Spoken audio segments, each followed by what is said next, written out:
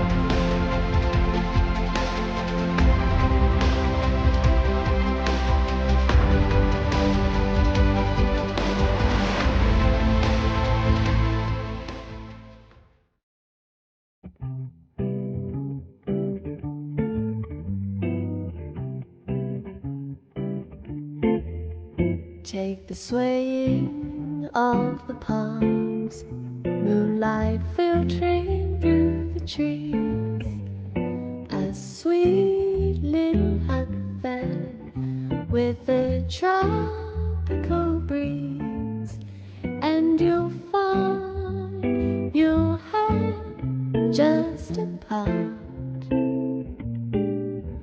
of my South Sea Island dream. Take the fascinating view of a million stars above, a twinkling from the heavens with their messages of love, and you'll find you had just a part of my South Sea Island dream.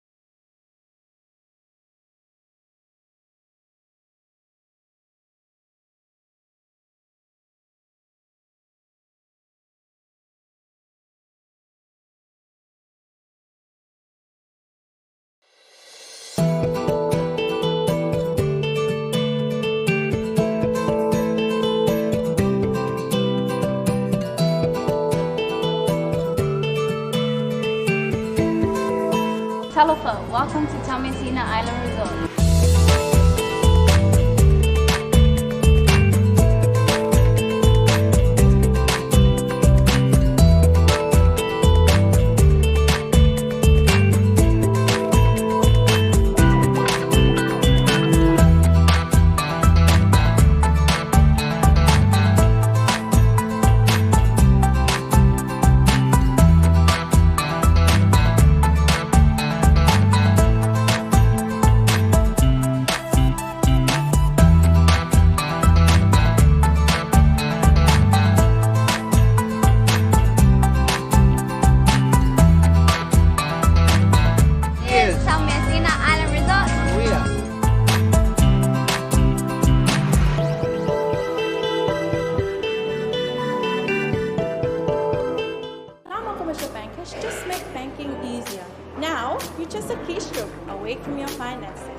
Simply fill in and submit a registration form from any SCB branch and staff will contact you once you're registered. When you receive confirmation, uplift login details from the main branch in Matufele. To get started, log in to scbl.com.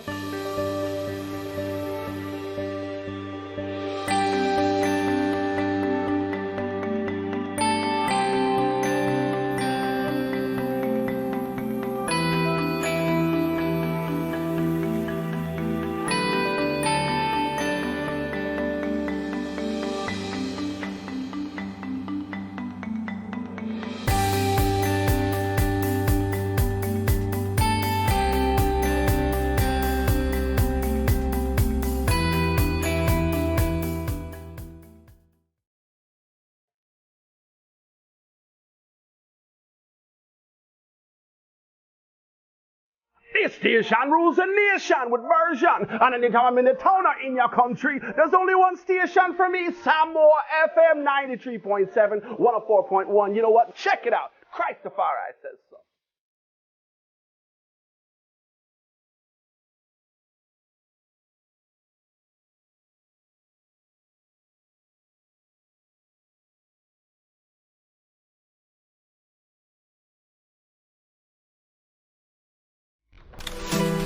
Why should you invest with UTOS? Here's why.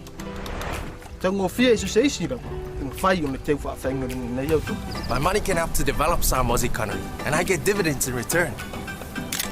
My money can finance overseas projects like this one here in Mangere Malo, Samoa Center. Hey, Aya, que área you toss? Ele fica masinha. Não arava tela, o cupe com a fenda fi. Oh, essa oi lá lis ko inga. Esse au ingi au fengal vengal you toss. Sumailo ai amata so te nga tupe ile you toss.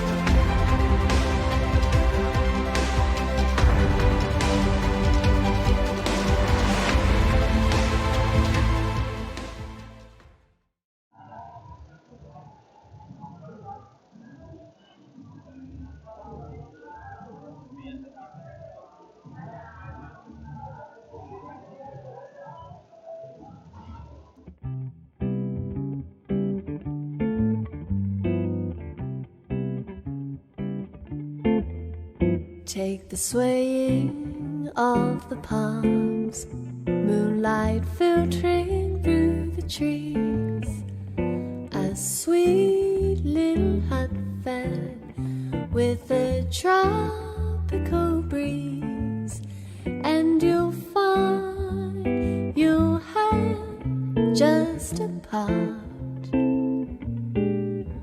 of my South Sea Island dream.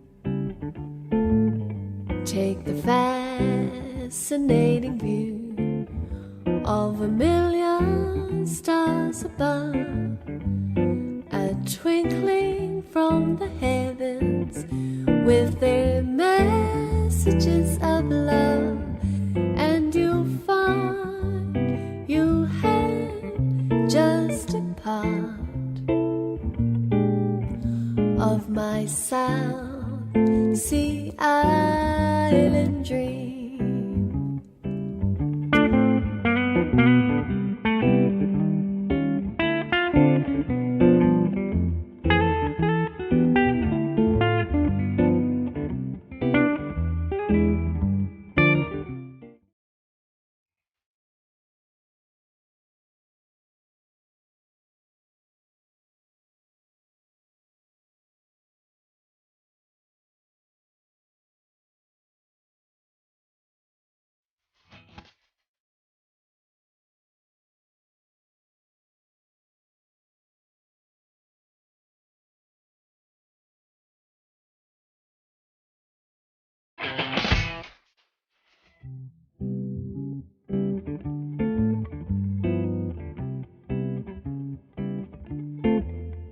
Take the swaying of the palms, moonlight filtering through the trees, a sweet little hut fed with a tropical breeze, and you'll find you'll have just a part of my South Sea Island dream.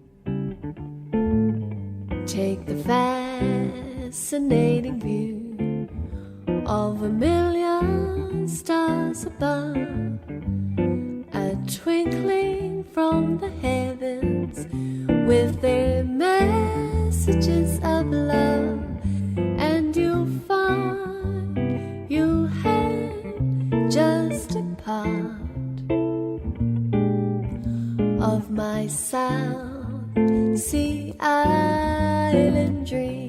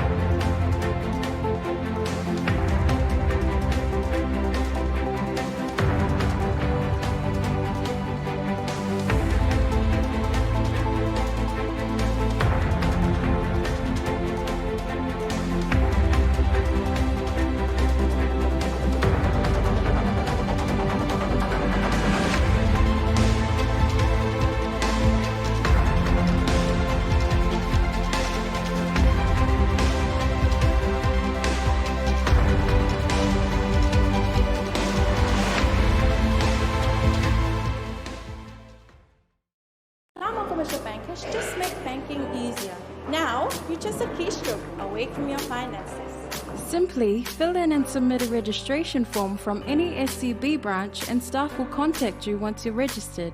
When you receive confirmation, uplift login details from the main branch in Matafele. To get started, log in to scbl.ws, use login details provided.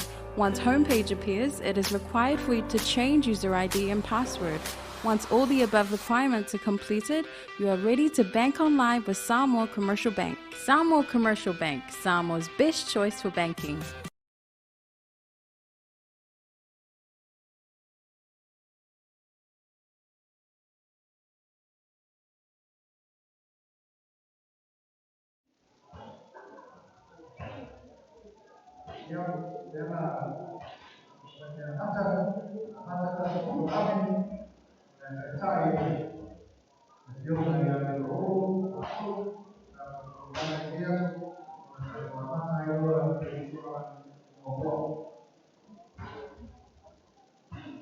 Now we start. Operation now will start with the opening ceremony. To start our activity, please. Everything needs to be hold down for our first prayer.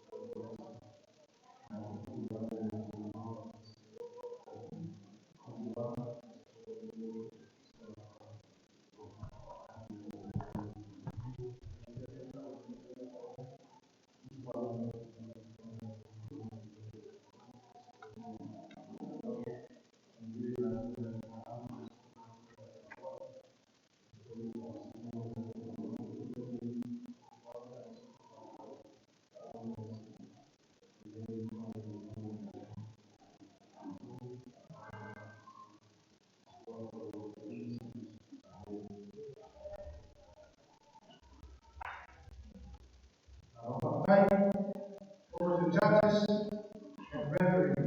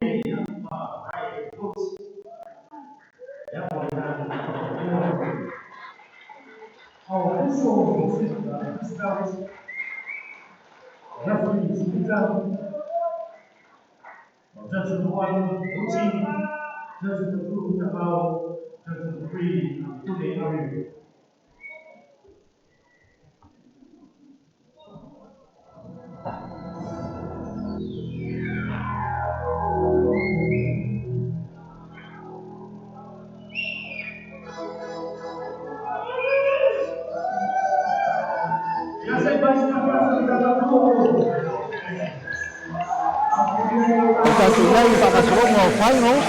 E peo na yai whakasolongo o tui mai programe. Ale programe nei, ale Marist Boxing Ring se peo na yai. Le whakasolongo na latu taimu sanga. Leo whaikoina. The last man standing le peo na yai. I le nefo e fiafi sa ilinga Champini. Le whawhinei mai whaafonga mai le tato watu nuu. Ia nisi nei o panga. O lo whapeo na whaatulanga mai. Pitus Frulima de Valis Tasi Kilo Kalama Elite pe ona yai. E tu manu lanu mumu leo o tu lai mai i le lii o Billy Moi o le kalapusu o Malisi. E tu manu lanu lanu moana leo ua yai li ia le lii o Ryan Goodies o Australia. Sunita o le tamaita i lau pali mai New Zealand. Leo la ia patau taya ia le ta longa nei. Ta misanga mua. Ryan Mavili.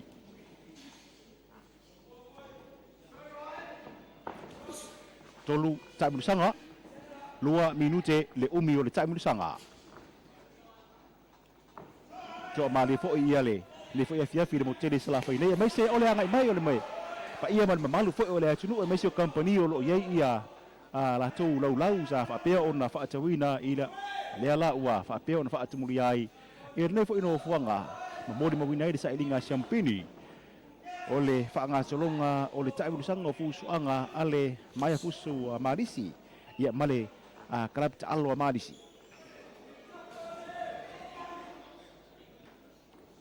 e li o Vili Moli o le kalapusu a Marisi le turimanu lanu mumu leo lo ia whaia ia toninga lanu mumu Ryan o Australia. Toninga lanu moana mai le turimanu lanu moana. Tua o le pangare nei o le Pitus Fululima i le Valus Fulutasi Kiru Kalama Runa Winga o le vale o lo ia le mamafa o le au pangare nei. Ia alu sisi le mai tatu o tunu. Tara tutu le leia la faitino ia o le lili nei o Vili faatasi ai ia Mariah ni peo na iai o pai o la pupuu ia o la faitino ia ngata foi le ia o le faatu ngaina ia o la mafai peo na iai.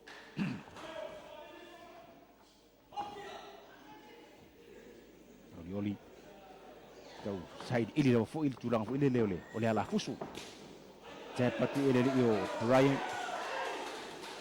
Ryan Australia Vili o Marist permai o pangar nei ia on panga solo lea o atatou isi o fusu anga mori sa idinga o le pini apa memea o le bronze medal Jett Maya tasilua tu le o Ryan ya itu antu si fo o le aso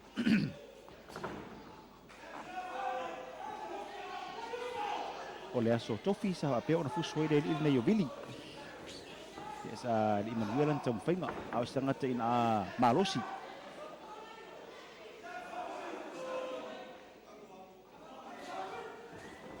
panga ia o tulang fo ilo tulang panga matua mana ia le pari shak te le o Billy le fo tasi watu noi tonu ia le Australia le pi Billy maya ia le ala mo o Savaii ile o Ryan fo le tam sanga bomua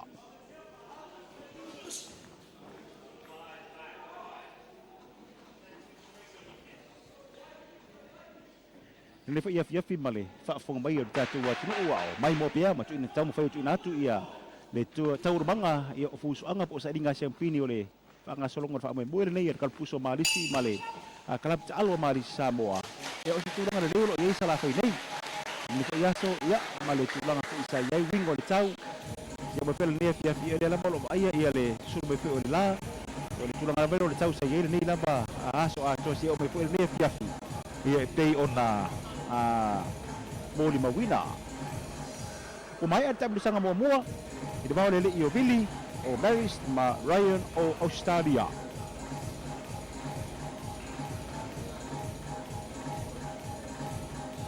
mantua pe foi ona fam tertera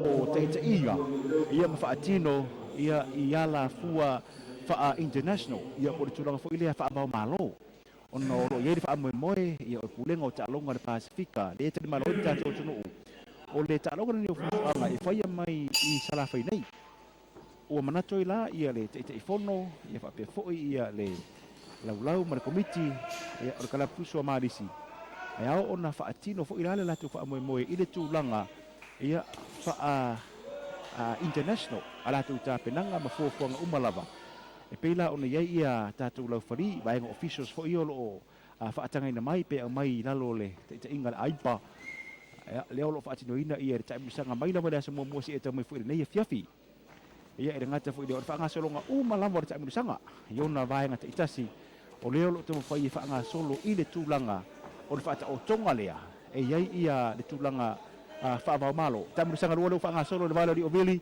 o Marist o fulano mumu ia whaatasiai Marion o Ausitalia o fulano moana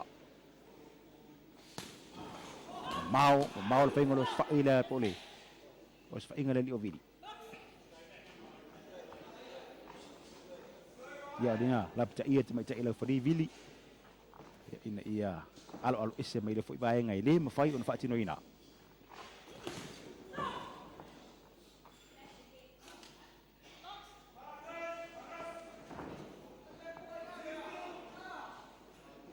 Yoli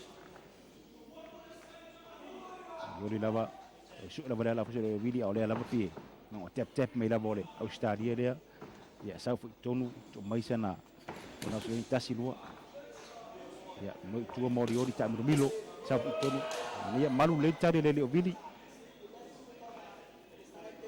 ya fingara valeo tarungu su ama e tum pe wantu mingui la lupi mangaba sa fu ilunga i foringa ya e fuso lava tu langa mawele ai pe yona ya ide au panga lo fa ngasoro nei Billy ya o de kalapuso Marist ata siai Marion mai Australia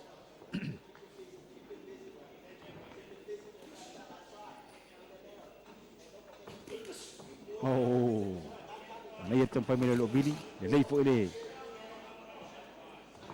ba ai pol fuso le nei o Ryan pe no yai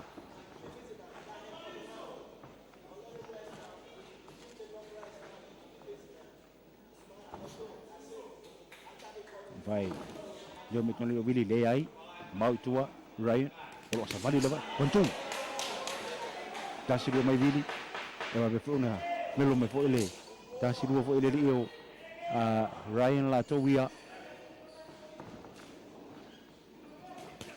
tum le titia ma le o mata mo sanga lua o moli o vili mori o Marist e ma le io Ryan Goodies o Australia.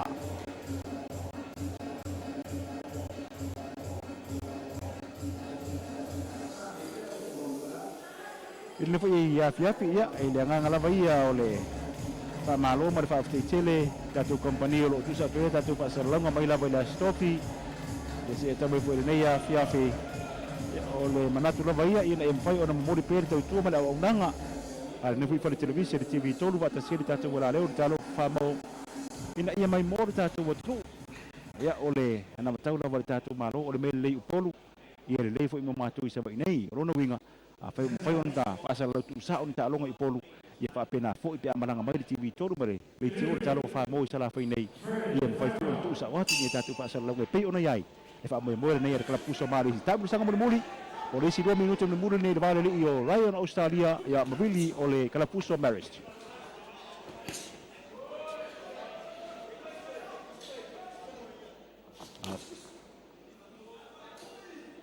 na ia fai ngo fuso au ni fai fuso va ai umalava panga solonga de panga nei o fits lo lima de vale tasi kilo kalama le mafa mai ro panga le avili ma le li Ryan ia ono tato wa ngai le i sa iringa sempini ia ole tato wa ngai le i le sa iringa o le pine siliva te pasa o tu pine apa memea ia pe ona iai mole fo i vaenga o le afiafi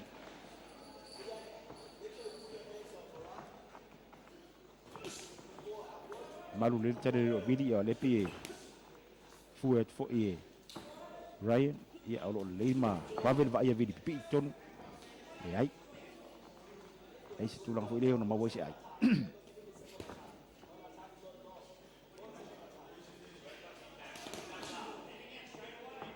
ana ele ka ngai na mai le Ryan na ia no ia wana ia na saikolosia pi ona mole me vo ton udi ai pesi masa sawori mo vidi afra o lavele ai le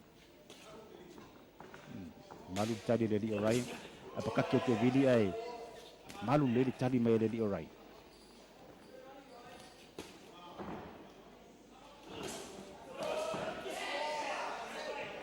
aya malu yo li mo le di orai 1 2 nunga fodinga nunga bila le parisha alu lunga pia ku vidi maya ana ia vaventa milo vidi solo ese mai mai tulanga mafatie len se mai mawai nei tak mursanga murboli so amai le io Ryan la pe fo minute tu le io vidi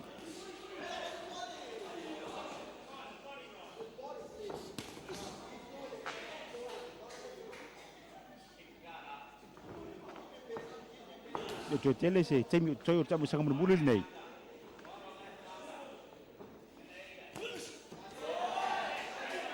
Ayo los fa ele io Ryan se la vidi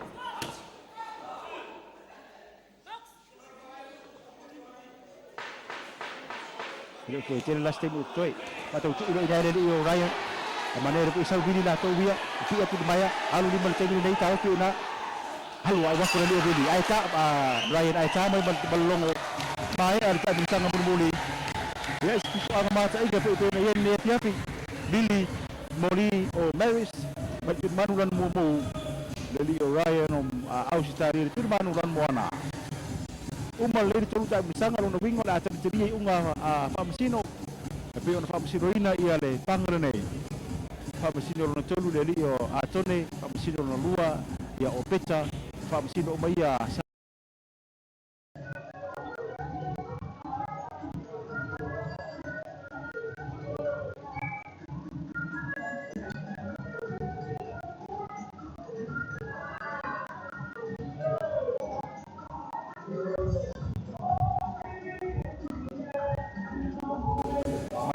Bola Talamua, the last man standing. Malu le tunu e mai fo ia o pala butonga a pe fo ia company o reo o ia la tu lau pe ona ngai mai ma moli mawina ia le fo fa mo moe ia na wa ko baina e unga ole tanga nei manu le li o Ryan o Australia e se la fusu anga ma tangu fie ia male le fo i sila male li Willie Body o Marist Samoa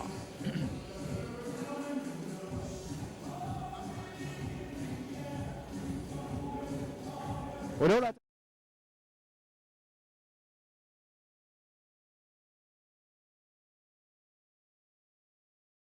yai ya ile tulang o tulang mayai o da panga lea ile baenga la fo i ma tua Petus fulima kilograma le mafa i te pe o yai baenga o li fa tulang mayai la ile foi baenga o le fiafi o le asa o mai mer tu manu ran mo Carl Volta o New Zealand la pe ona pusu pe sa ile pini apa mea mala di o Tasitone Lafao o por Savaii pangarana do la so be nei le foi baenga o le fiafi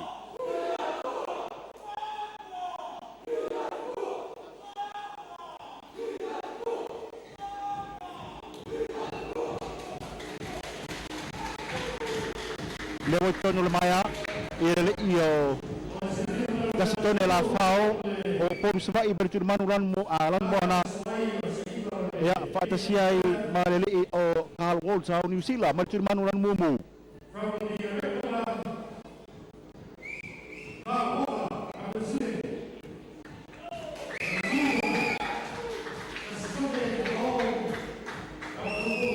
sunga ile ila fali ya opeta ta bao leo o ia lau fali nya ta longa nei o le tatu fa busino momua o le sunga ia porta mai ta ia Manuela o le Australia o le whaamasino no lua o Tuna o Samoa ma le whaamasino no tolu ia o atoni o Samoa. Sauni mo le tae musanga mua.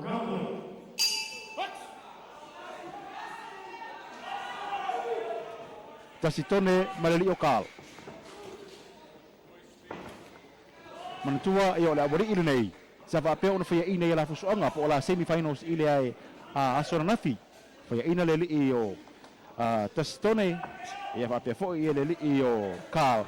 Le la uanga i mai e sa ilia ia le pini apa mea. Tasitone Upolu Savaii ia ma le li o kal o New Zealand.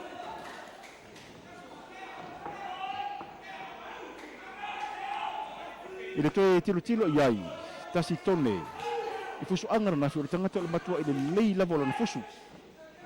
A o le mesa whaapea o na whaale tono i Tasitone, o le fit. Ia, o le New Zealand nei. Se kanga ka foi pasingkal la fusu angara ba Australia sa la fusu anga. O lona winga. E ele se senga o pangara nei fu le malosi. Tasilua mai le li o kal. Sa la vea i Tasitone ta bersang mua.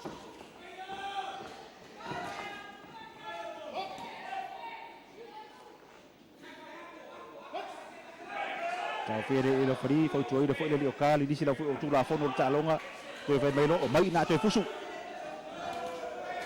Wa tu foi le ta ma na le Tasitone le yeme. E ma mau tua ia toi fo vai mai ya Upolu le fo le aku le. Cai Savaii. Naya tak bersang mua. Soal apa le ini lokal. Mantua apa le pitch 5 kilo kalama elite por vai ngama tua. Ya on sai linga le pini apa memea. Luna winga. Fai man malo ia le tipi le mai New Zealand. Ya ole ule luna le pini apa memea mau so le ba le betul fai New Zealand. Ai man malo le Tasitone luna winga. Ya itu mau piala Tasitone dan pusok pomsa Savaii. Oh.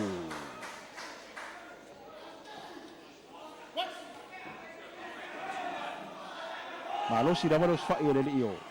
Kale peona mai mo mai ai. Hai ngala wa fu ile lo tulang ale. Fu Savaii.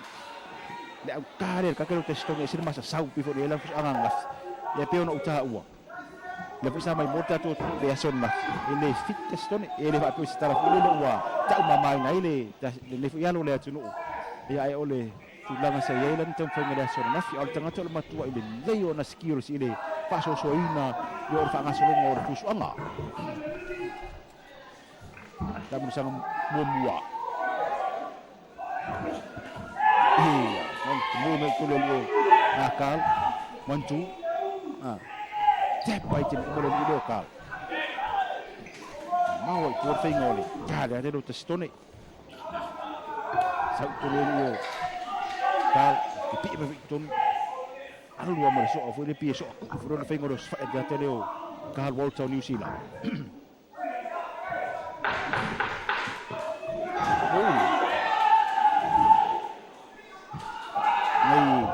ne bu ya tante Tasitone au ngala bel le nga panga yo do ko ti pakal para lave e au tu pe no pe tu le te pa pisu e kilo mel panga mai por le se salvo ku fengole wala nga wa ko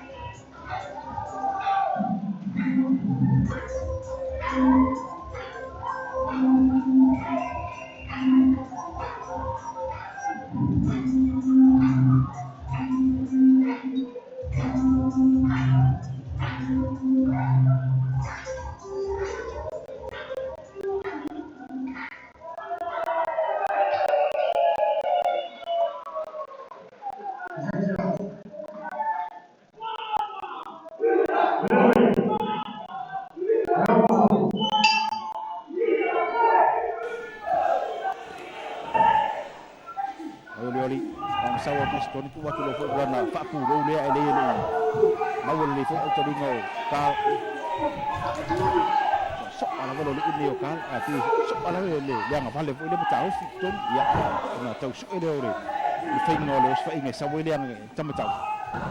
Fa puro tu le o Tasitone ele ai mamau fo itua. So ala ba.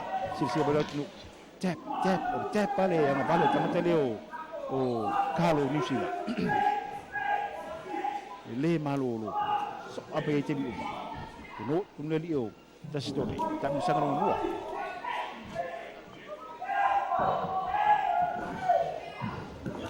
Kau fuang of Upolu Lokesi.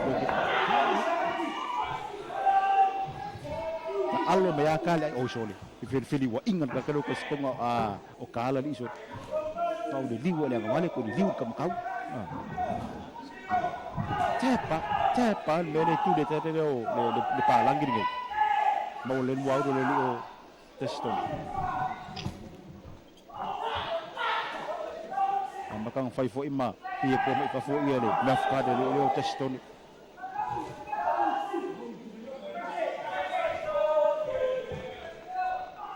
kami sang long na lua kaya pa video ka mau fo ia talingo Tasitone hey kam fa ia Tasitone fo de tu di meirano pi manava dan ai fo mo no le lio o ka ya o fa intalo la lu fo ringa kuri pi mangava Pi mai tum tap bere Tasitone ele ai ele no bore lei ai sida mai pe no ta u fu le pe tau ile tu lang le ele fe kan su agare nei ang masau ia le se ko si le Tasitone fe yo ku ya al me fo ile ta mai mol fit ele lang wala le ma lu fit ka pena ko de halla bia if ay ko le pula mai mak ia martiro e mi ngoi mai lava ele o kal tong ya so ai ken umma so ara le vale le vale de ka le pi tep ya fa fu mai se os fa inga mai de kam kau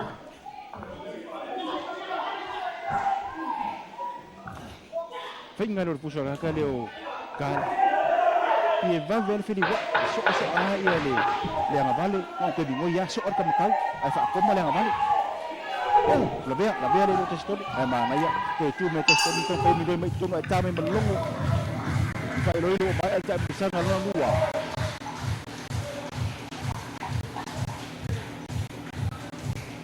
malu le atu e pe ya fo ona mai mo mai me ko je fe le wa tu ba mai me se la fo di so pa la to mani si fo company Olo va beo tonga la tu do lau fa mai mure nei Marist.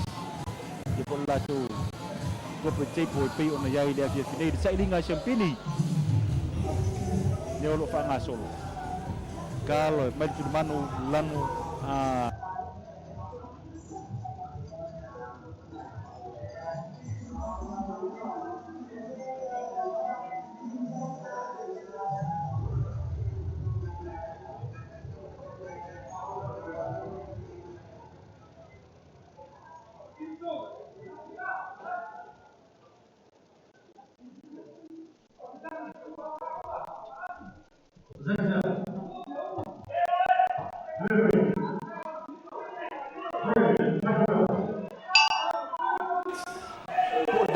Tua Tasitone o tonu Savaii bali o kala ni o Nusila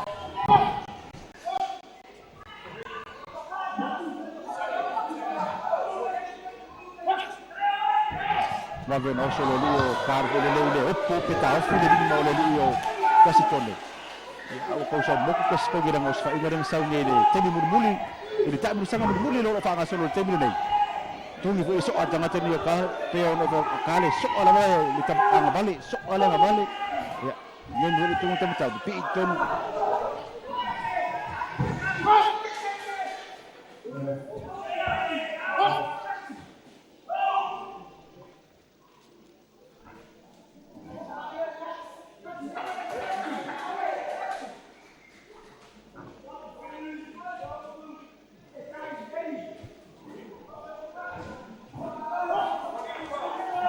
fa wa tam sanga mon molil bale do Tasitone o Savaii mari o kal o New Zealand apakah kilo Tasitone waktu nga moli o tadi ngale do kal tam sanga mon moli sa ko fa puro le mau tua Pule Tasitone kala ve Tasitone.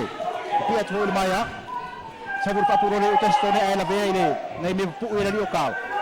Sau tu nut palangi nei. Ono fa tu le. Palangi so ha ile. Yang bali.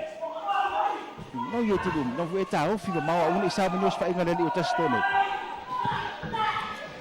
Kasih dua tu ia le dio kal.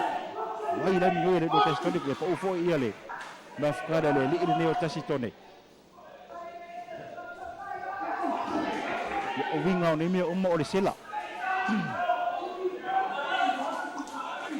Ai tasire nei tangata a matua le lei ona toi pole sir fengo langa fusu. Aya ma tuna fu le usi ta ia le ko sa. Discipline le ya mio ma ko fusu langa fusu. Estava tendo le ku lai mai le mana. Le ne o Tasitone. Sabe melongo baik anta musanga un tolu. Oleh tu tak musanga Pule mo le Tasitone Lafao bom Savaii bakal wotau New Zealand.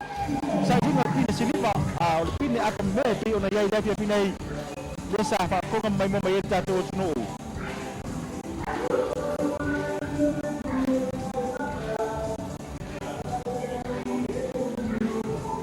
Maro le tudu ole wa auto mai ni bayang oleh Fiafi ya wala persa dengan sempinyo lo fa ngasoro nei. Ela oleh atau diteria unga fa mesino ile nei foi bayang oleh Fiafi poai Tasitone meleli okal oleh asoina le pine apa membea ile nei foi ya Fiafi.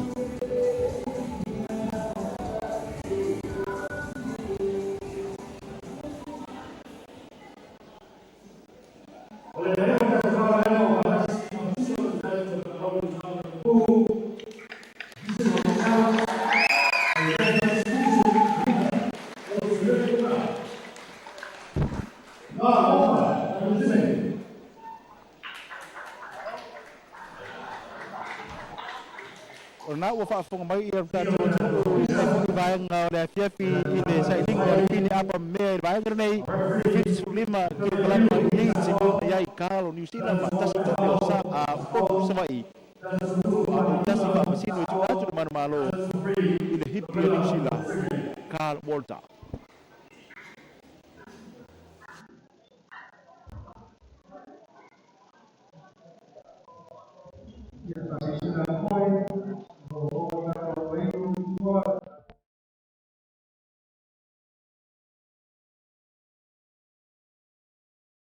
This station rules a nation with version. And anytime I'm in the town or in your country, there's only one station for me, Samoa FM 93.7, 104.1. You know what? Check it out. Christafari says so.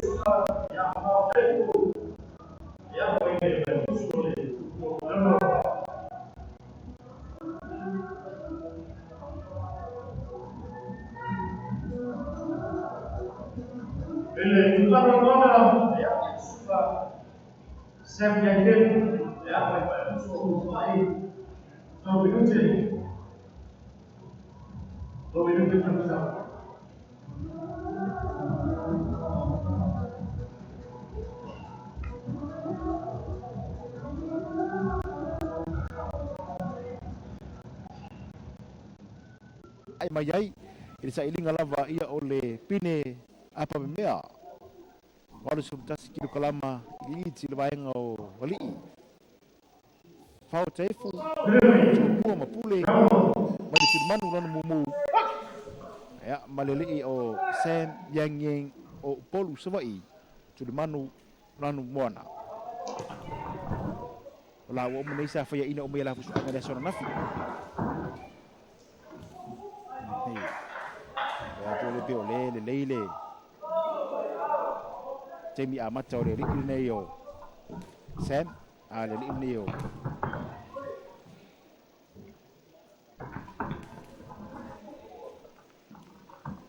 Lafao Taefu lelan mumu Sam lelan moana mana Tuulava ia pia ona failot foi ia so o vai e tolu vai ngore o vai vai ia fuso anga nei ia Marist vai ga juniors ia male elite pe ona iai ia por vai ngama tua e ta ole elite ala vai ngama tua pe ia ona iai panga solonga ia o fuso anga ale mai fuso Marist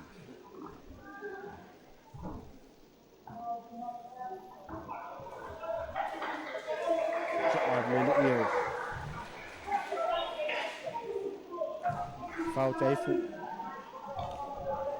Tony la soa ya le fio soa emele yo Sam la towia Sam le lan moana Fao le lan mumu Sungale ilo lau fali ya Tone le lo ya lau fali nya ta longa nei Fa mesin mua o peta fa mesin lua Tuna fa mesin o maia ia o Samoa nei ia ma fa mesin lon tolu Manuelo Australia ai fa o metum le io Sam e mawai i le io a Fao Taefu le fuso metum malon mumu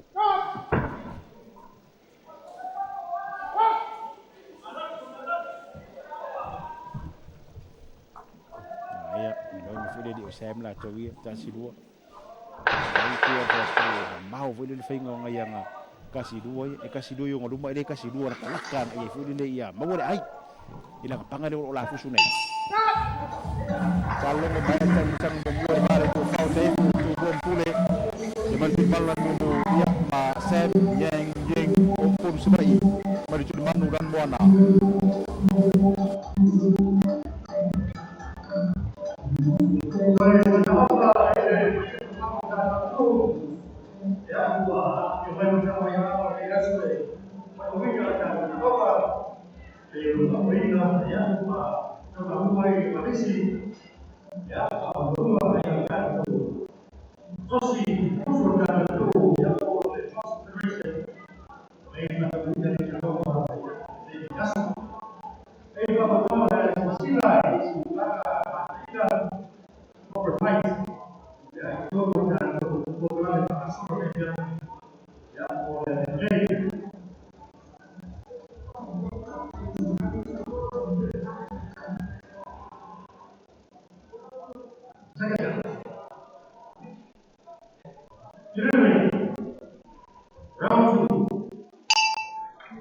Tabui ia o le pole nei ia o le po fu le mo sala fai la vai company fala tonga ofisa o tonga la ko la to ala ulau po la to tipo se pela ona ia ile fia nei ile mai mo mai tu atu ta tu mai tu manu e fa le mai ia fa atu muri la fo i ile nga mai ma malo le tu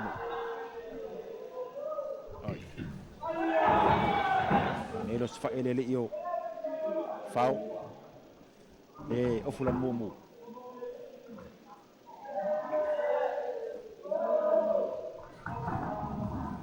no tuneli o Fao bawa itu fu ile ile foi ngola nos fa ile foi nei oli wat foi tonu piet foi tonu ta mi milo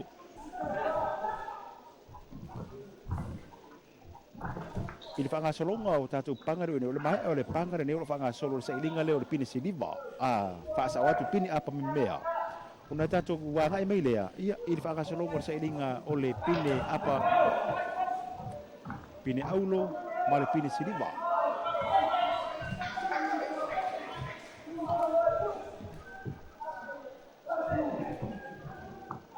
ese singo o faingo fusua ne tatu lo foi te fa na mo fusua au New Zealand ma o skadi le tida foi no te foi fa tala tala le vavele faingo fusu foi le boy ma le la kale le io fa pu lo to ma wo le au va le io sa ti ya tu mai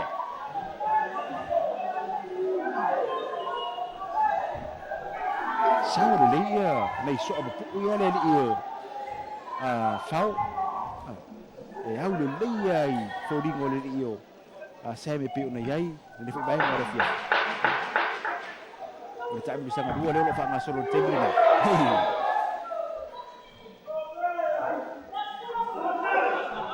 Orioli ta mai malelongo ua mai a ia le taimi sanga kona lua Peyona fa fonga ma mai mo mai to pe fa mutala Fao mai le tu manu mo mai Tumua Pule ko le mai puso Tumua Pule ale li Olsen o le mai puso Upolu Savaii Pesi uni te mane po tino tanga tele nei o sai me tino yai ai le o tala la tabai o le relo fa ngai no na foi tino e fusu ai ile nei fo ya sao ni mai o le to tasika mo sanga le o toi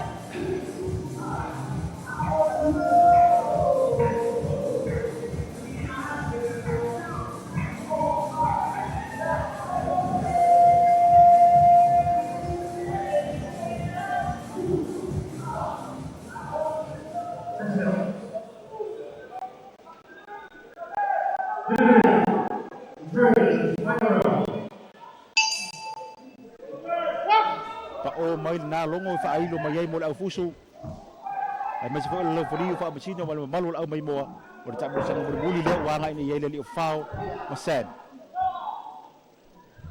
sai linga ole pine apa mea ko var sun kasi kir kolama bainga po pangamatua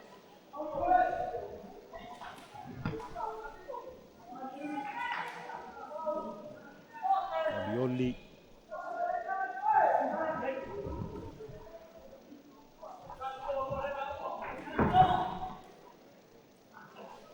Kaya si Malusio o Savaii le leo Fao tau Fao tu fasa o tu Fao Taefu le ofulan mumu bo la kuale te mo iso ale le leo Sam mo bol le le Taefu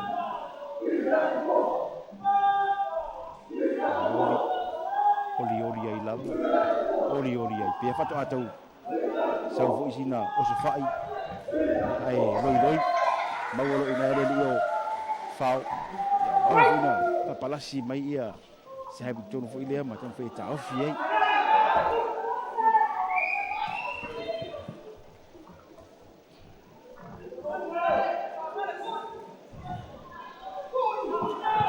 Kang berbudi le mo baenga ole pini apa mea ila panga o valu sultasi kilo kalama mafa pe on fa fonga mai mo mai ta to tinu o te te sistemi ona mai ale ole ta bu sanga mumuli ya ole lava ya lu lava ya os fa ngala li yo Fao Taefu o vea lava le yo sam ta me longo ua mai le ta bu sanga mumuli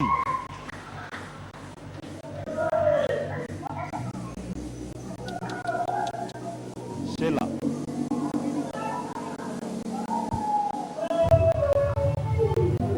ya ai ole tulang le leifo yo fa mai mel mali si pe ona ya e mawai ia le awa o silio na taua ele ngata kala fusu o fa ya onga ya o utama fusu ai fa pe fo ila ya iba nga uma lava fo ile e yai tonu te penanga fusu anga mai se lava o lolo te pena i tulang fo ile ma volunga ya po tulang e fa ba malo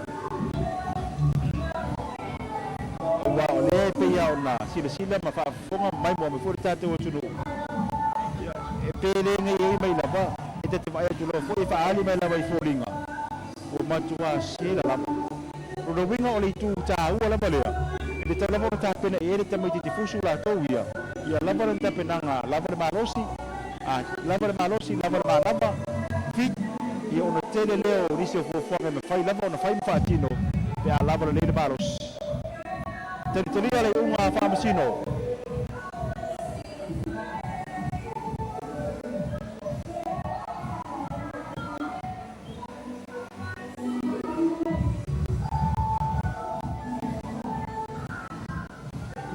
Le foi afi ma fa fonga for dato o tunu. Ya ao ma to ye ma muli mawina Ya le mau le Salafai nei. Ile tulang lo ya ile mai romano ko le tu Salafai dei mo do winner fa mo ne malisi. Wo fa tu wina i Salafai nei. Ira o fa fonga mai mo mai le o fonga ina le o le panga nei o le manu malo ya o le ua. Tu ina tu ya fa o Taefu. O le tu manu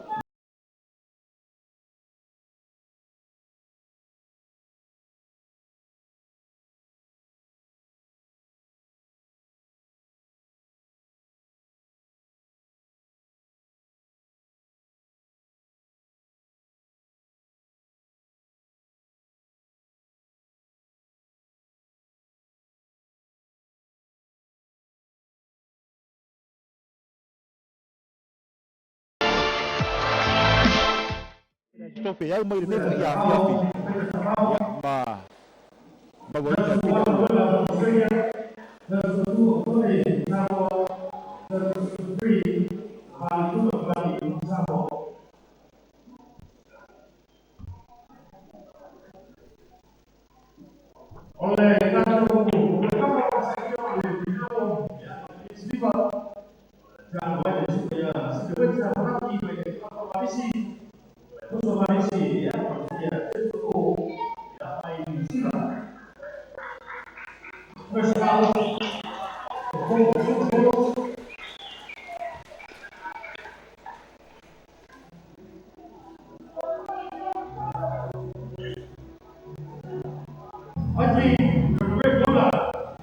Semiueta, Malaki, Darius, Hartley.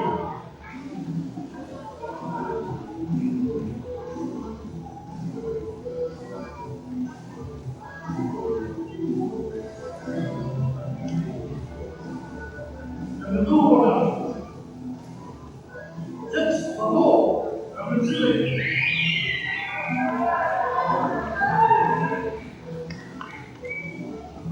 لو تمسنا أسفل في وجه التمسك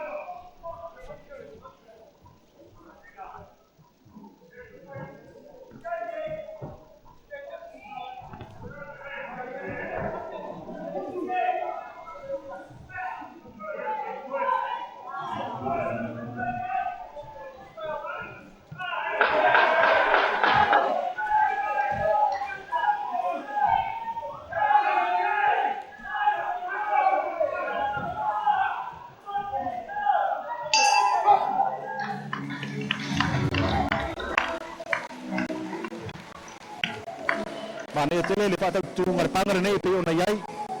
Ile fo ia fiafi mer fa fo mai ta to watu. Sairinga sempini ole apanga le tore sifurano ki kalama le mafa Julius. Sairinga ole pini au mal pini apa pemea pe ona yai. Jett biko New Zealand mai tu malwanu moana malili o Semiueta Malaki o Marist mai tu malwanu mumu. Lero silsila mai mo mai tatu tu sugre le folia o peta tabao. Lelo ya lai fodina ia le sairinga sempini nei ile panga mumu ile vai ngo tune se pe ona yai le fia finei. Ale matua iban nei la fo il panga mumu o le tamu sanga mumu. Ile fainga fuso tangata le nei yo Semiueta o le suide o le kana puso marisi sa mai mo tamu sanga longa lua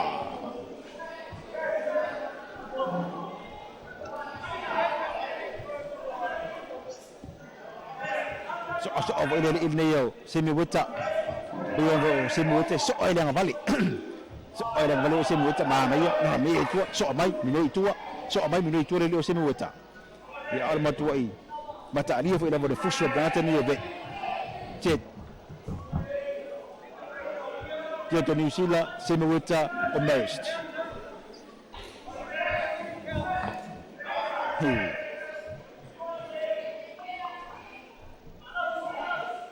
wai la bai manu malo wai fe ina lo winga tini aulo leisi ai siliva le tasi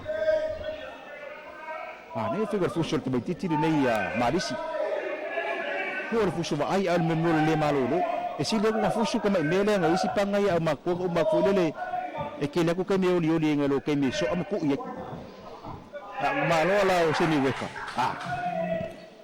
bur fa nga ka o mingu ke o kamiru sanga sabali mo ye le lio Jett New Zealand na mi mo tonu di fa ka ku fo le ala e pa fo solo le lio Semiueta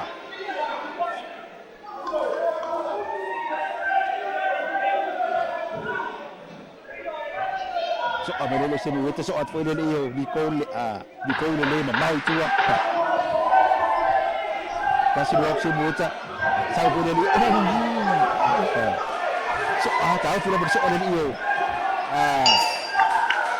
Jett tapi fo la ye Semiueta itu lang mata ino lo yai le tangan nei mai ata bisa ngomua pa ta tu pa ia ayo so fa ina manen o Semiueta ia pa pe fo la ni pa langi le lo o mo ta bisa ngalu io le fo ia matua so lo le le fo binatu pa be la pa si singa le ta tu pa mo mai lu TV ya ngata mo pa mo mai lu ta tu wala le man la bola tu le lo sala fa dei lo fa pe na la tu sila mo ni ba wina ile me fo nga nei lo fa pe lo fa solo ai ia ta tu tanga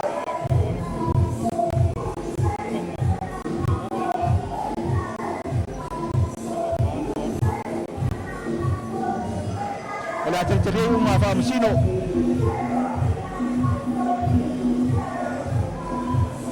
sila mai na ta tu wa tunu ya ni si fo tu di manu le lo fa pe ona mo di mawina le anga no pe na manu le tunu sala fa le ni si o la tu te turu atu yai ya balanga mai pia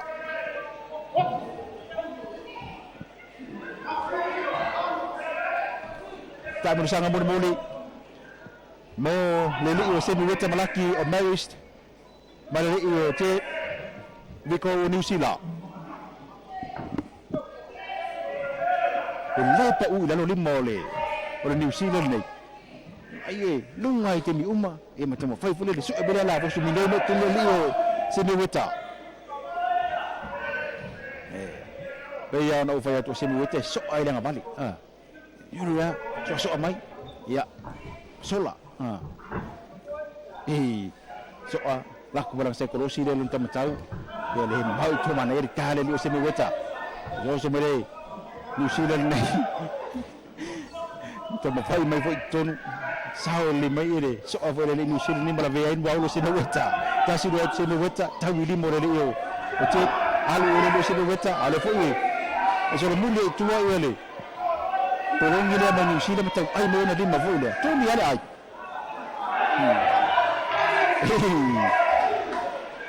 Savaii le liu Jett. Ala ko tasi lu atu ya Semiueta. Ole matua malolosi la pang. Pang nei. Tasi lu Semiueta, lu tu le liu Jett, ni tu Sa le la ve ya Semiueta le lo na Semiueta ni pi suluai. Ta pedalio Jett. Kemudian malu Semiueta sabu Semiueta le foi. Savaii la bertalang ni nei New Zealand. Ta mai Semiueta mau le foi ya. Au kelinga Jett la tobia. Tak bersama bermula. Saya dengar oleh Allah di sini bah. Kalau makai mau. Kalau ni dah mau juniors. Kalau sebenarnya kita kalau berbuat apa pun ayai. Jadi yo, Jett di kau New Zealand. Ya, Semiueta Malaki Marist.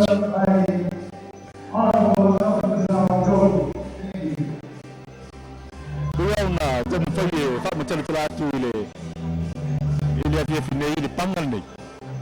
Ya, awalnya ni, awalnya ciri-ciri. Berapa baru ni pangal umat, turun umat. Berpangal awalnya dia. Sini aku berfusu awalnya dia. Orang pangal yang umat, Lafao masa bulan ni. Itu yang dia. Orang umat turun Jadi aku kan ngoli-ngoli Lokesi mau Savaii umat awalnya dia dia Sam. Dia Jett Semiueta. Oleh fusuasi yo ina umma bersama.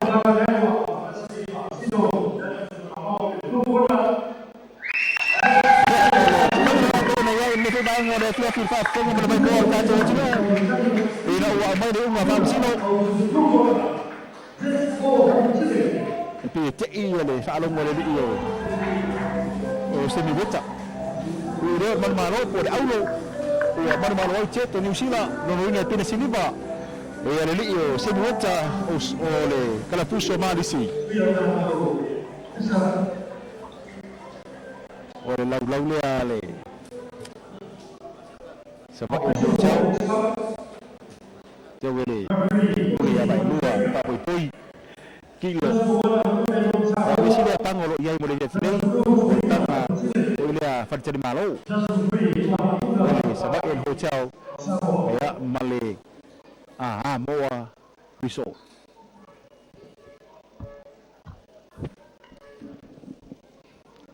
Taefu ya satu company orang Noina satu pasar untuk satu mai Salafai ni po Savaii ni mai dapat stofi orang nafi maleso ni tu ya fiafi le company reset le Jett malai Samoa pure water. Malu fatau lang mai di Digicel.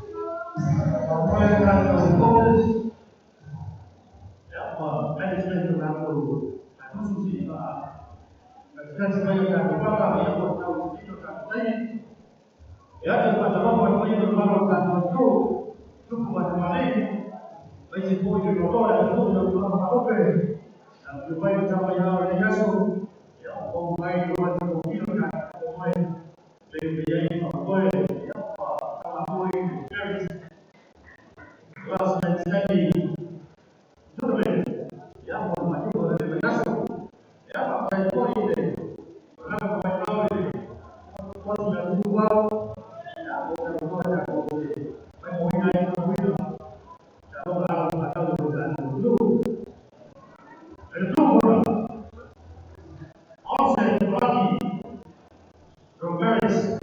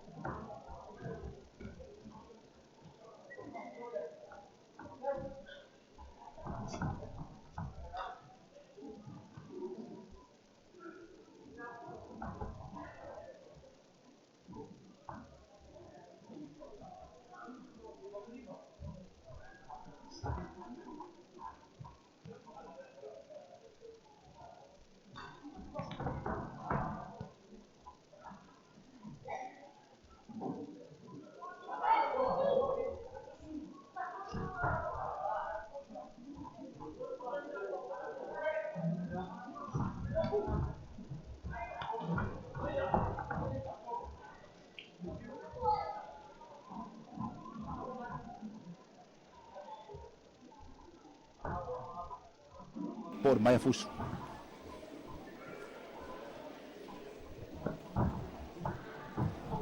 Eros fa ele so ide martin malan mumu tem mau sistemi mai ante mun sanga mumu fa ale pur wafi dale le pangare e pur pangare nga umma ko Semiueta ma Jett pa oi ke umma ai ante mun sanga mumu sa iding ora ora bersiriba ia irvai ngana bolchuna silo lo fanga solo di temu nei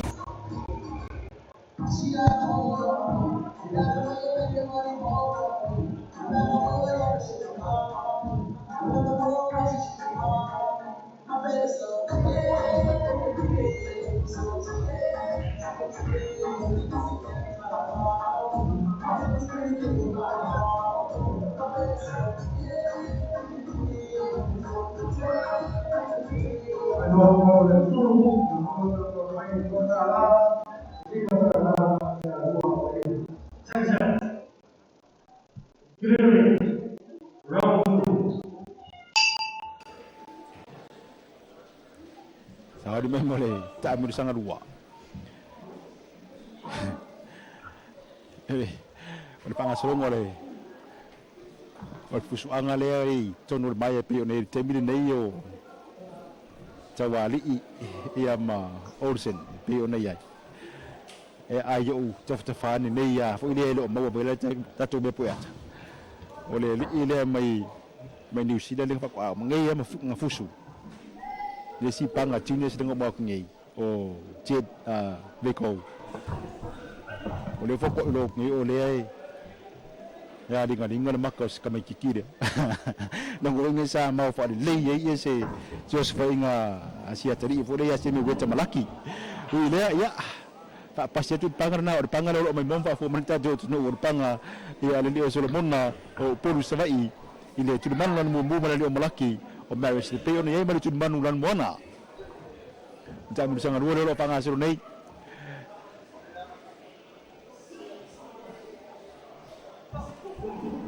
sau tonu ia leli Malaki leli Solomona le ofulan mumu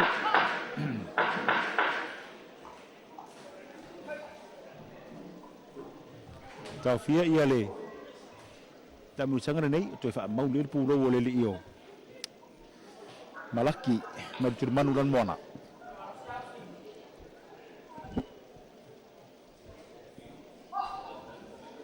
ya tu mai tonu tu fa ngasolo tam sang ron dua tu telani se kono tu mai tam sang nei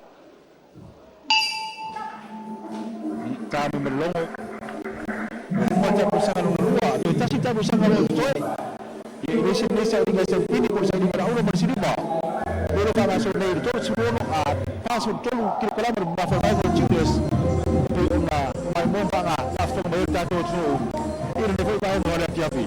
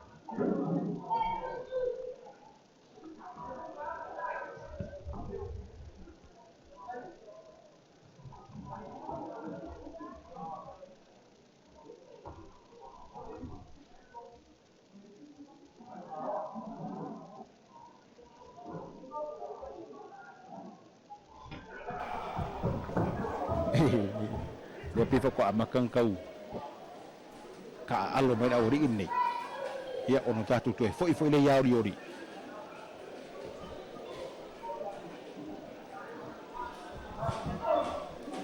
Iya. Tapulo mai ia. Jadi o Taualii. Mai tu malan mumu. Ole ala volo va peo na. Fa to ave fo ele io. Olsen Malaki.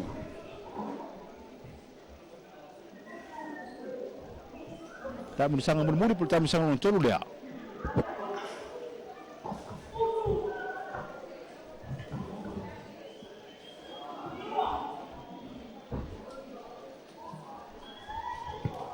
Macam foi ona lava ia tu ma mo wina ia wa pa tu lia malava ia tu mo no faole fare nei ile anga mai pe ole mamalu foi ole tu ia ole va pe lava ona ia foi male pui nga le ngata malu malo sala foi nei ia ole company skulati o pe ona iai atu lava foi nga pa wa malo nei ole malu pui ia ole sa male mu ia pa tau tinoa nei situ langai tupu o situ langai besi ai al siri lava bo tatu tama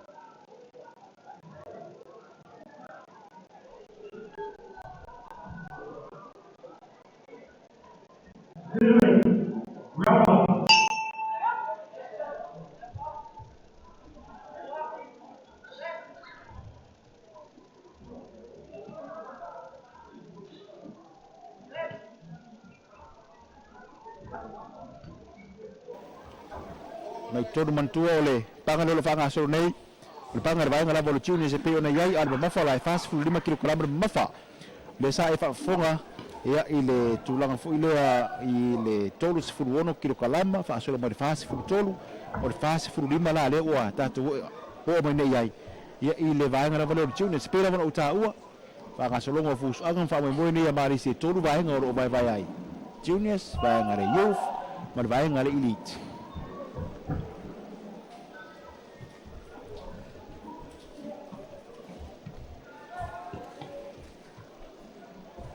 o la o sai dia la uro marsiliva fusu balava de mai fusu nei Upolu Savaii e pe foi ona ia lona wingola uni e masan le ale si fusu ris ono leta alo uma ile mai fusu tasi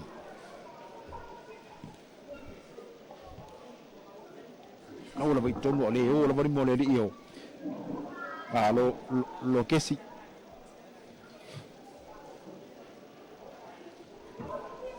ya per vedere Lokesi dia lo fusa tu timbalan mumu kakirunga ele ofo le oflon bona ya ele o se makuai o se fa inga fo ile pingo nga loi ya le tulang fo lo yai ya tam fa nga awri ni tiri mo fa nga o la fiaf tolu tam sanga le lo fa nga solo ya sa iringa siampini sa may marilongo sa watu ya Lokesi mfo ko may sinalua ko maraitit to sa ni may bol sa busanga ruwa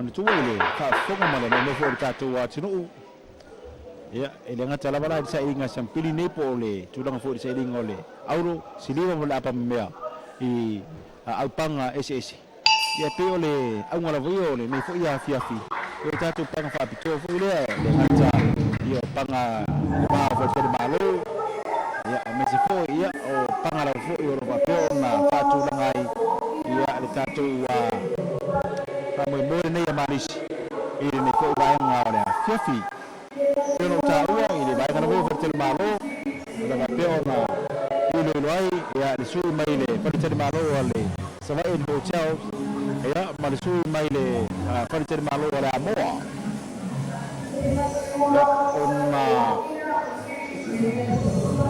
ya lesi panga lolo fatulangai olea sa tu fusuai ia tofi laulami ya ulu pisiliba sepali ma ngalu malemana Road of Moors o malisi mai pon pitai ya ua failo mai tongi di solo ya failo alo ia mai ngalu malemana Road of ya na tele mo faya ia to filau lami o le ala na le bo su ia ir panga to filau ia ile fia finai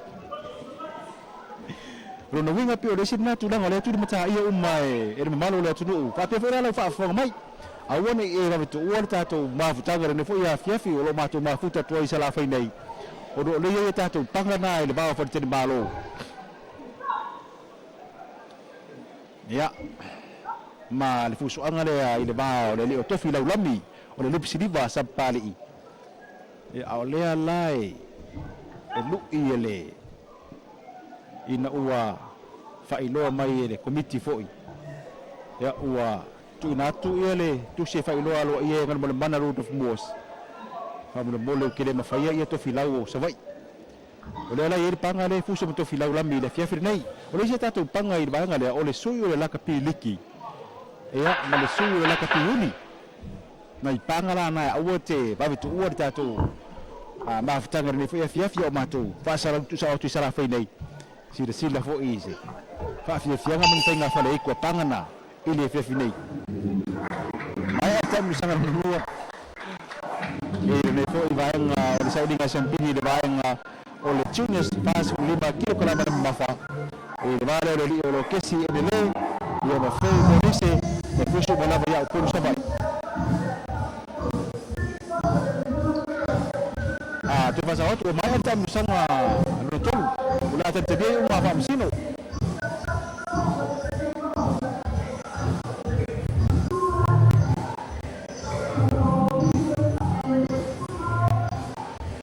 e forma pona sta fanga solo na leila e tato pangala ia fa bitoa fu le pe ona yai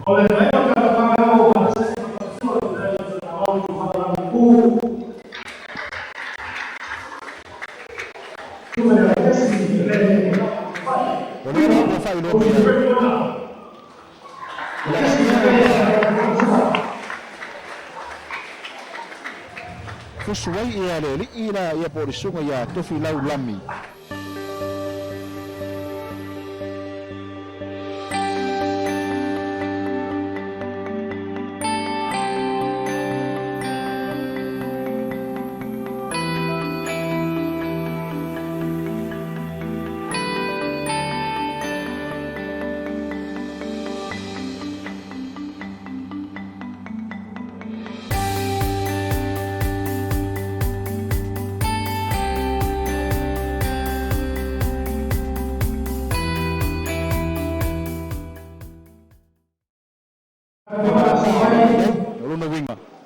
ue lami ia ole tulanga la fo le bona ta penai fa fitu ia ngar bana Road of Moors pita ya ole ma fauna ya simaia ngar bana ya lama wa alewa fa mai no ia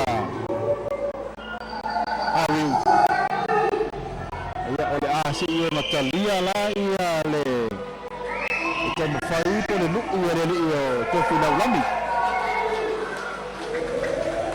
ile tato panga fai u ile vai per noi le juniors to sai di Sampini por te au mar por sini per vai juniors ole u ama i mai ai mer tu manu na no bona le o sini sini mai ai wa le ali ile nei o Hartley o New Zealand mer tu manu bona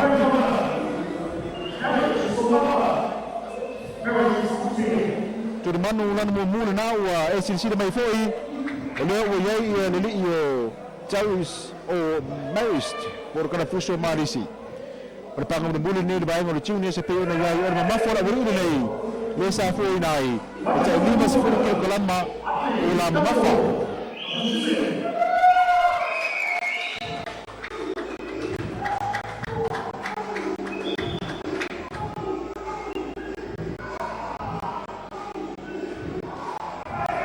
Pero no kan foi fam tentalato sa uri mo tamu sang mua. Ia isi le datu sa dinga sempini muli pole sa lingor pina ora mo siriba. Ia ile baingo juniors. Ia ole pangala le tanga te ton wana le la fusu nei la ma to fu lami le fori le lo isi sira mai nei. Pina u fa iloa mai wa pala ai ia ngar mana yang ai me fusu to filau sa o nei Savaii.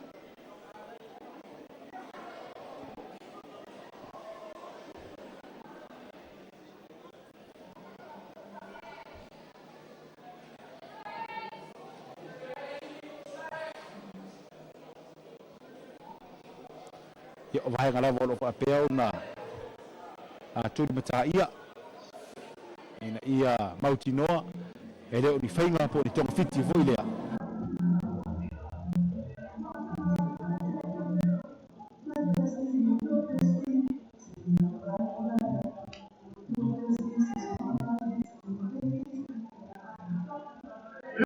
ele fi vai ngala fia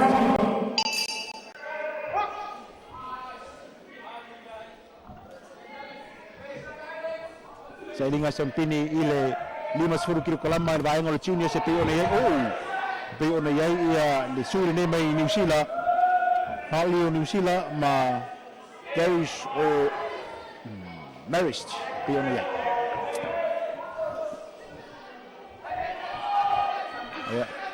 so Upolu Poulava san o Marist dan terme fo ia Hartley la to New Zealand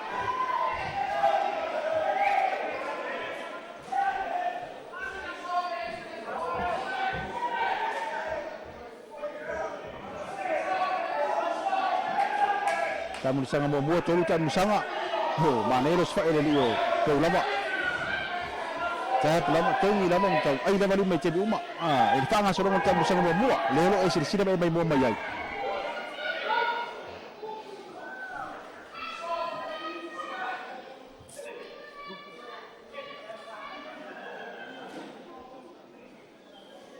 o nai meni ni mai e pe ona ta o fo e te fonole me fuso marisi le fainga ma tulang fo le pe ona mai fo ile aipa ai me se fo ia ole tulanga ina ia fa atino le tulanga fo ile fa abau malo ka penge ke no meia awongi pa uso o mafka ya pe awoni matalan no se vai awo sawo tonu le temi tele ma temi umile saudi me tua warm up ia ina ia matua sawo tonu le sawa fuso awongi ko ka fia ia le talonga Pelo pa ule mafkat pe matala se vai pe matala de puro vai ngam fa pena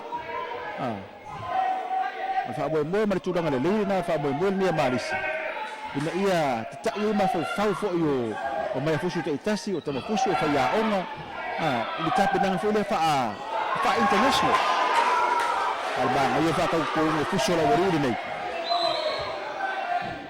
fai yo le tau ai fo mi fo limo le yo halu la to ni sira alo so fai fo ya tali so o Marist ta mi sanga mo ni ha fera fo ingo o so ala bori nei ta sta le yo chaus al banjo ta mi le yo halu ni sira alo saura le yo les fai mo le yo Darius Marist. Kalau mai akan bersama Tumua.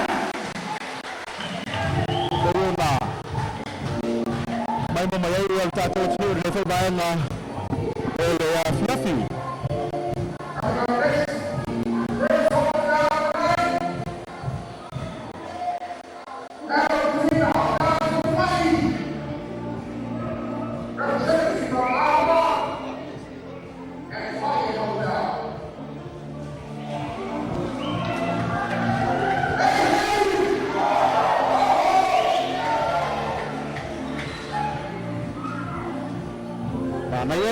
Bersama mua ele uru nek to fai mana rosu malabo titula tu le sesi pe fusu le si ai ngal solo les itu fai tau ai umam fela ai umma ia ada fai ngau o limora wali ne yang vale tamatau ia tau fi tonu ia soa ia basola e fa pena fula no fai au fula mo wala no tangata lo o Darius Marist te vai o mo 1 2 3 ia pena Savaii berpalang ni mak. Sa di mo tak berusaha dengan luar. Vif ngol via kal ngol ko ku de ton.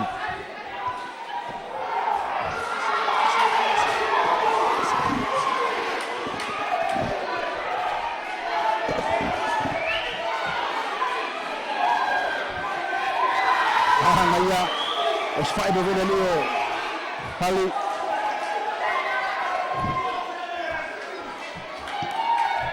Leo foi Tunu. Hongre de Poulava la Taualii terbalan mumu. Tara tu selete on va for mai. Mai for nga paunan lela. Tai 5 kilo kalamar mafor tangan nei. Sai ringa aulo bersili vai ton pa for nga babal ka to no. Ang bali tamatau sa bali na bayele li foi leo. Poulava leo ulang mumu lan toninga. Ya ailim mo tu foi halila tonu ole foi peso le mundo tu ya. Na tau mo le tali tonu ya. Ya na Savaii nga foi le tau. Tali mai ai lo Savaii to le Poulava.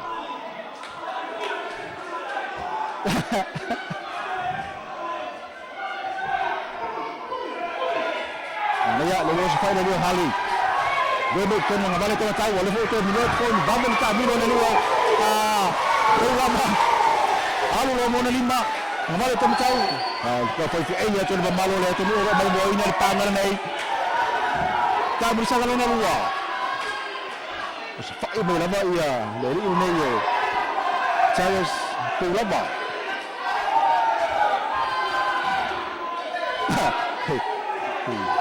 Dan dia le babel alol tengah telneo halu mai New Zealand.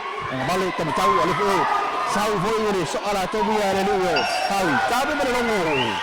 Mai alta berusaha luar.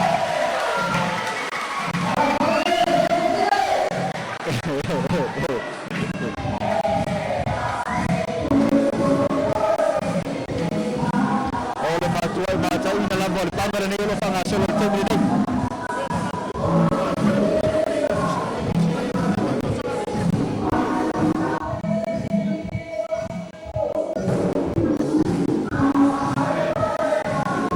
Saya akan berusaha kalau meluai tayo na tak semua bayai.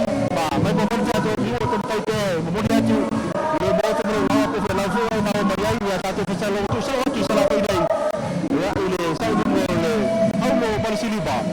Ya Taefu ona yai. Turmanulan buana suwe nama New Zealand. Ya ba Taefu turmanulan mumu. Suwe kalau pusu Marist. Sau ni mai mo tak berusaha mur-mur tak berusaha kalau tolu dia.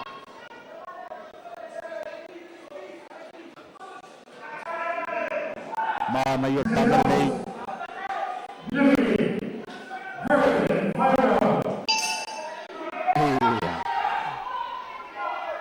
Kalau long kau kur mek kong wa makwai pun wafia ia fingole.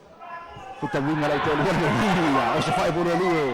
Charles Poulava. Ia foi ona mau foi fa mo bonga. Ia ile tulang lavaya oleh fa lu ile nei ona pusu la wori nei. Sa pe foi ona tu lo ai New Zealand. Ile masih no bom le tau sangat. Le foi la uto mai sabone ile foi uto fa tu le bola mar so no winga. E foi linga mai ole makwai. Wa lo foi la. Ile resi la pusu les. Temuro na ruo fero ai tonor bahya. Savaii lava ia Poulava bertu malan mumu. Ya ole kena pusha barisi. Aos kana ka foi apa singkat fa kinoi kele a New Zealand. Kemikeni. Laku ele kembali le apakah kia ku ai babel tadi le liu. Poulava. Ayun na malala tinu ole bay boy na yung pangar ni.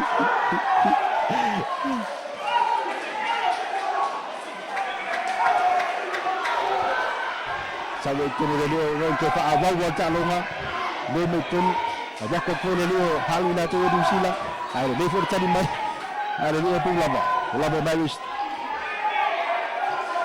Halu New Zealand. Leo to ko resta mo to ta musanga na nei. Ui.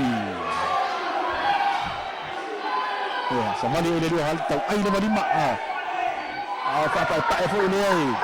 Solomona ala fo ka mo fai mai ai ka ai mo na lima so dai ki pia tu mai alo mo hali ang katala mo la bonito sa bani mo ai pa mo mo wah bahaya sa ilinga sa pini sa ilinga alo mo sa pa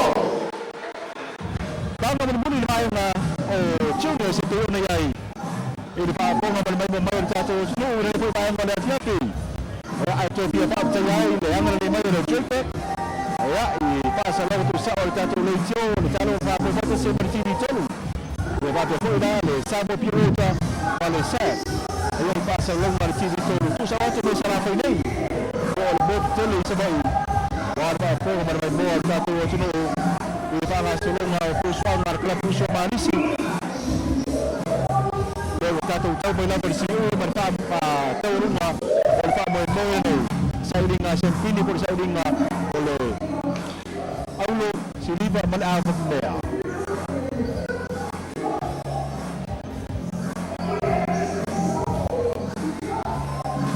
Leona Patritali dele uma Famsino.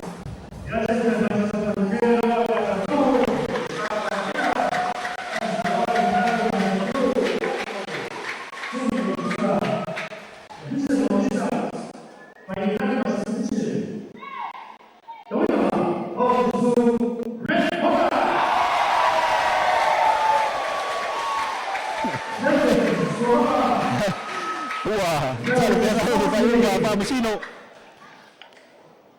Ya ile felo inga male fuso anga sa fainei manu ya pe pili aulo le io. The Unit Trust of Samoa for a limited time only will be opening new accounts at a discounted price of $1.57 through its Malaki vouchers. Buy 50, 100, 200 or 500 units at a discounted price. Invest now by visiting our main office. Terms and conditions apply.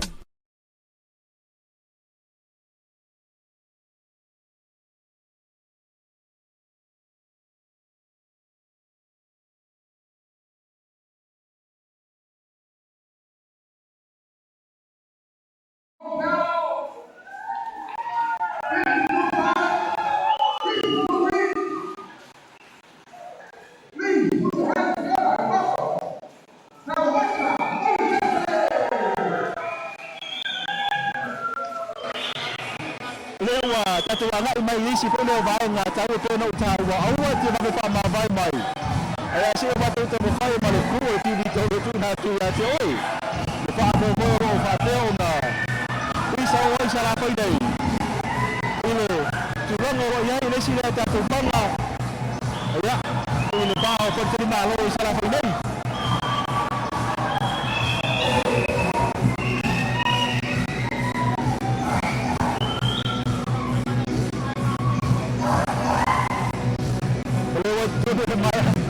ya le suyo le Savaii mo chao le Tuna mai mo mo sa to tunu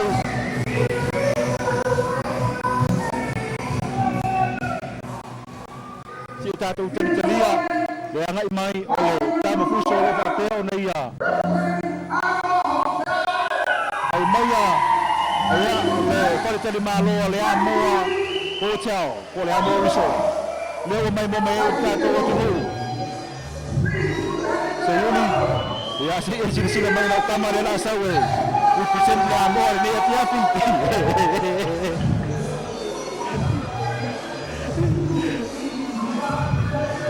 Sulia leo lo abai mai ya na te mai le ngo al fonte de mano le amor he chao si ufanga ya o mo baya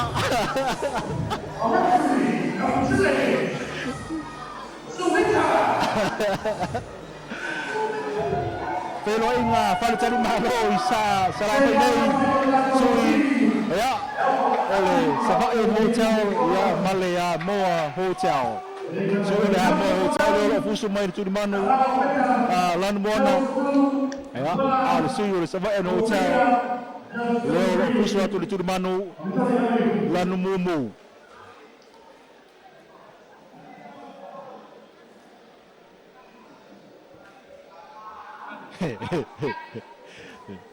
Oleh si ufanga le lo kilo ir fai ngora ka fusu be usa bersau ko gunung sawai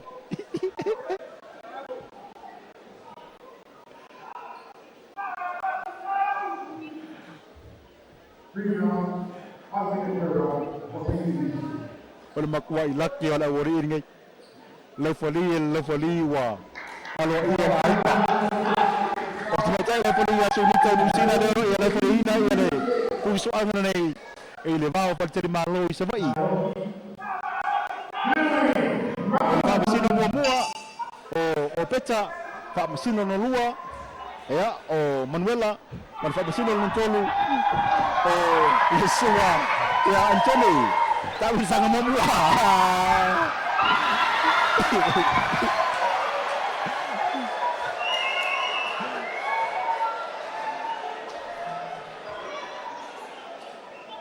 Coba awal tak bisa ngomong mua.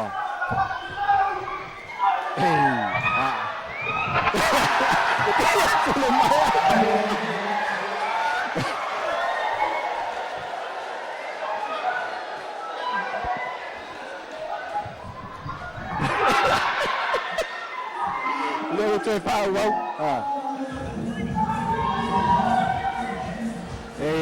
Mangir pengoleh diori. Enele dia ori pengoleh diori. Tapi ya tu disuruh nasi ufang bayar. Alumot tu wayar disuruh oleh. Kalau saya alumot je. Kalau bello polisi suruh beri. Udah lo mau bayar dan bisa kamu buat. Iya. Sudah oleh amor resort, oleh amor hotel. Oleh mereka mana ulang mana. Ya macam ya oleh sama puso lo papel na ya au maya ya lingol pada cari malu oleh sebab in hotel di dalam malam apa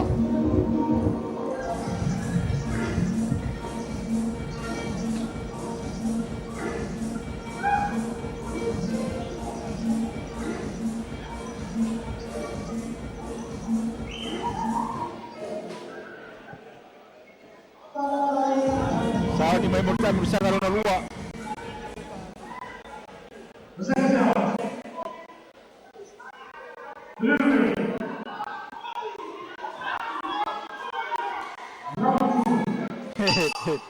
Tak berusaha ngalong na luar.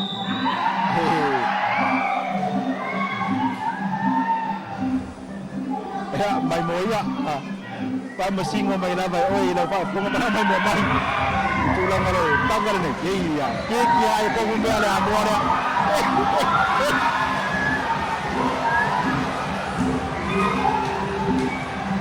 Wala pa lang wala poni.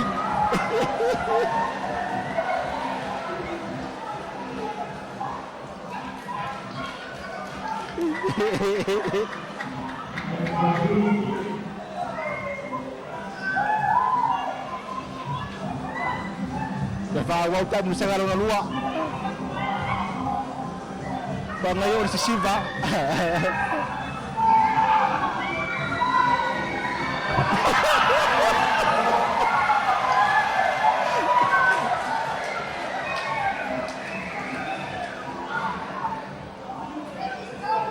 Wala tu yang mai tu Lafao dia tak berusaha kalau luar. Puso ang Lafao pada malo Savaii ni. Lea moa ya male sebab yang hotel.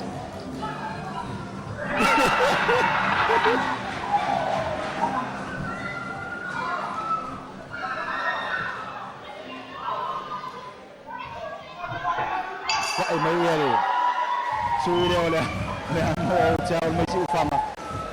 Ya hotel mà nó ngồi máy ở trong mình sang nó lùa.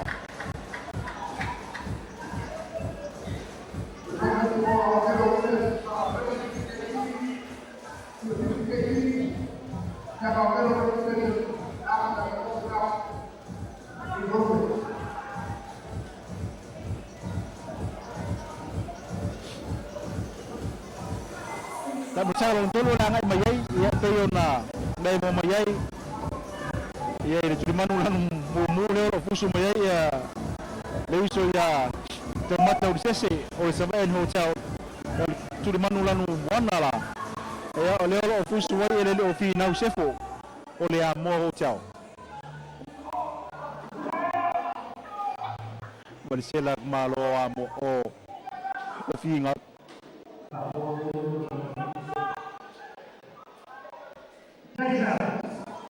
Sabi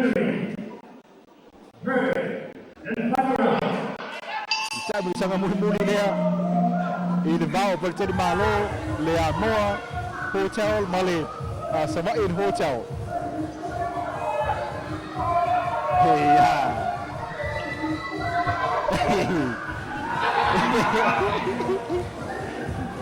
Ini kau ada kau Olsen yang apa ya ke Upolu.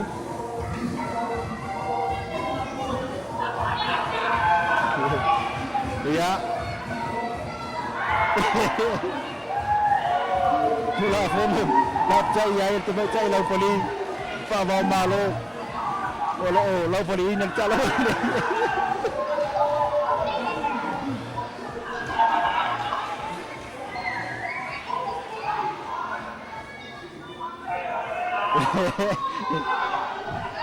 Mau wala nga Enele hotel macam Savaii hotel ni final.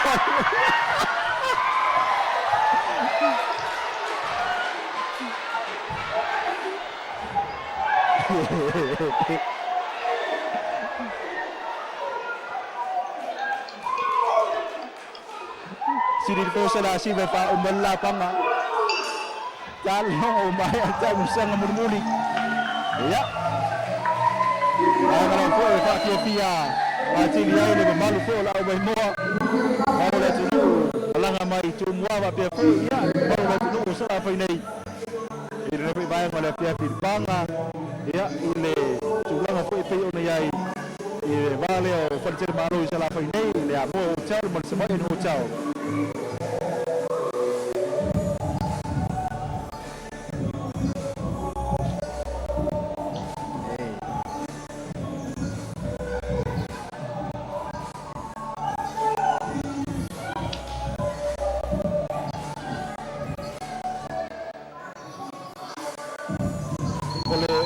Oleh pangal ya. Ono tatu fa waule tulang ngolo yai si tatu husu anga mo tatu pine. Ya pe ona yai el bai ngolo tune si olo fa ngasul pe ya. Ada ba pe ona yai ya Taine o New Zealand. Ya Malaki.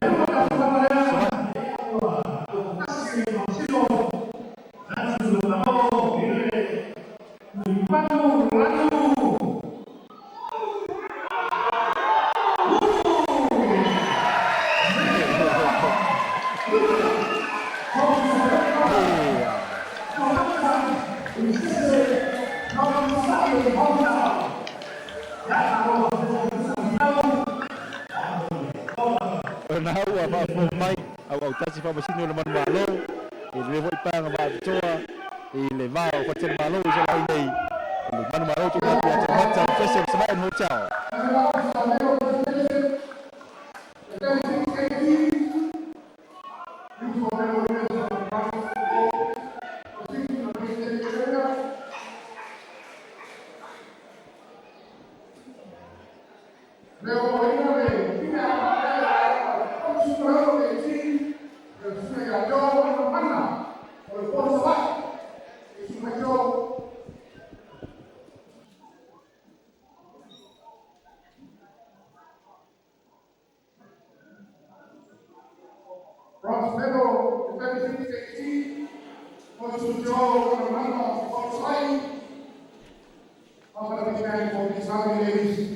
Presenting the medals.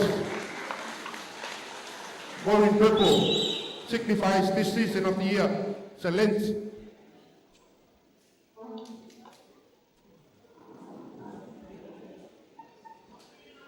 Lina siliva ile tol sumunongo kilo kalama sungai ya Semiueta Malaki o Marist, Samoa.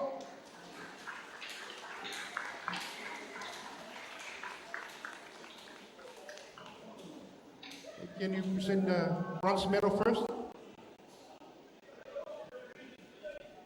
Far left. The information, ladies and gentlemen, this is a test event for our Pacific Games, which will be held here in 2019, July this year. Our silver medal goes to Semiueta Malaki of Marist. And gold medalist, all the way from Aotearoa, New Zealand,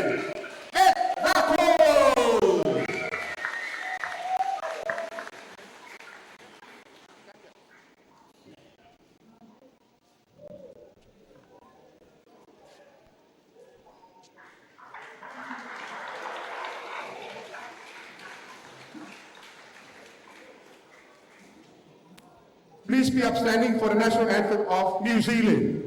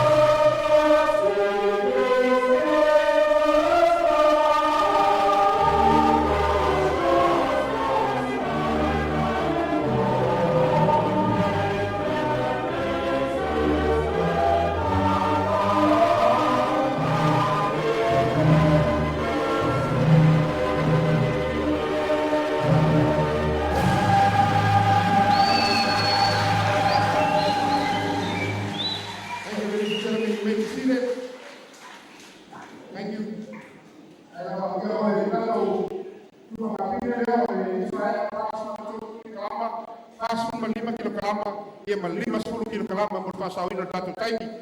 Kalau watuai vaenga ole fasun matolu kilograma ia waina le pine siliva neto sanga e sunga ya Olsen Malaki ole Marist Samoa.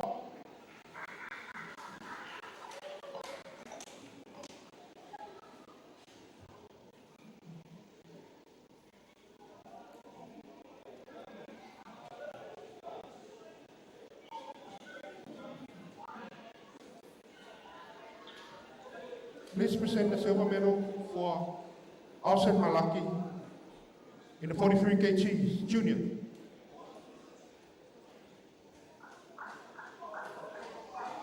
Our medal presenter is a Fionga from Wina, poly-coordinate writing.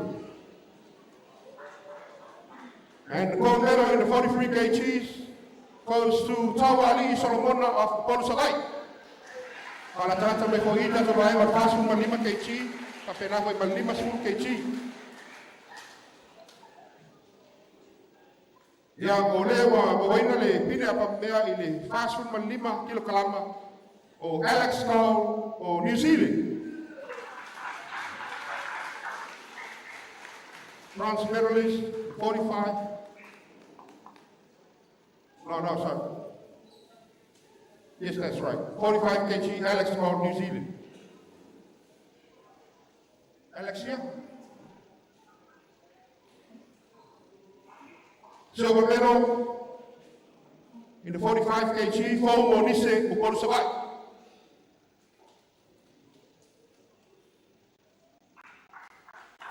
For Monise,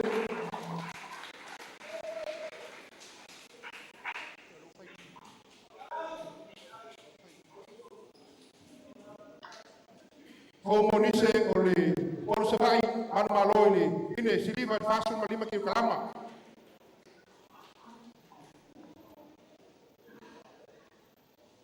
Aleu fa manuina el Pinello Lokesi Enele ole Upolu Savaii.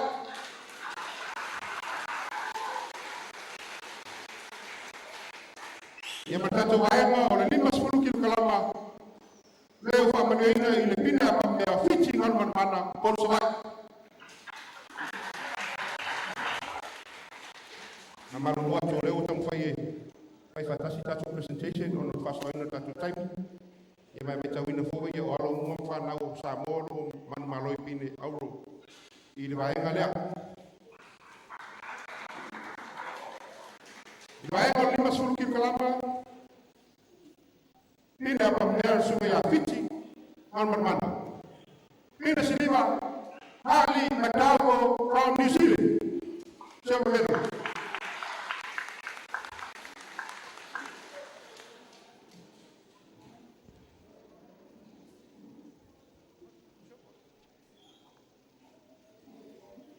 And gold medalist goes to Darius Poulava of Marist, Samoa.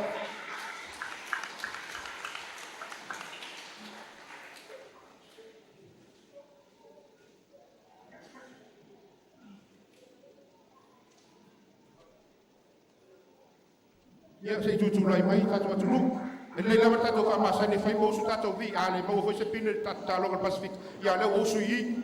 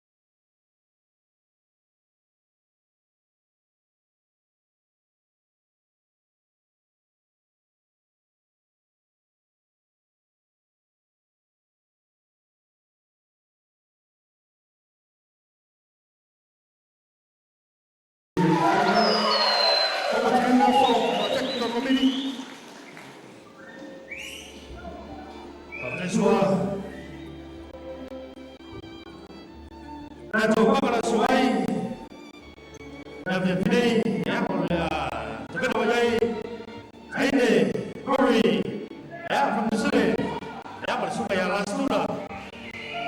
our official for this bout of referee, Uchi of Australia, Judge number 1 of Tune Ariu from Samoa, Judge number 2, Sulita from New Zealand, Judge number 3, Taualii from Samoa.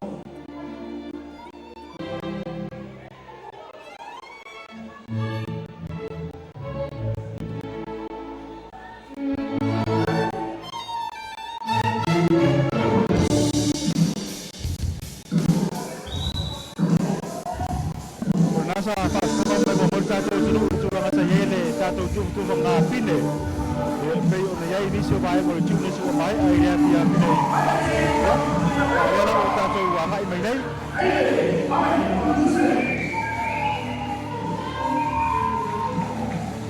Kira nga sorong hoy siya tato sa inga pine na ulo marsili ba. Ili ba ngalaba ole jum nisyo bayo na yay mafayo nos full kilo kalama. Iya mafayo bayo na yay.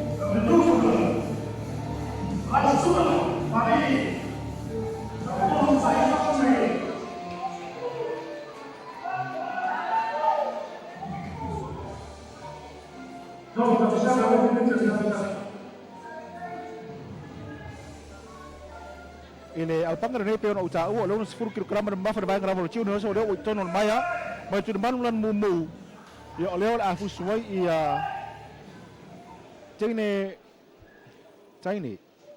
o New Zealand fa ata sei martu man lan mo na le mai mo mena iai ya o le le yo last o Upolu Savaii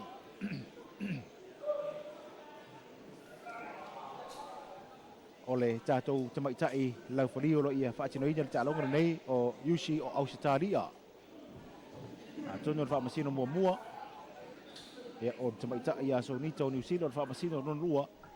O peta Samoa le tatou fa masino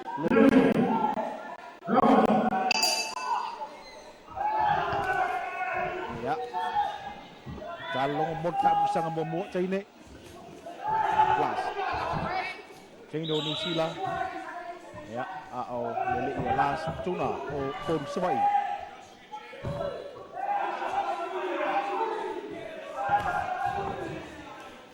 ia pa ta ko io ai pangana nei ta busanga mo e on fai lo mai fo e 3 minute 2 minute tolu ta busanga 2 minute o mi o ta busanga sa ilingo na aula marisini ba peyon na fa fonga ba mai mo mai ai ta to no ne fo ya fiafi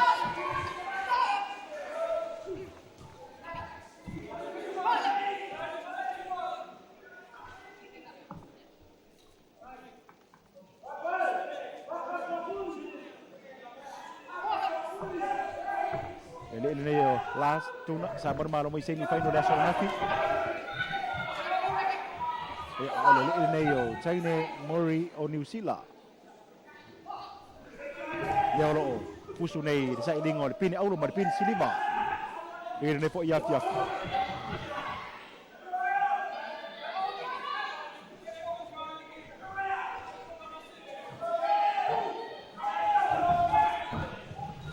Oni ngalo pe fo tong paye fa ilo atu ya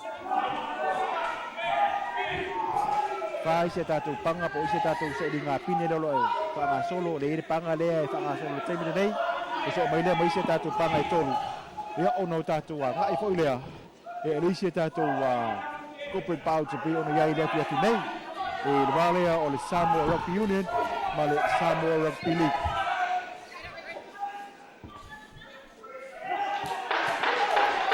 Awon ngalo le sina tatu panga fa pitoa mo le ke nei le o ba ia le pus anga i le ba ko teri malo malo ai ia le li ne o tau mata se o le Savaii hotel ia fina sefo o le mo hotel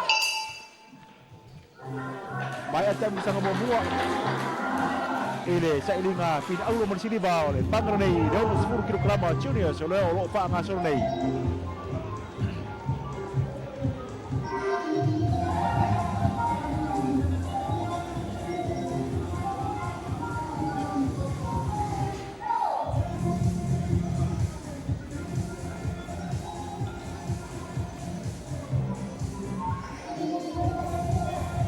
Di mortai bersama Rona Lua.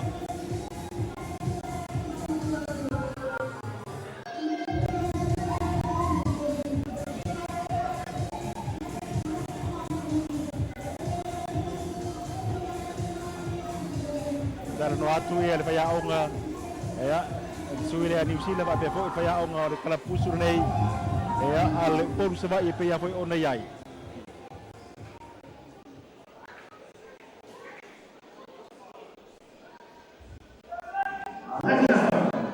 nei lo fo ifa mai mo so angalo fa nga solo mai lava ile so o mai le fiafi o lo fa tino o mai lalo ia ole ba inga ia ale aipa mai se fo ia sui ole a fa te simai ya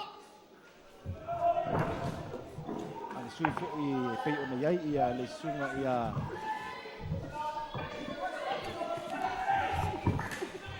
sui o va pe ona fa te simai ia i mole tulanga ko ma te tuina ia le tulanga o talonga le Pasifika le South Pacific Games ia ona tulanga la fo i na ia mafai ona tilo i tulanga ni tau ona fa le leia o tulanga di tau ona faia ma vaenga uma na ia au si ai di tulanga le o le faia o talonga fa ba malo e pe ona yai o tulanga la na o ia fa nga solonga le fuso anga nei para fuso malisi le Marist boxing ring o faia i dalo o te inga ia ma tulanga fo o fa pe ona moli mawinai e ila to fa ba malo pe o ta o so la ipa ki fo le o filifilia e le fo i ma suyo le SPG o moli mawinai fa mo mori nei tile la ia tulanga o tio se tauna ausia i pe fo ona fa ailoa ina ia mawhaia ona tilo di tulanga maulunga o whaatino nai ia tātou fusuanga.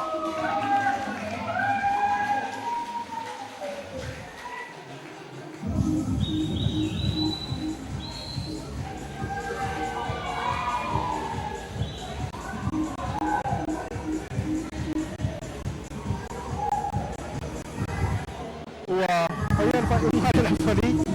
Ya, Tuna naman malo. Oy nga, ang lele TKO.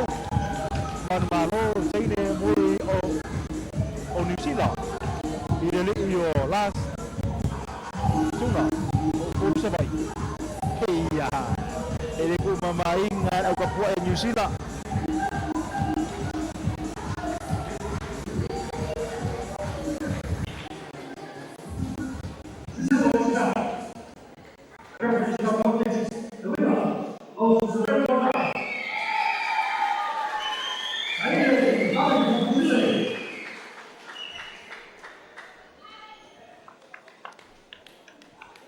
Jeva peo na whaatalo whatuai i whaafonga mo mai mo a tātou atu nei fo ia hiafi.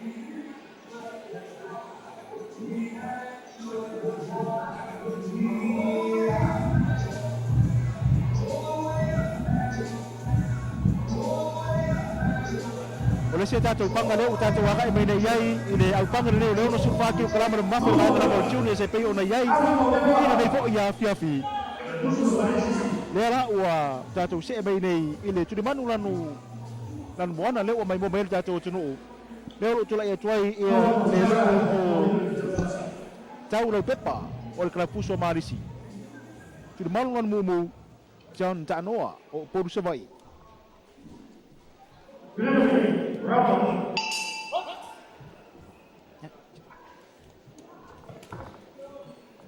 Leo tal longo mo ta mo sanga mo mua. Idba ole iyo. John ma tau. John leo lo lanu mo mu ia le toningo lo ia faia. Mai le me fuso Upolu Savaii. E ole iyo tau lo pepa. Le kala fuso marisi le lan moana. Ya Antoningo lo faia le fia finai. Sai dingo le aulo marisi di ba.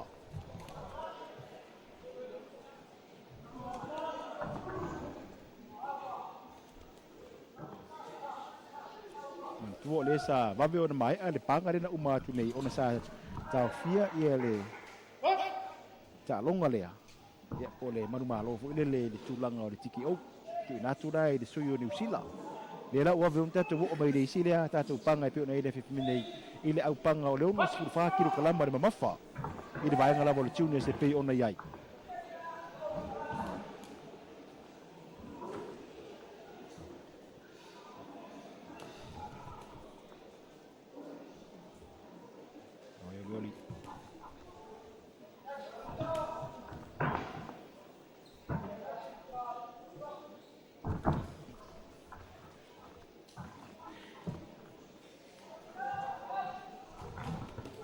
se avano le nei mole mo tele sala fai nei I le lato langolangoina ma le mai moina ia o fusu anga nei wa pe foi ona maua ia pe ona mo le mawina o le talonga nei fusu anga Maulon talonga o South Pacific Games so le te mo fai au mai I Salafai nei fa tinu nai ia au te le mana tu langa fo le o a vai ngai tau na fa le ia criteria e ma fai ona au sia I talonga fa ba malo wa te no talonga Pacifica ia tau na tele ia vai ngo le o mo le mawina na aipa ma sui o le South Pacific Games tau na fa tinu ina fa tinu ina ia mautinoa ia e solo ngale leo fa tinu ina e talonga fa ba malo fai mai I Salafai nei I talonga ale South Pacific Games mo ni fu sa ka talo ko ba ta sa mo e ne fu ia pia pia sa lingo le aulo male silipa e au panga o le omo su pa kilograma de mapa ia panga la por Tuna se lo panga so ne fu ia pia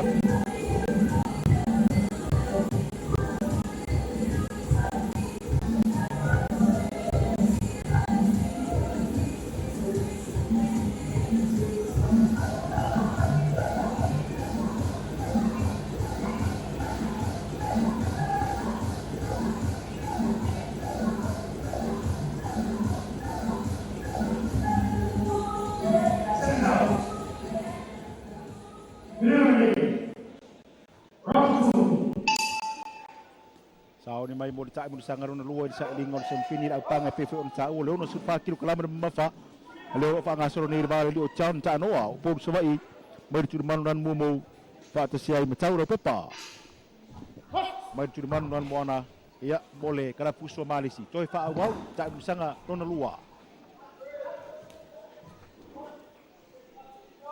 ia sa o su le o chan ta si ro ko I sul ne le malisi le o tau ro pepa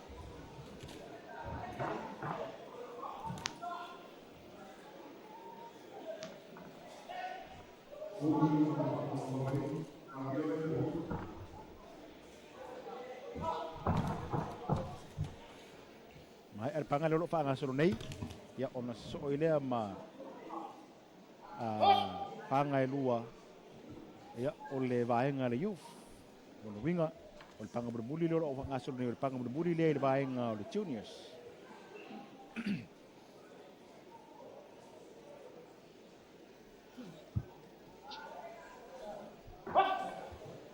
Yang mai pa o winner ta longa. Ta sangar lo to tere fo sistema to ta sangar nei.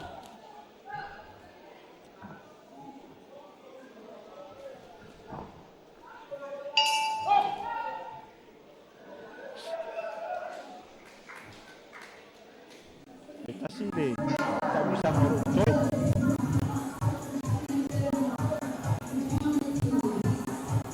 Ya o para puso malabay sa modelo tama solo sa ira se pide peyona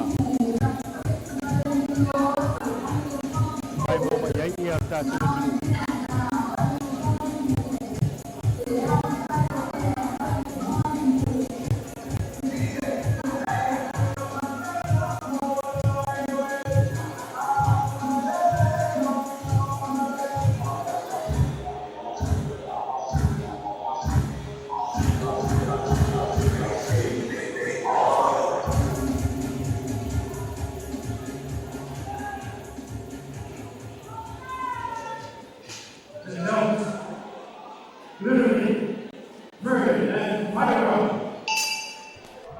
ta mo sanga ron tolu ko ta mo sanga mo mo fo ile sa iring pin auro mo pin siliva e le va le io John o por Savaii matau o Marist ke tu alo le vali mo le io John ne o fu mo to e fa wa ta longa sunga ya o peta ta ma o lo ia fa tu te ta longa nei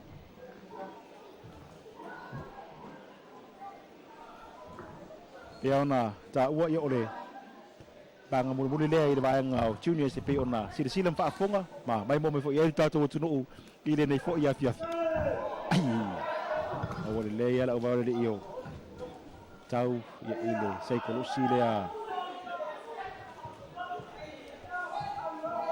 ile o chan ta no ia ma ia o anta o mo le ini o chan piona fa fonga mai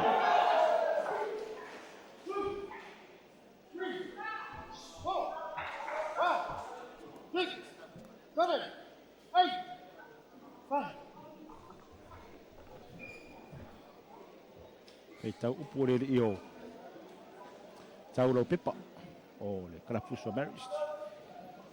Ya, le utu e watu mlewa no e fa mau fa le pu lo fo ile o lo. A pe ona kawa pe pui pui ai ia ona foringa.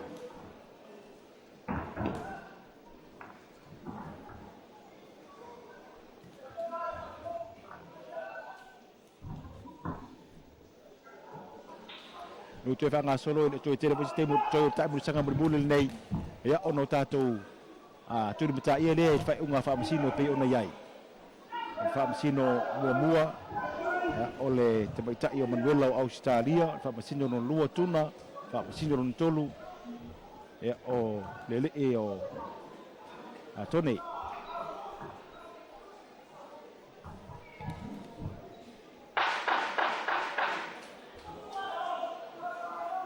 Riori so amai de mama fu tua sau male fa ede le io John ya mama fu ko aja fa Pule a tau la toia ta me longo mai ata usanga tolu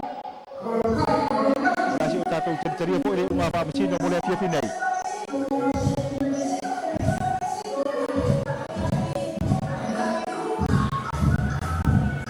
Bouts ai ia le set Samoa pio wota ma le trip back I dang ina ia pasa lo tu sa o TV tolu Poulava na ori atu le mota Poulava mai bonga po ia sara pai nei ko Savaii nei ia nga ta foi do pa ko no mai ia ale mo telefoni I no ma prima ia ma so se mai na foi ko na ko na TV mai bomba ko mai ia ni Samoa e me se ko ni Samoa ya tunu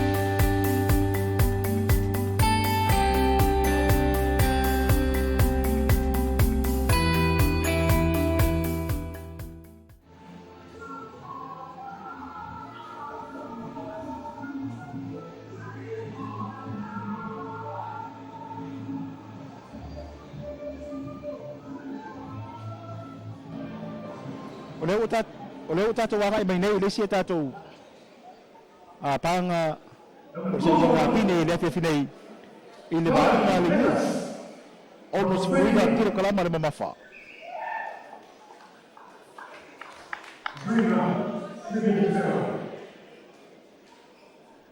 ele tu manu lan moana na ua mai mo mai ia o leo la afusu mai ia sui lea le io Colum Peters o Australia apea o na fusu maleli o faasanga ekeresi o Upolu Savaii mai tu manu lanu mumu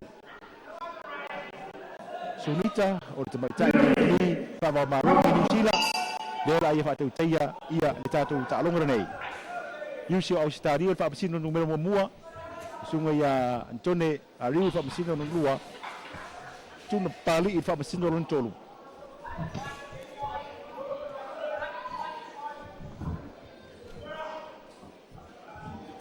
mi o tanga tere nei mai Australia. Alu lama lima. Tengok Fion Faia. Os Fainga dari yo. Kalau musuh ngai fesi umi, ipi imber maya.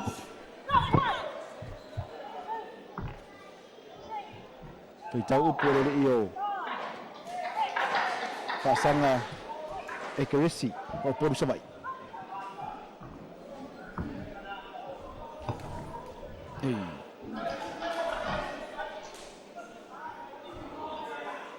Tak bersangka mua-mua. Tolu tak bersangka 2 minit umur tak bersangka pela fo on fa tu langa mayai. Ya tato kusuanga fa emeja se pe on yai. No lalo nap ta ia tabe ta ilo foli. Ya pu ko alo mai ko kia kisi lalo li folo. Ya lau fe mete ta ilo foli. Ile sui dia mai tu man lon mumu awale. Alo mau lalo.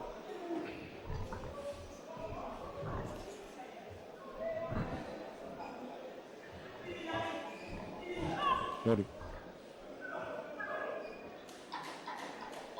Dia utoi lap tak ia fu de macam ilo fodi ia. Jadi ilo venir fa sang.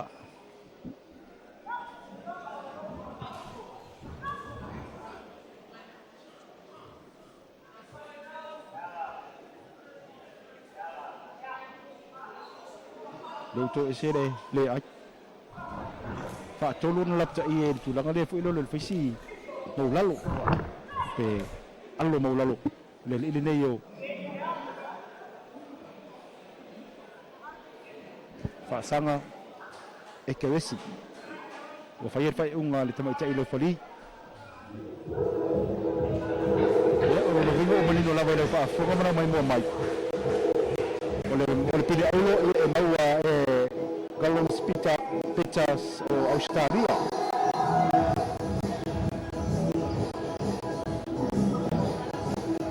Sa foi fai unga te mai ilo foli o fai.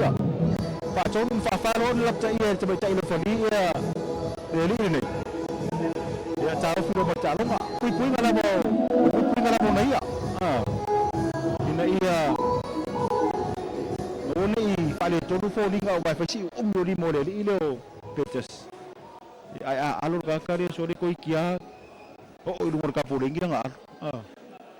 Ya ile ole. Tu la na wa ia le. Bangun ni.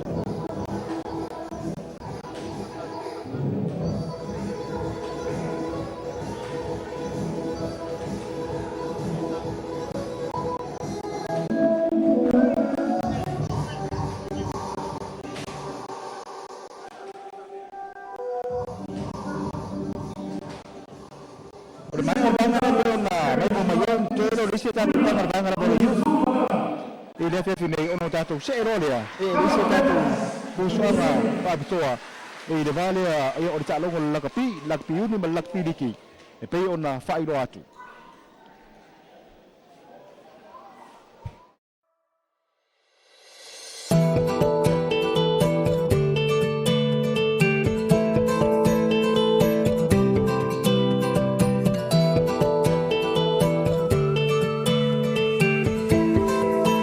Lafao, welcome to Tamasina Island Resort.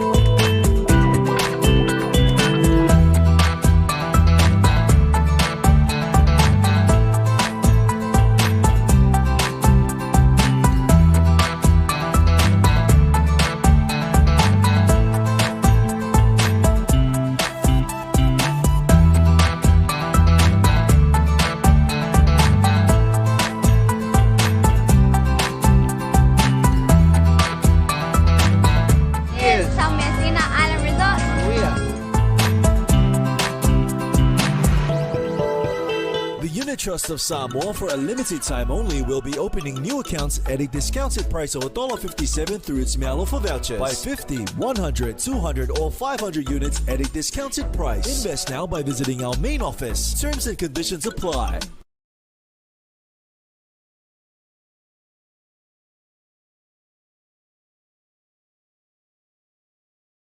Rama Commercial Bank cash just make banking easier.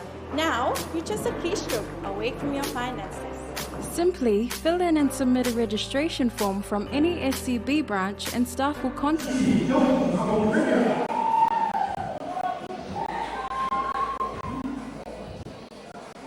Palestunga ile ali ilang pari wala ifatu taya atunne awiu leo le ay ifatu taya pangar nei irfiti sul 5 kilo kalamar mafa irba ngoriu Portanto fa masino mo opeta fa masino no lua tuna male fa masino no tolu ole tabaitai ya sunita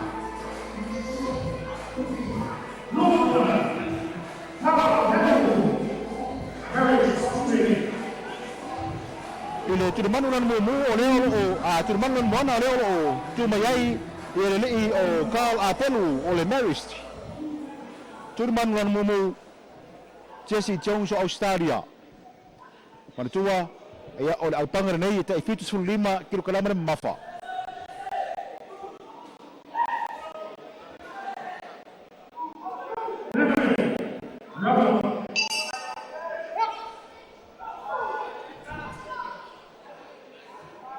Kalau Marist Delan buana lan todinga malali o Jesse Jones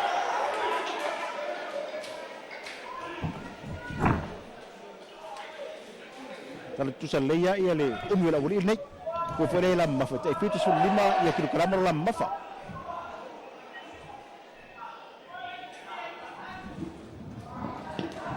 naya ton shatter ka kaleo kal Wai nga panga ya umi ya mai peo na ia ai fusire mai Australia mis fo New Zealand la ngole ia ole on fusu ba aya le lai ma ngai fo tino le suile marisi suile le nate mau le toi nga hai lo o tu bata ia e la tu fusu le e ta alo tu nga ni fusu anga ko le ta lo ni fusu anga na ia fo dori tonu so ale li o wa Jesse Ada foi Vaver Italia kal. Tak bersama bomua. Dia ke atas itu Lelio kal. Ada foi Vaver na. Tony lungo tali tali Lelio ni yo Jesse. Jesse Australia kal o Marist. Ayar patau tu ida Lelio kal. Vaver tak bila mai tonu Kasih buat Michael, saya kalau si foi Leo Jesse mau leo telingo kan pitun walu la bali tebu nei time bersama bomua ile sai linga oleh aulo marsiriba ile au pangal ne fitu sur 5 kilo kalamar mafa ile baeng oleh yo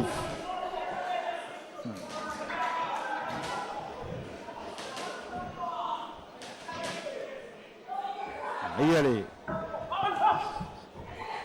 tunggal soa ya mas sola foi tak bilo mabin tak bilo Leo kal mai lo nga tonor maya so mai le ai mai foi los fa ingala ya so at mawulen bawlo Jesse lole ko yoso be foi dia le dio kal ngoi me le nga ko mawul le ta bersama bomua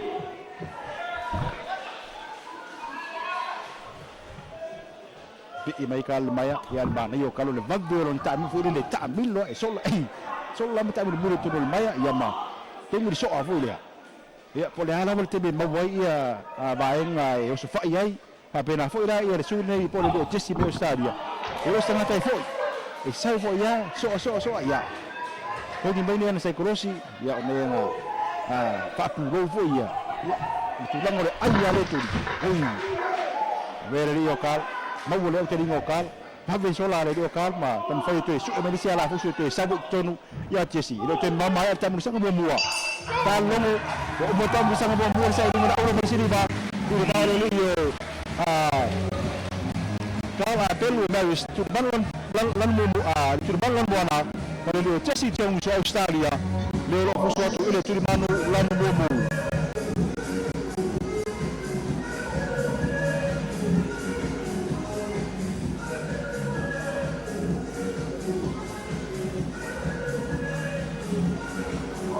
Luar tak bersama lo toyo le so nga champagne nei ko so nga pinje nei lo fa nga solo ya ide pokola me na lo tu na mai mo ta tu pa salama e mo ol tanga dia ya no ta tu nga e foi le ile fuso ame le vale do tipa o le Samoa Rugby Union ma yeti o le Rugby League Samoa.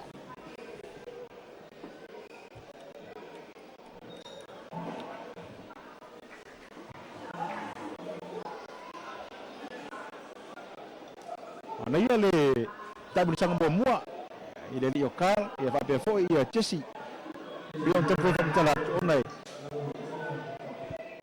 Tala tusa ia le umura bori ni ale fati nonga fo ila la pus. Ele malolo a. No ile ko tuka fa maurai. Saudi mai. Mole tabu sanga rua. Jesse o Australia Carl Marist.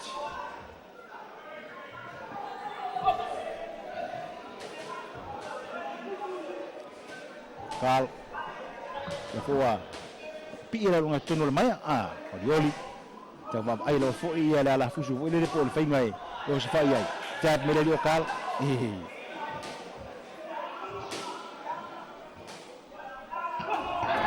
pasi le local la vera le Tesi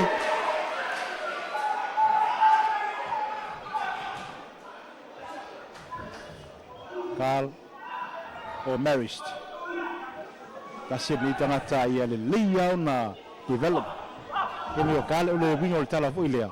O no tangata le na te maua leile le foitino. Fo no le mi e mwhai e o na fusu. No le tele o tau tau fusu fo le pupu. O kala na te maua leile pe ngā foitino i o la fusu e me Australia ma Nusila. Kasi lua kale na vo le o Jesse. Ta milo a kale fo le ai sa valia ia le Australia nei. Alei ala kar fo le pi sola ia ma se vale mo tun 1-2 so o foi ia le Australia la to via e alo potto foi lava ia le io kar foi le e sola ese ta busanga na lua ta si lua tu ia kar ia le io Jesse ia mau le ia kar mana ia ta busanga lua nei pi mo tonu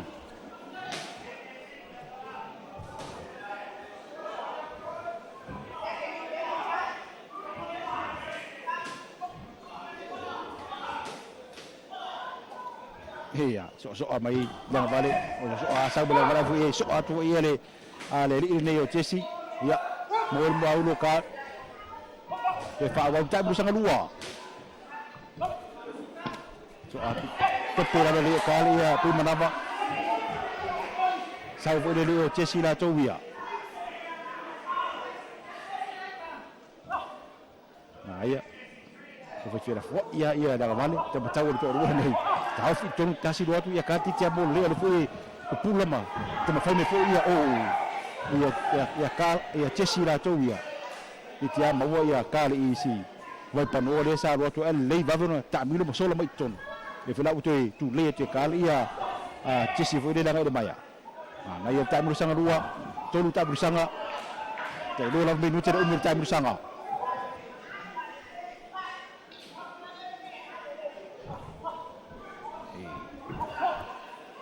so ame la vai le Australia lo te tereste mo torta busanga lua via Carl si se colosi pule ale io o Jesse talong o mai alta busanga lua o tasi ta busanga o toer sa lingo la ulo mo siri mo le ma o Carl Upolu Marist ya ma le ni o Jesse Jones o Australia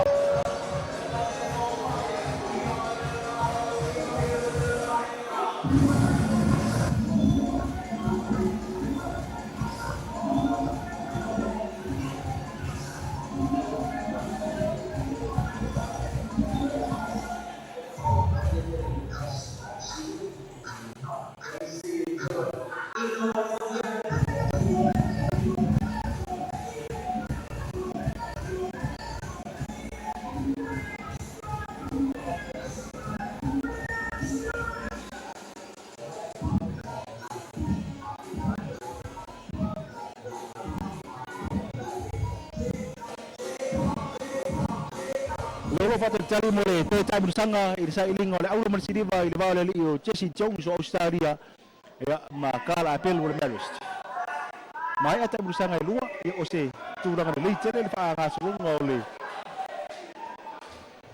fa tahu tungal to rol ni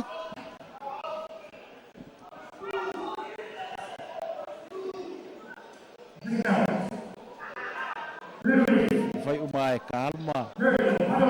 Kesit kala. Ada siro makua ngai kala kokuil. Ele fia ai sasalapa uma. Rongo winga. Ele ia bisa sola we fia fia inga.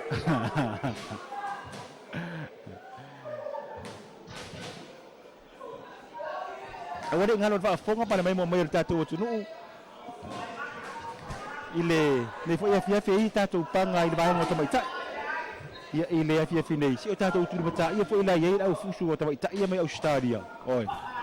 E mulinga fo ia le ka fiki au fusu ia le vainga o tama. A oli ia tamai ta ia mai Australia New Zealand. O isina tatu panga o bulu mai ile le fo vainga o tatu sai dinga sampini. Fa mo ne Marist. Tamu sangat muli li okal ai mai se foi ia o Jesse Jones o Australia.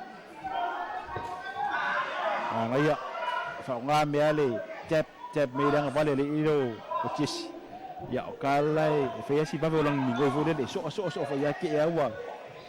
Ko penga me se ko ya ko le lo ai ko ye ko vo le le ko ki ya ye.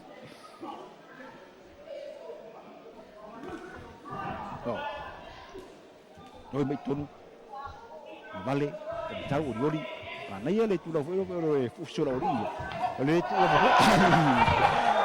ko fa iro de kal mo la vai o Jesse ai ala bisa la vea ia kala tu ia nei se kolosi bu ori de Jesse ko ta vai kala vea Jesse la vai kala o fusu mai ia Jesse la to ta bersama berbudi sai ding wal pini aulo mal pini sidiba aya mo le li io Kalau Marist Jesse o Australia. Iya no tak iya bo. Iya sila mudia kalmo tu waktu dia na sok avo iya ma. Taufi iya malawe dia Jesse. Oh haya. Iya no utawa iya lebih fo iya dia. Kala tu iya. Tasi dia tengah tamai dicita ona matua ati na evalali. Quando leva é tuai pouco fuso e a tua lei leva foi do tele le tu mamai na foi ele io Jesse la tu o le Savaii leva ia al leo kale vai tu le mau balos ta millo va bene solo foi le e mo tongi mai ia so ala tu ia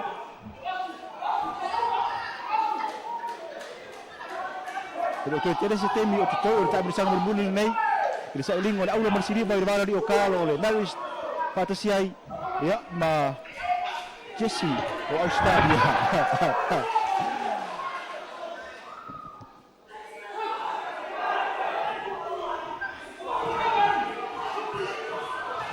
So atu ele io Jesse mau foi kal ana foi ta Jofi me lava kal mata iner pangar nei ola panga ole 55 km bang ole yo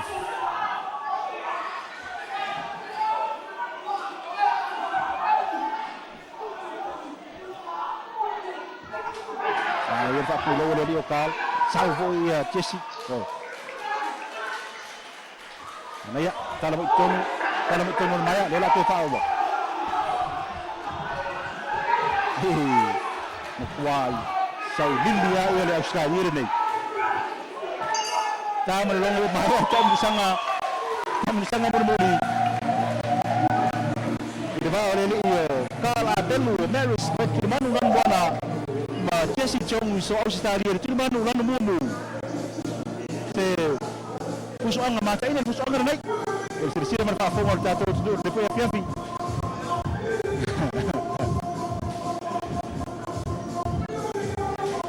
ele pa tau tuina le malosi o le loa il fa tu non puso anga depois ele puso anga sa mai mo mai ta to le ngata mamalo le tu no tu do fo ngai orang mai mo mana pa fo mai lungo ta to TV ya ai mai se ko pa fo mai lungo ta to la le tio ko nga tanga ya ko le ale mai o ye ko ye malo wala ai fa mo de ngan au mai mo ko le o ta to fa teria tu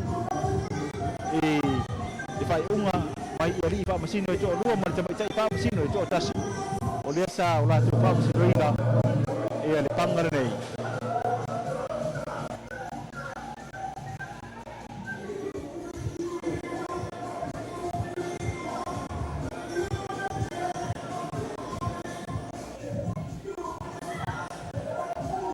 Abel na to polo po tuai fa fonga tato tulu ni po ya nga ole afiafi ene e tau siringia pe aba le fa tuai mai mo mai ye po fel nei no fangol hola tempas ko sale longa sala fa nei leo lo batu pasal lau tu sa toi tulang ro ye sa linga sampini mo nei ale boxing ring ya to so mai pe fanga solo mai la stofi yo mai ko ni ba nga ole afiafi. This is out.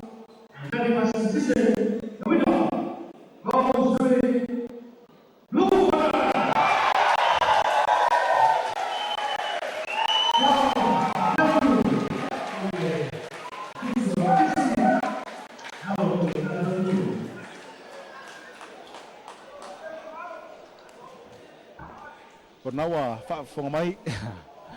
The Unit Trust of Samoa, for a limited time only, will be opening new accounts at a discounted price of $1.57 through its Malaki vouchers. Buy 50, 100, 200 or 500 units at a discounted price. Invest now by visiting our main office. Terms and conditions apply.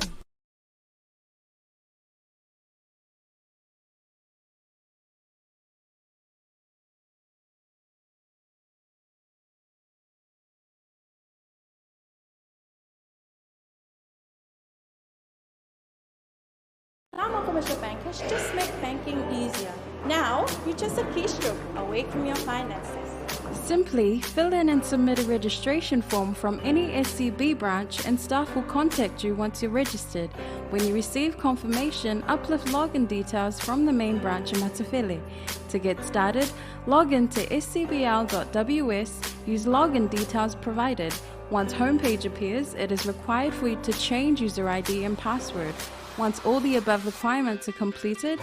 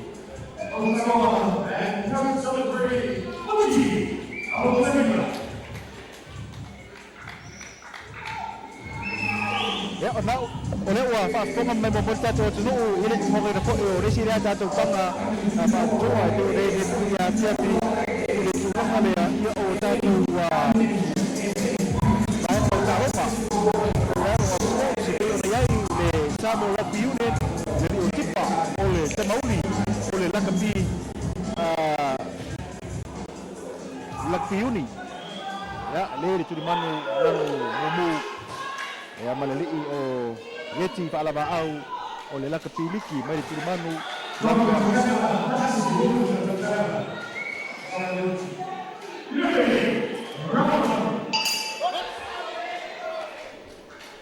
ta bisa ngomong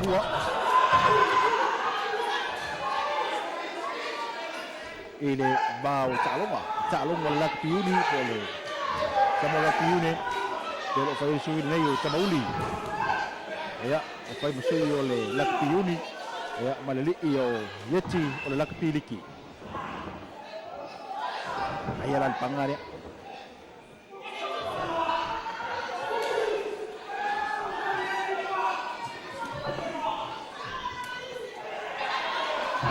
bisa ngomong suria o peta ta bao de lo ya lo farina de pangar nei Ini mai mo male tak fong mai or tato tunu. Man ko fo ide tak fong mai mo mai or tato tunu. Saya le lai mo isa pa peona. Tu ina mai le grapunia marisi ide. Itangan nei. Ya ini tahu pada pasal lawi pada televisi. Ya kita bisa tahu tu kalau lalu pada televisi ni ada betul. Saudi minta penal lah tu kena fus. Ya mai lepas tu ini tak mau mula ni ya. Kalau ni sesi pada televisi macam ni mai. Rumah wino dia wah. Tiba tu lama ia le. Pada umur ni ya le. Ya itu tu orang baru tu orang tu orang lama tadi mai mula betul sama. Ya ha. Ya itu tu lumayan. Ini balik pada televisi tu satu. Bayar jam sama buah.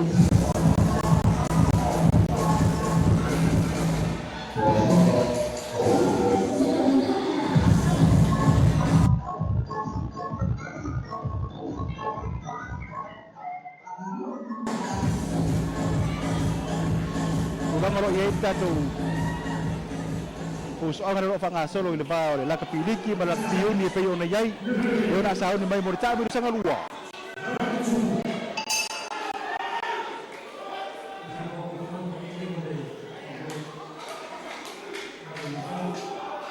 tabu sanga lua o ma le li o tipo le Samoa Rugby Union ma yeti ole Rugby League Samoa.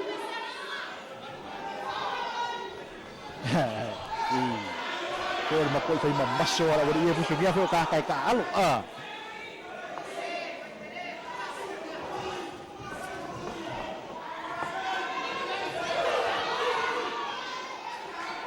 Kalau suyo le la kapiliki le iyo yeti iyo le ngfa ko amalanga mengi me pia dia sini ulung ini sama ko ikate ngam mau me la bersuyo le ya la kapiliki me pia Lokesi na yai pia ona failo fo ursunga tipa ya lakti uni ya eta alo la Lokesi Salelologa tolo tamauli ya tolo tamauli ngonga fokus ai ole Lokesi Salelologa tamauli eta alo ile meio tipa leo abe musuh lakti liki lakti uni va venga di vivo le cue hanno mercato le occupari ta bersama dua le fa ngasolo to luata bisa ngai fa ngasolo ya puso nga pa pitone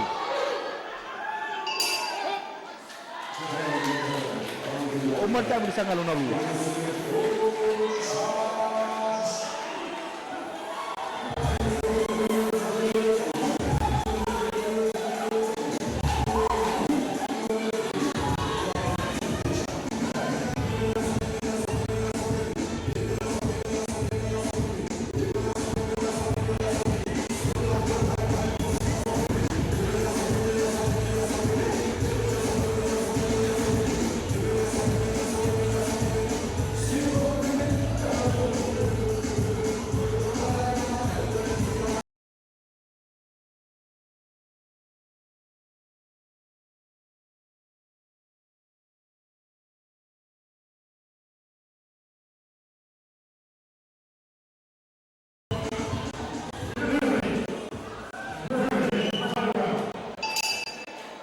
Saudi morita berusaha ngalung colu.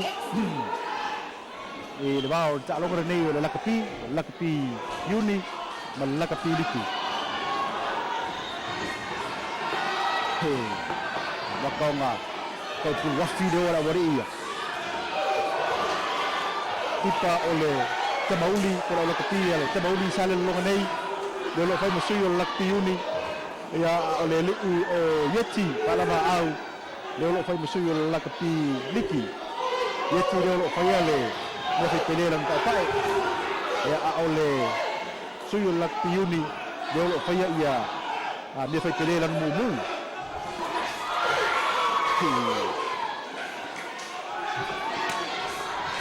Ya. Makan puri Loki. Ele mali dan pangar ele wala kala ele fay ne mali to pangar fay kan ele sama bai ele ba ko ila ba ele ko ko isi sar ko ele fay ngal labu so ngale pusu wai Iya, kabalo nasa dia kaya o kami mulaki. Taualii warta, mereka mauli yan. Kami mulolongo. Kumpaya ang tabusangal na tulong. Jadi kusel ng bawis kamu rasa mertempuh walang kamu kusel.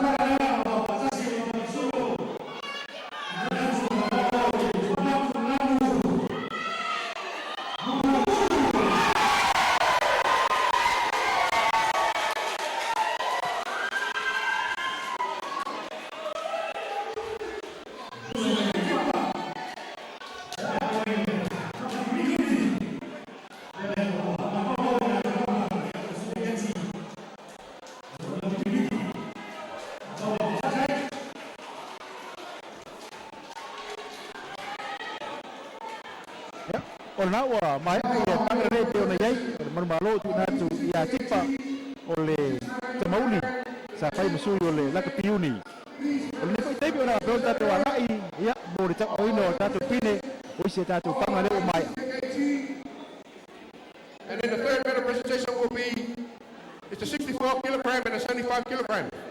May I now call upon Richard Wetzel, representative of Apia Concrete Products, to present our medals.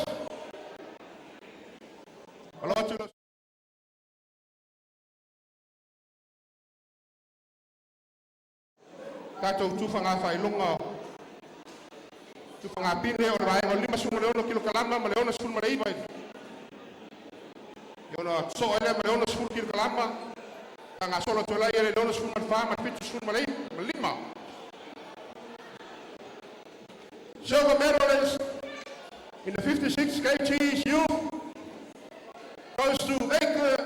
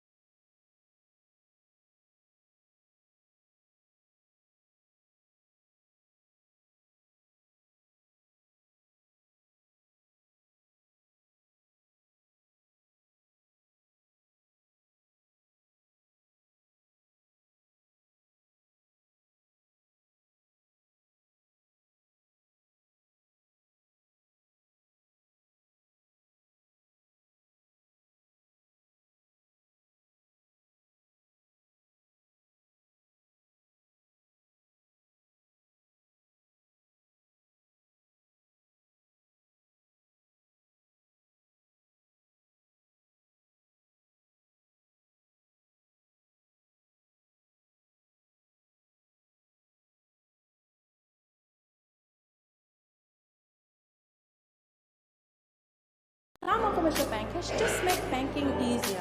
Now, you're just a keystroke away from your finances. Simply fill in and submit a registration form from any SCB branch and staff will contact you once you're registered. When you receive confirmation, uplift login details from the main branch in Matafele. To get started, log in to scbl.ws, use login details provided. Once homepage appears, it is required for you to change user ID and password. Once all the above requirements are completed, you are ready to bank online with Samoa Commercial Bank. Samoa Commercial Bank, Samoa's best choice for banking.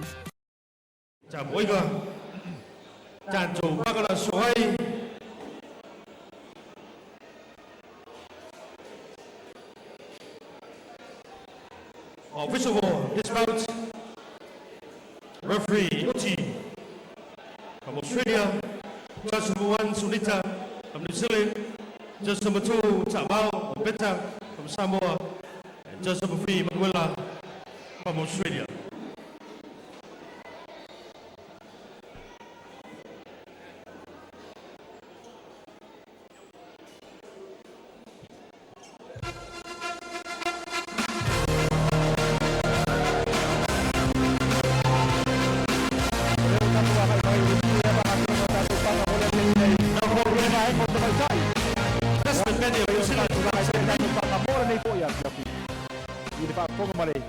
Decision with this bout, by walkover, the winner goes to Tasman Benny of New Zealand.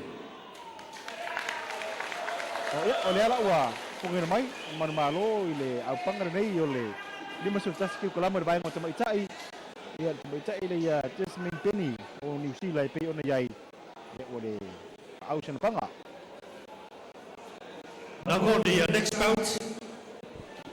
Mia Rondo from Australia and Jen Peters from New Zealand.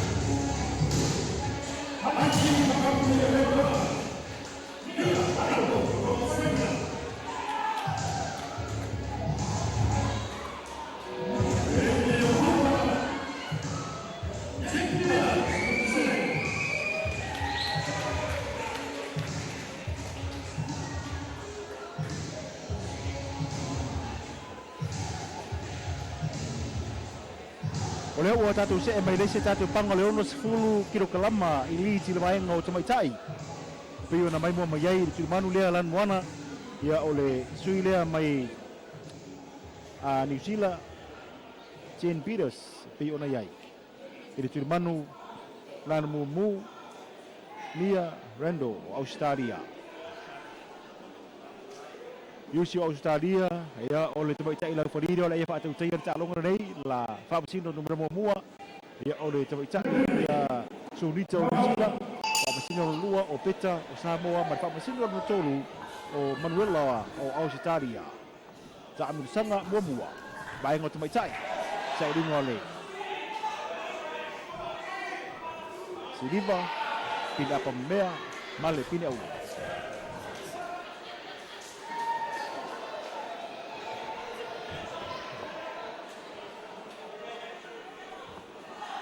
Paiorioli.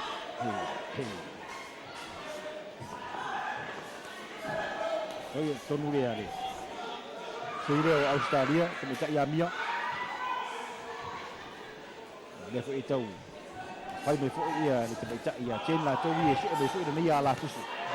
Fai da bala Australia re ofran mumu. Mia Rendo.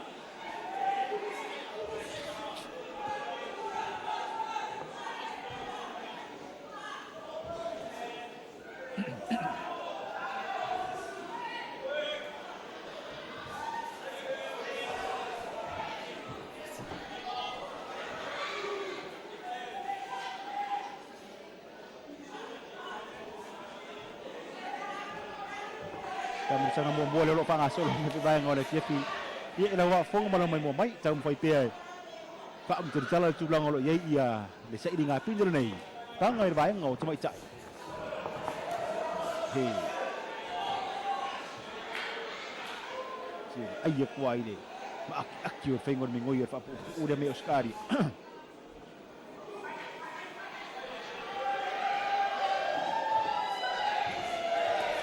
Kasih dua tu ia dari Omia cuma cak Omia. Aku ia tak boleh bilu aku ia mah jauh soal mu mai ia cuma cak iyo. Cheno New Zealand.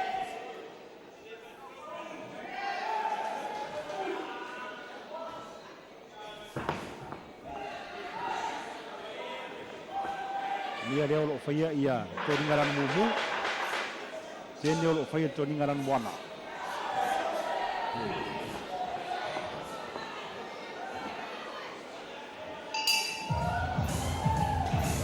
Umur kami bersama Bobua.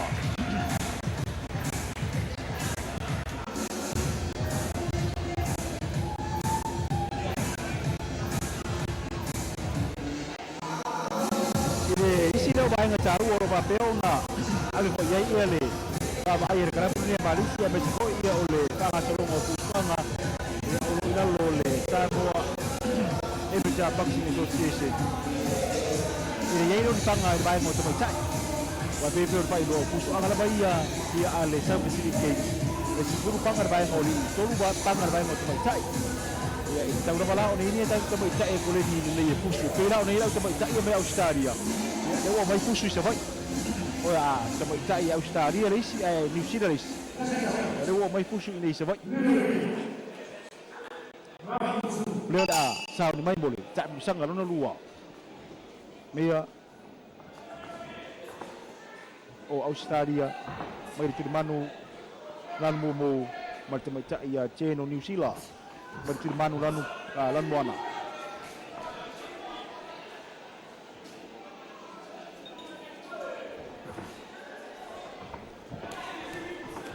ia tonu halu 5 macam-macam ia Cheno New Zealand ya mio Australia mio le lan mumu Tidas dia lang bon dia lang tu ding orang payah ini ni payah dia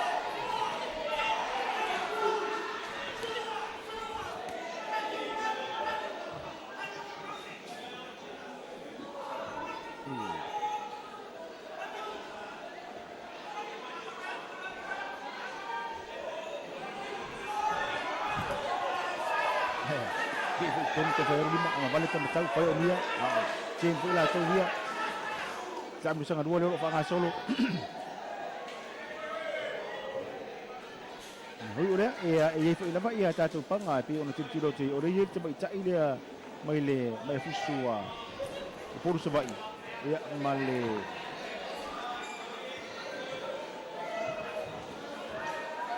Mai fusu le Tumua Pule, di sini anak pangai cuba cai, ia cuba cai Samoa. Ona isi lau sila malau fa fonga malau mai mo mai e le fo ia fiafi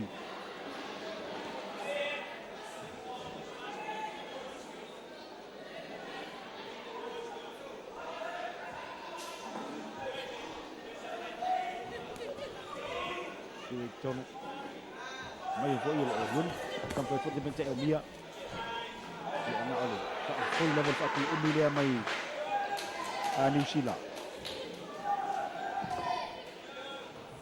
tak berusaha dengan dua dia orang ngasol main moment kacau tu sebab dia kecil dia ia malabaya ia chen sama ini umar longo umar tak berusaha nona luar lu nunggu kita sih tak bisa ngorot coy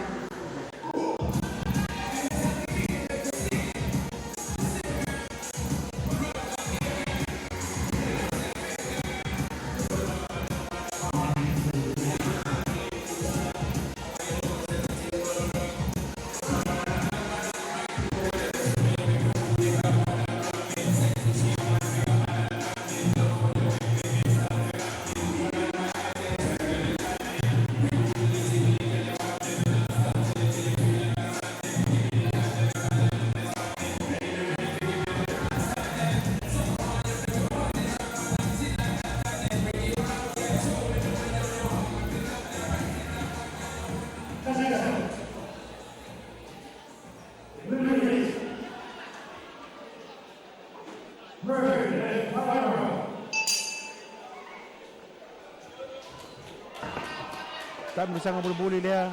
Mol terbaca Jane Peters, Olusila, Mia Rando Australia.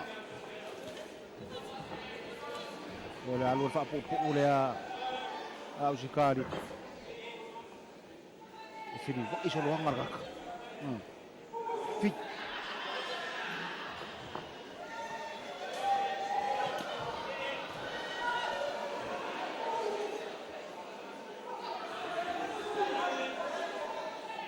Lafao, ayo Lioli. Oh, ayo Leia, ia lima umur kami kat Eugene. Ele kami cak Mia.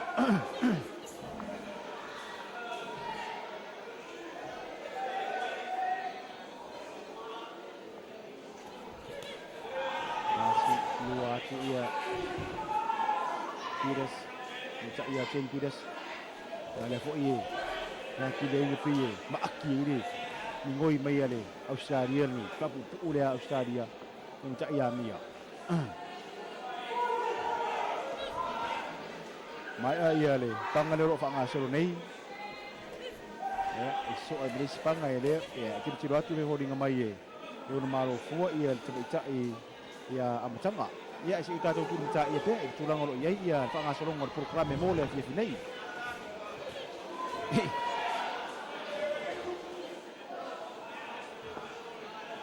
Kefe ay maunga singa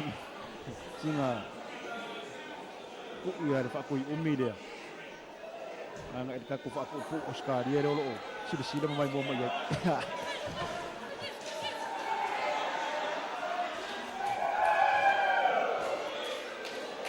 Pak Fong man may mo mayat tato tuno uli tato ba sa lawo so auto may Savaii nay ya fay labaw na Pak Fong ito mga umambay wala sumamula stofi or nafi pa atas ko imalay fiafi ini Pak Salong tu sao, ono yang lei male.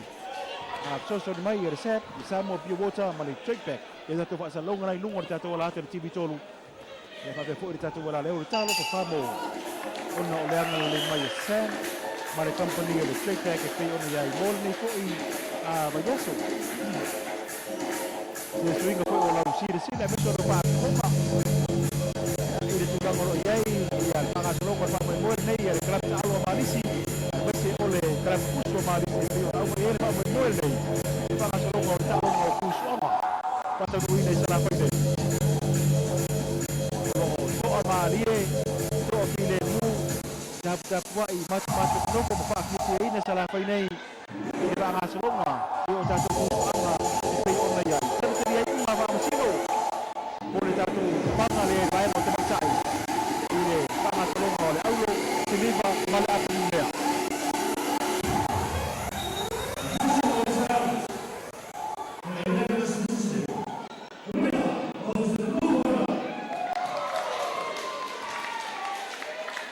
Oleh tu kan nak, kita sih ya Pak Mesin orang mana malu itu natu, ya udah tu.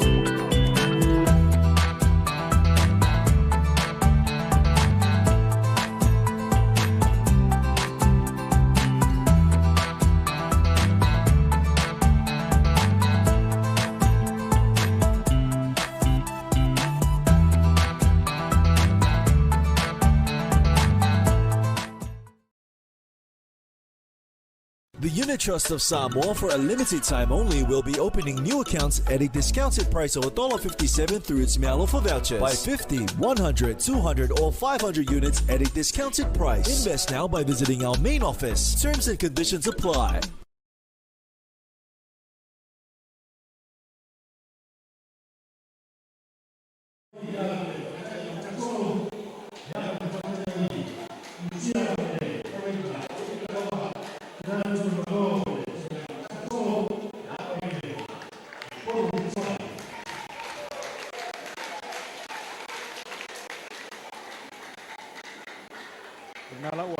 pa fong mayai le tulanga uyai ole manu malu a solo o por Savaii le pa pa ni pa ya ola fa nga solo pela ir tato fusonga ir bainga la mo tama itai. Why should you invest with UTOS? Here's why. My money can help to develop Samoa's economy, and I get dividends in return. My money can finance overseas projects like this one here in Murry, Samoa Center. Hey, waka fiwa ke wakingi me okupia uma ingi mali ya kore fees. Aya, leke are UTOS. Era fi farmasinga. Longa na tana la okupia ko afela fi. Oh, te Savaii la lispo inga. Ese au ingi la fengal venga le UTOS. Sumaido ay amata sonte nga tupe ile UTOS.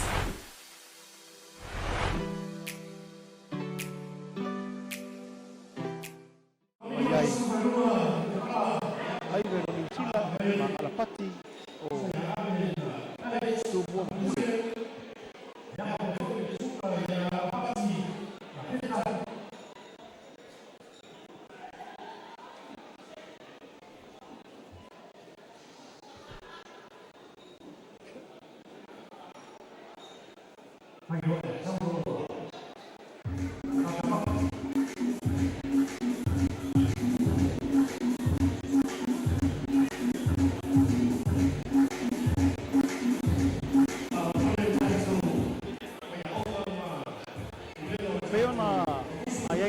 Ya pero mano Pule o ya ile ai pero ni sila. Ya ale tentaria ya ile yo ala pati o Tumua Pule pero mano nan bona.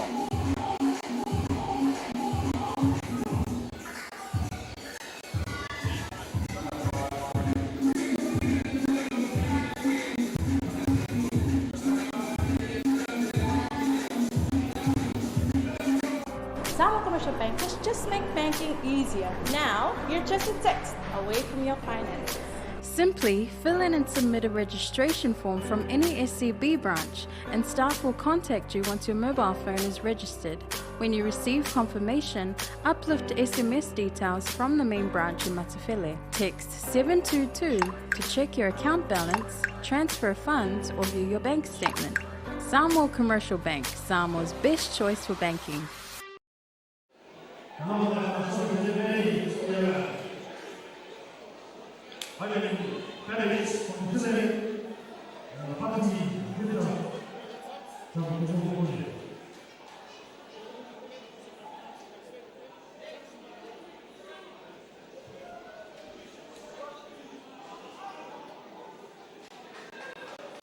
La sauri boleh sama mua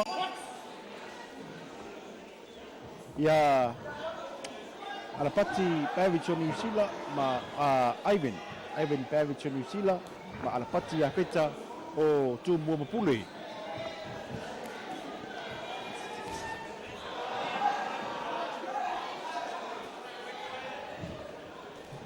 Abdul alapati ni ponu terjadi boleh Ivan.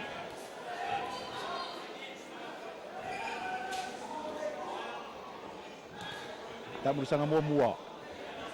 Itu tolu ia tak bersama 2 minit umur tak bersama. Dengan awak ko mawar ka dia ya fikar.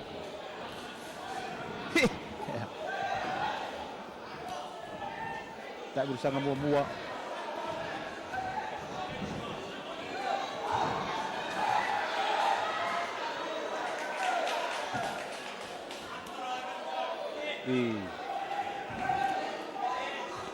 Yo fai tei ho lima yo le yo Ivan la vea ya feta.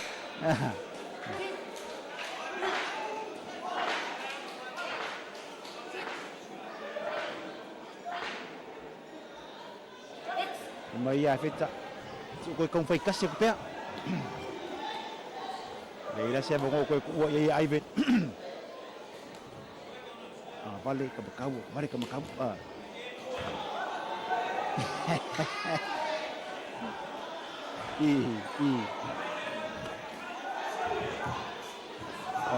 Le kilo me ofu ko ngor ko bo popori so na me ke ya ka so.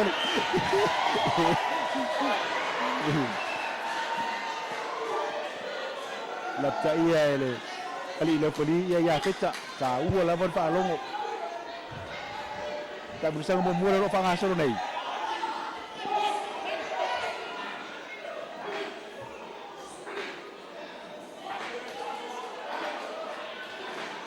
Pe ya fe ko le fa ko afusu. Ta longo mai are ta berusaha mo mua. Ei o kala la vai. Fa o mo fang mo are ta berusaha mo mua va le ya feta ya mai ben. Io ne ko ya feta ri siria su yo le. Kala fusu le atu go pule. Fa malo ko ile. Itu penga mai fusu tono ta to no. Nei de mai ne tu mo pule. Ya oleh maya Polu Savaii, oleh maya le Taine, maya le Monise, ya oleh maya le Marist. Dia haina tak bersama lo pak solo. Tapi oleh ya ini mai umur ne ko ya so.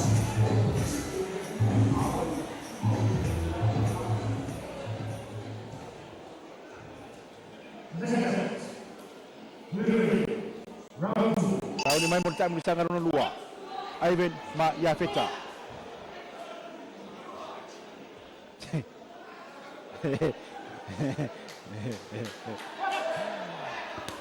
Heya, ya agak mai awal level yang lelo aibet masih dua tu ele saya kalau sih leo ya peta de pesi mau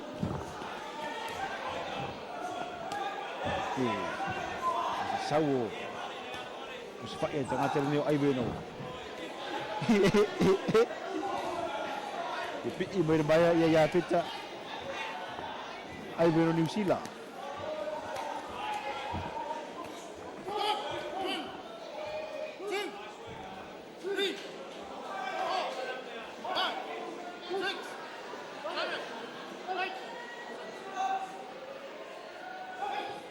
Pak Walter berusaha dua.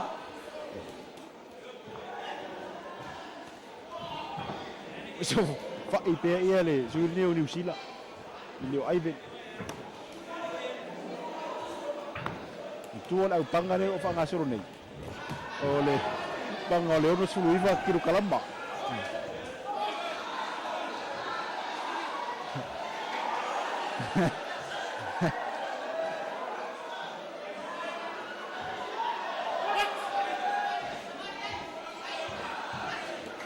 Fakko di biir mi ko ya te ka pengol la fusu ngare ni yes ya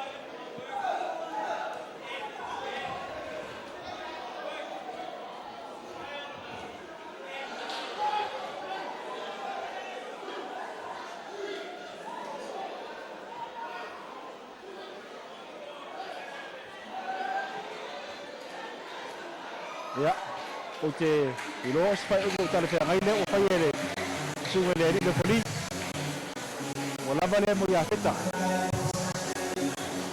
kami sangat dua le ucap fiai nei ya le Salelologa ye te ona mai mo mai yo ta to ni ko ya turun no bitar pamaro ya mo ina le ya ele nei mai New Zealand Marist ba ko ta to proklame to ba tu ba mai ko ne ko ya pia turun ta tu ala Marist ta to tu ko pa iloma ya pore tu ko ngapile Leo waktu lang mayay mo lihat dia sini.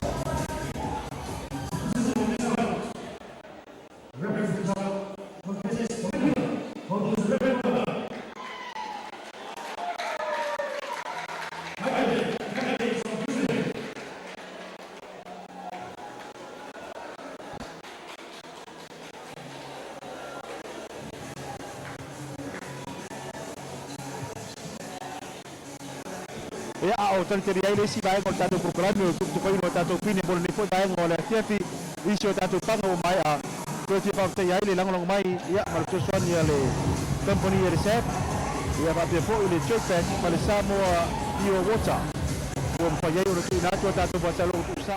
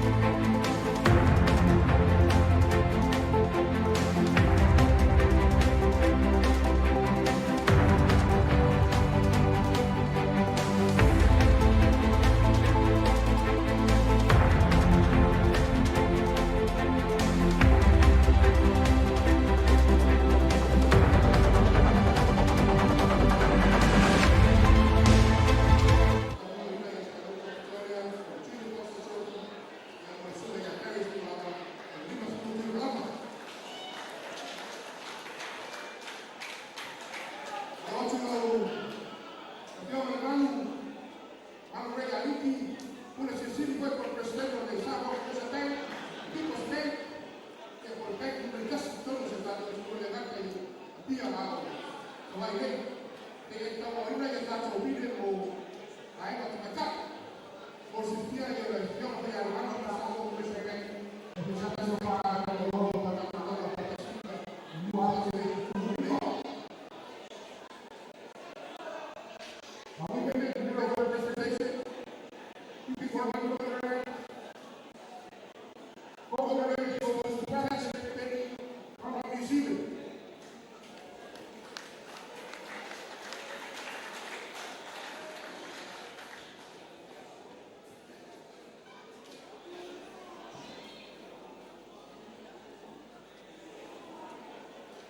Pero el comentario de Pulava, Taine. At the weight of 60 kg, silver medalist goes to Mia Rando from Australia.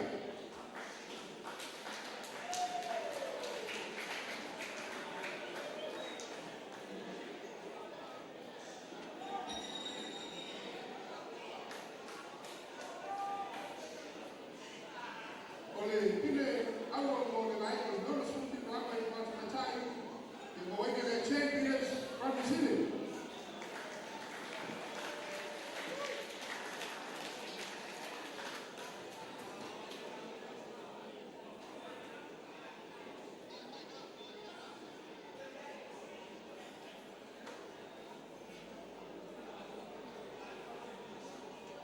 Yes, it's got to like I'm a good lover, not a lot of it.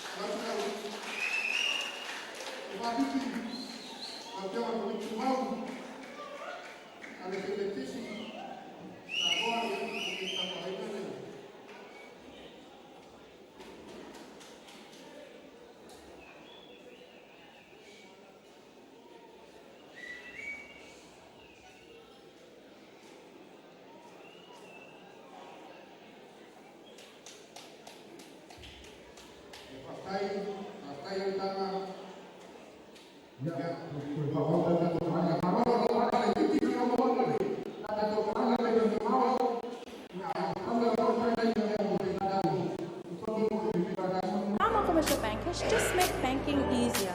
Now, you're just a keystroke away from your finances. Simply fill in and submit a registration form from any SCB branch and staff will contact you once you're registered. When you receive confirmation, uplift login details from the main branch in Matafele. To get started, log in to scbl.ws, use login details provided. Once homepage appears, it is required for you to change user ID and password. Once all the above requirements are completed, you are ready to bank online with Samoa Commercial Bank. Samoa Commercial Bank, Samoa's best choice for banking.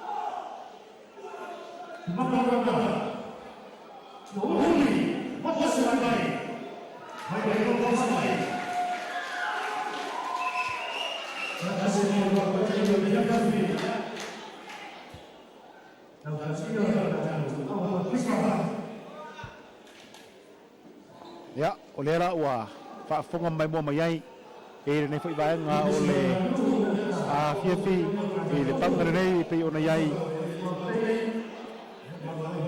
e le trimanu lan mumu o wili o pa o tu mo pule ma le trimanu lan mona o no uli mose lia vai o pon spai sino mo mua e o peta fa sino no lua o le tmaita i a yusi ma fa sino lo tolu o tuna.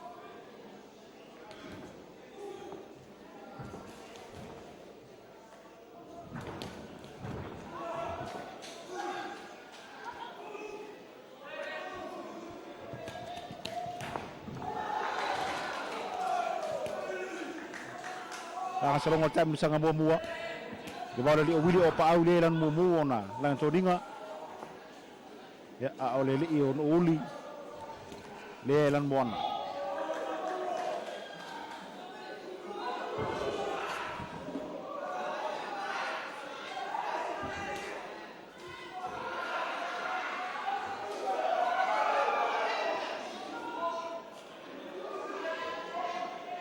oh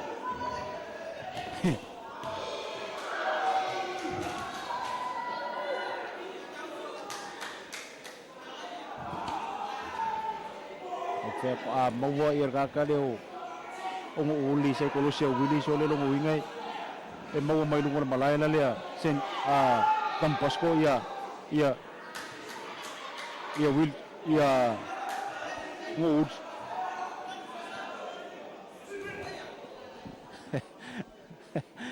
tam sanga mo moria i vai ngo leo no sfuru kilo kalama i vai ngama tua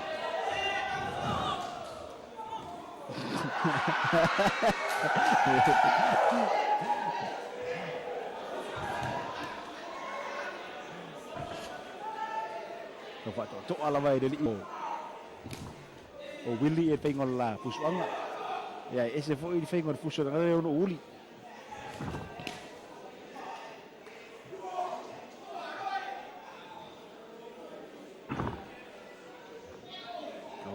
vai oli meu tonu le dio no uli le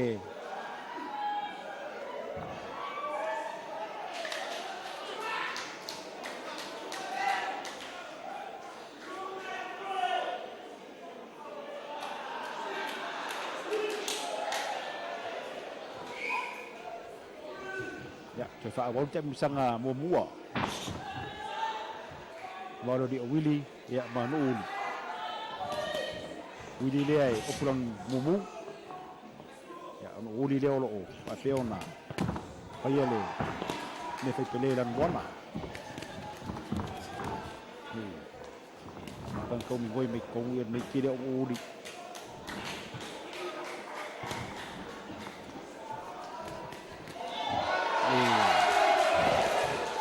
Waktu ia Willy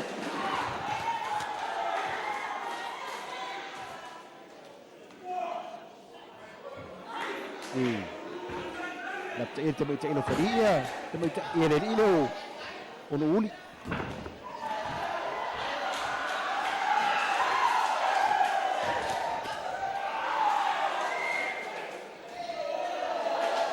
te tau Pule ile au Willy o pau o te bom Pule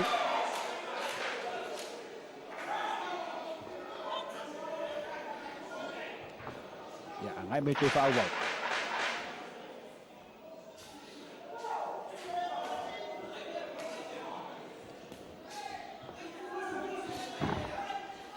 mau tu pegoro sfa ele di o Willy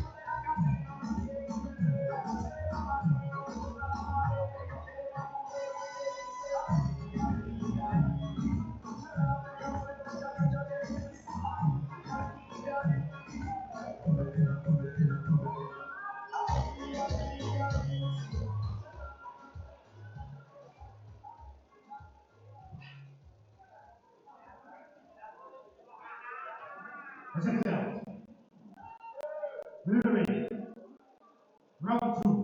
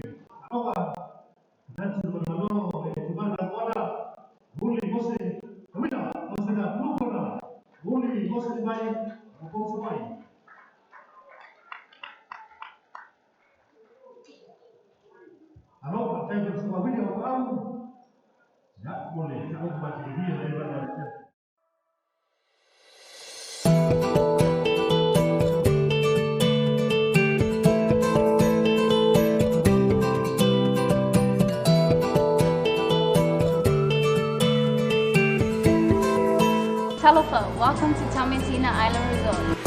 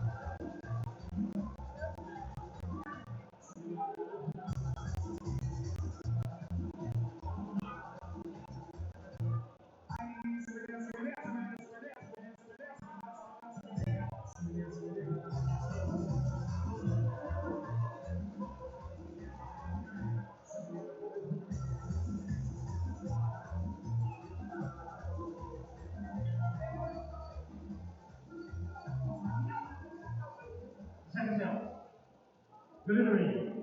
Round 2.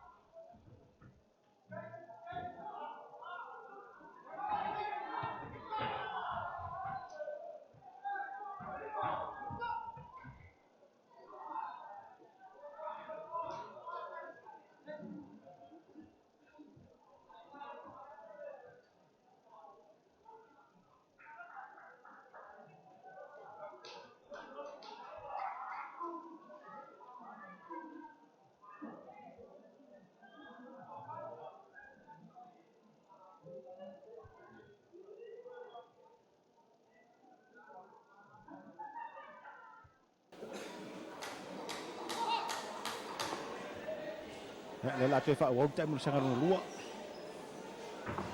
Ole manu la vao lau fadi fu ile le mo sanga le mu te mafusu. Me se la vao nei vai nga ye pe on tario la tu. Tu funga. Ne faia ona malu pui nei.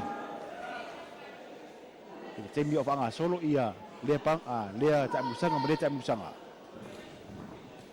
Jason Wolf. Ya, atas saya macho Joe Forrest.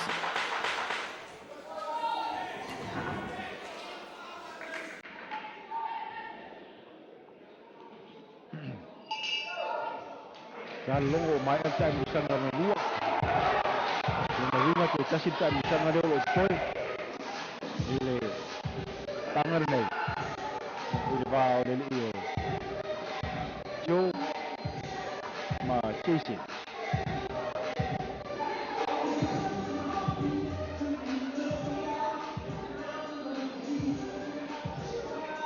Jason Wu mari manuran buana oleh Joe Foresi mai ini tu manuran bumu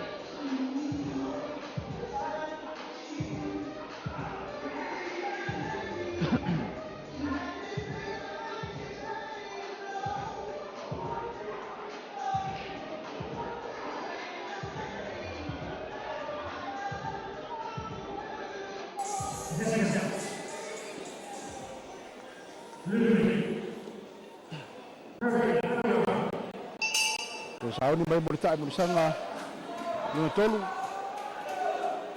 kami sangat bermudi foi le pe ona yair au pangar nei ono surfa kilo kalama le mafar vai ngoli i Joe Foresi ma Jason Wolf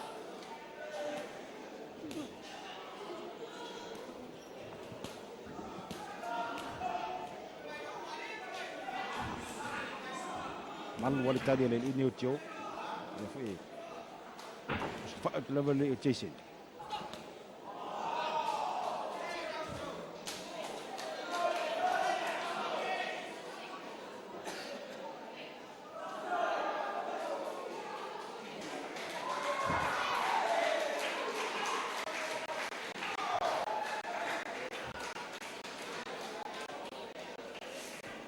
Nawa e mai mo mai le tulang fu wa ile panga. Ya wa fu fu ile. Fa le tonu le ao le io. E pe fa le tonu le vai. Ya o le ile o tio polisi. Ya o Tumua Pule. Pe ona mai mo mai ai ya ma ta fie ro te mai tai le foli ele.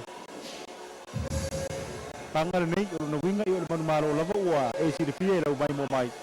Le manu maro tu ina tu ya Jason move. O le mai fuso ko Savaii.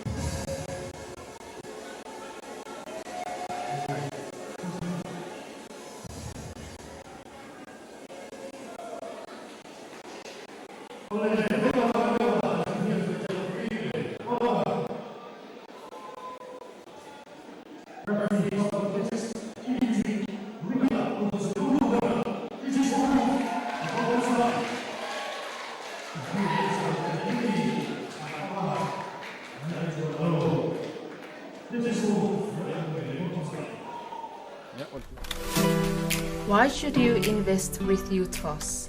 Here's why. My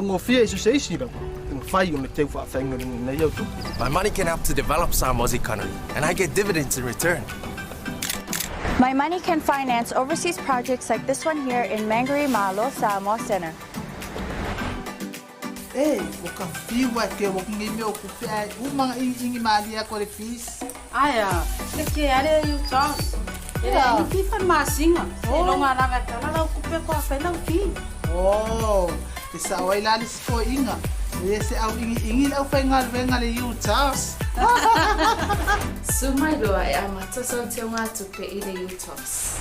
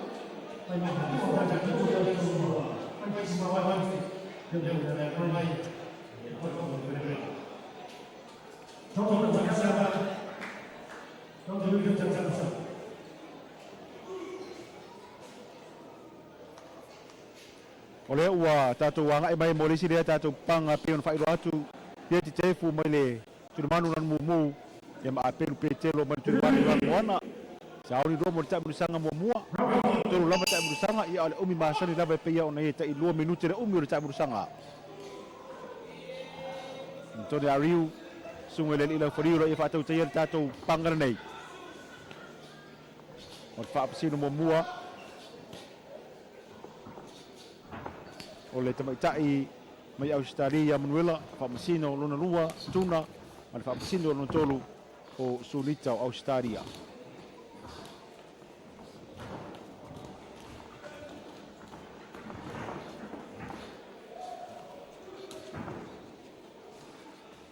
ta mi sanga mo mo ro fa ngasoro nei la pangaro le ono sfuiva ki kalama lo no ngor ma bafara na la wori nei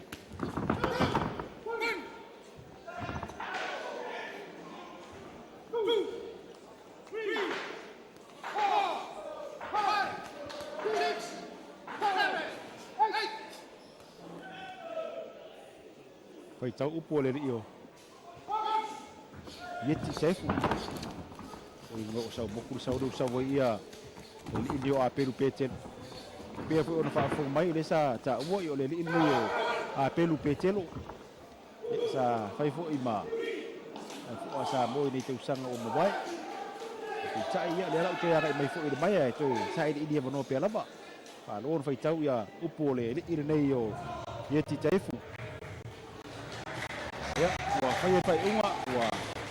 Tato malo ya. pelu petelo nga ole atia fi fa fo pe mai mo mai tato tunu au tu sa auto tato fa salongo se la fa nei ne poi vai nga ole atia fi ya ma ta uyo tato we bang ole fa ne fo fi fa sa songo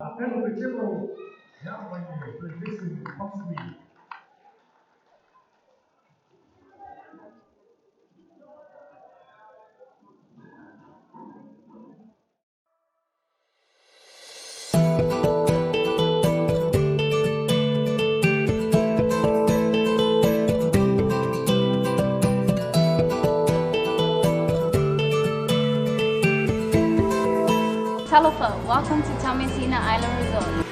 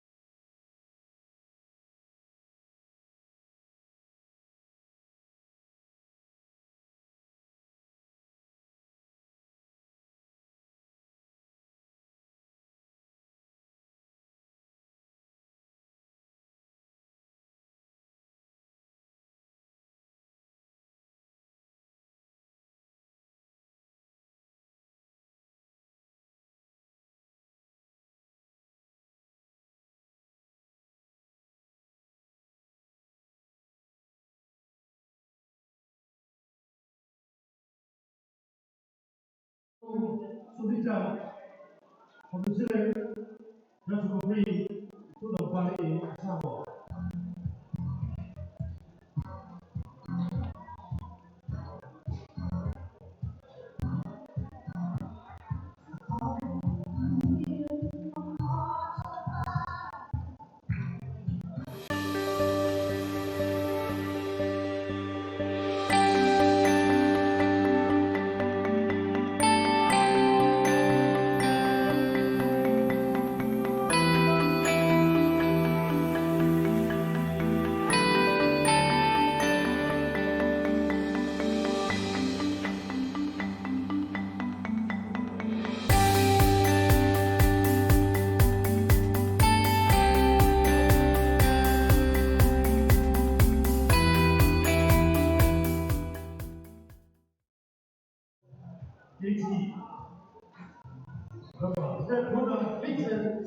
From Australia.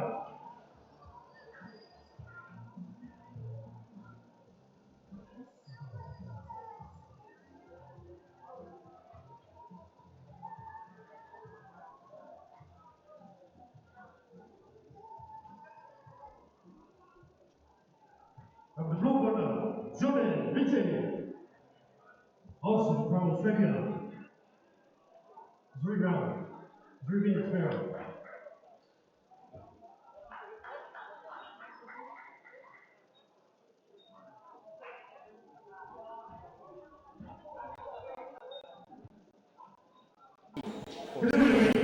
Pinilay ile aulo mansili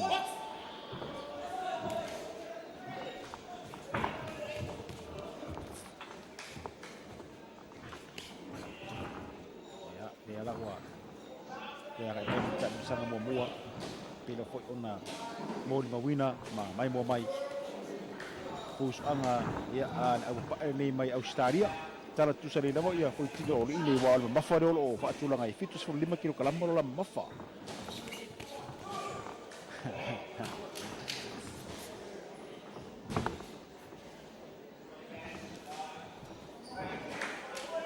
Sura lo polia o peta ta bao le lo i fa tau tai ta lo nei o fa sino numero tasi le lo ia le te pita ia yushi o Australia fa sino numero 2 o te pita ia so dito New Zealand fa sino lo tolu Tuna o Samoa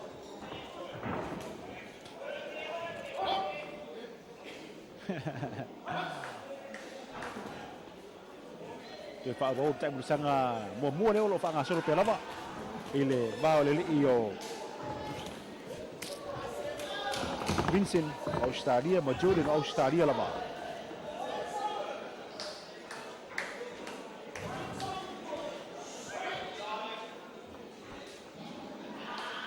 ile tiro tu ai le to tiri ni tatou pangol to mo le fefinei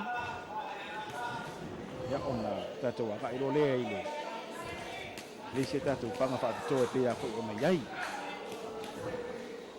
isi tatu pang fa tole o mai asa ye pang fo ni bao ya o farteri malo esa fusuai di suyu farteri malo sebae ho chau desa man malo di suyu farteri malo alle ya moa ho chau ya o mai afo ia le fusuanga ko isi na tatu panga i tulang fo talonga tole kopi esa man malo ai ia suyu sa avea ma le lakapi yuni ina ua manu malo ile sui sa papel ona angai mai fai sui la kiki ya marita tu pangala leo o patu langa ole pangale burburia panga to fila ulami marsunga ya tonne ari mana ia le su angare nei por pangale nei ale au stadia ne o fusu nei ko vai mare ke tal longo mai ta bisa ngomua ini to dua ta bisa ngolo coy ya ona mai ale ole di fot panga masa ring or pine auro par pine sidiva o de alava su era o stadia nei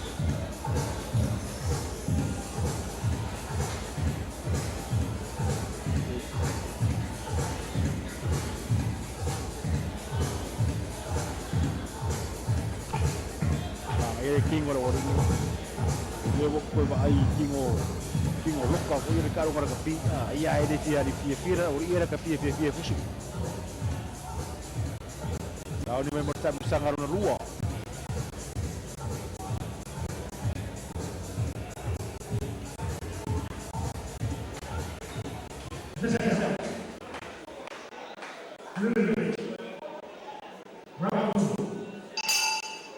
Oh ya. Dalong bertak bersanggar na lua. Toi fa awal di bawah Leo.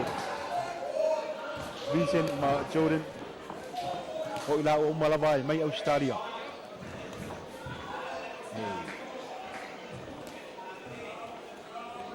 Ia tu dia.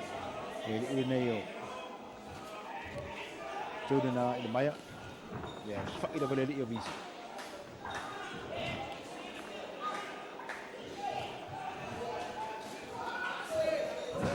Ini lebih mo na tel Leo.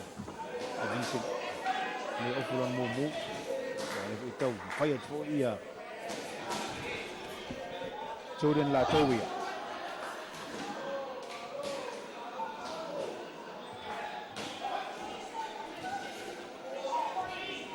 Maer pangalolo pangasolo na nga may po ide olisia panga ile super heavy pila ona yai ibas futasi ilunga. Ile bayang ala baori. Kasi nata tu panga lolo pa tulang amay more ni fo ibayang ole fiafi.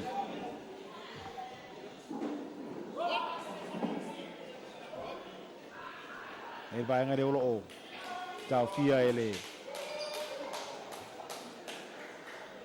Nau fadi ono se tulang fo ile fa le tonu. Mai i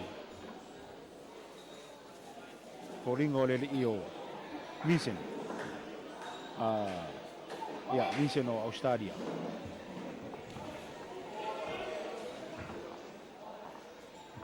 Defa nga solo tamu sangar na lua.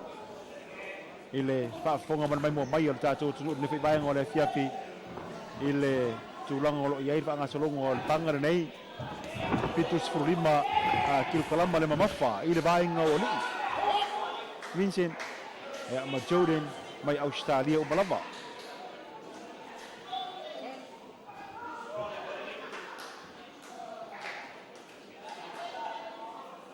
Oleh isu dari dia, Vincent le, fema tahu fia ia di Talamua.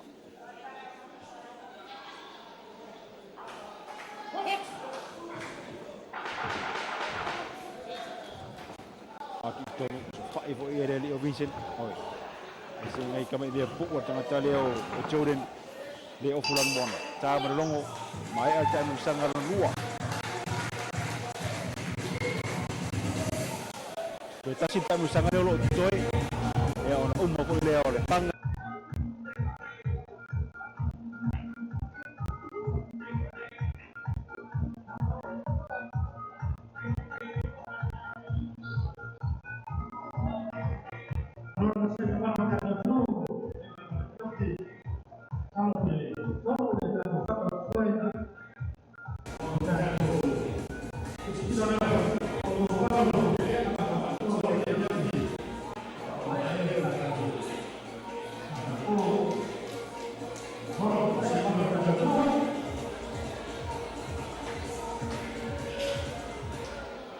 Sau di mai mole tak bersang mole di bawah Leo Vincent. Ya, ma Jordan. Mai Australia Poulava. Pangaran ni lo kusur ni bayang oleh fiat.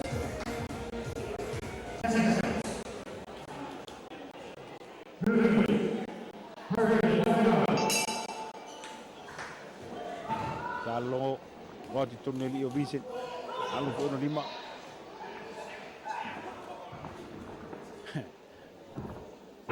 Vengo puso tengah umi Varcoe foi ele falava desse foi umi olha foi kau fala lá ia lima umi oleh foi tapi sangat muni dia lo bang solo dia tu ba ai de loka boleh lagi usi lo in Jones kali ofulang bubu so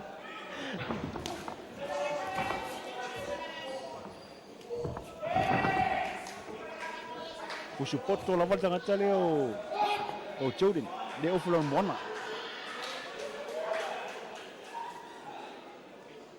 Uto e tau fia fo ia ona mtulanga leo de saul palpala ide. De iso de ineo o visi. E te awa fo tonu mtu e fa wau ia le fusuanga. Pe la fo ona yai ne fo vai ngore fia.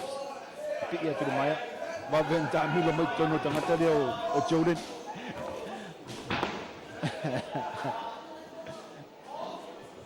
Tamu sanga ai ule pe ona yai.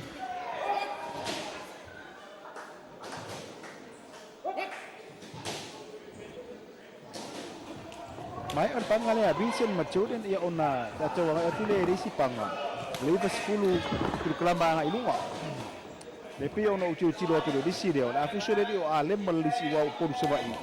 Ma fa manu au kuso ole plantation.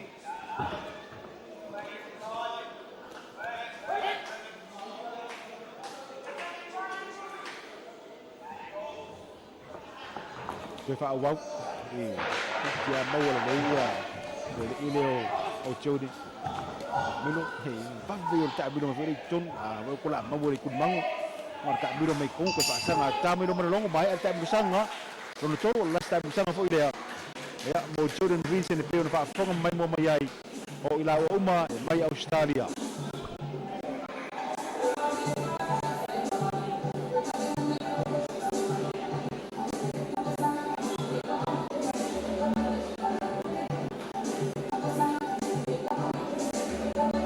Maria Perma, como vai embora é tudo isso lá foi. Já lá foi nem. Ya wala wala mai moi na foi deo. Puso ang wala pa solo. Pero na yun ay pang mulio toy.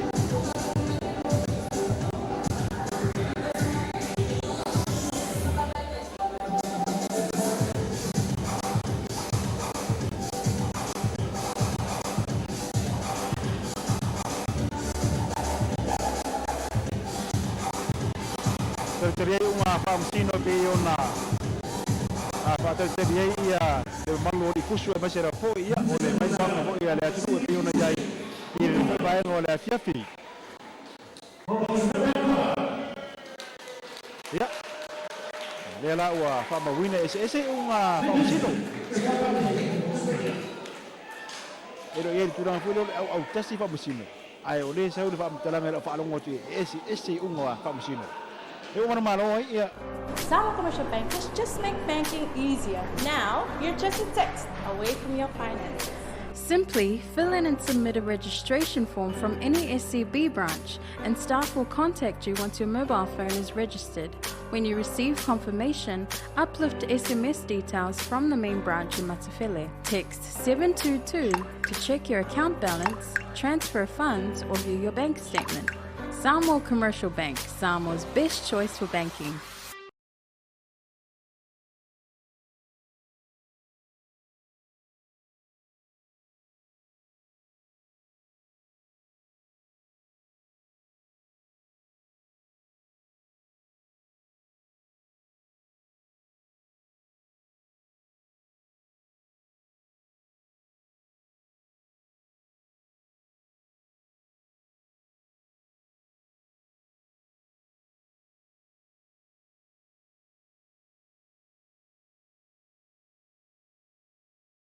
Super heavy.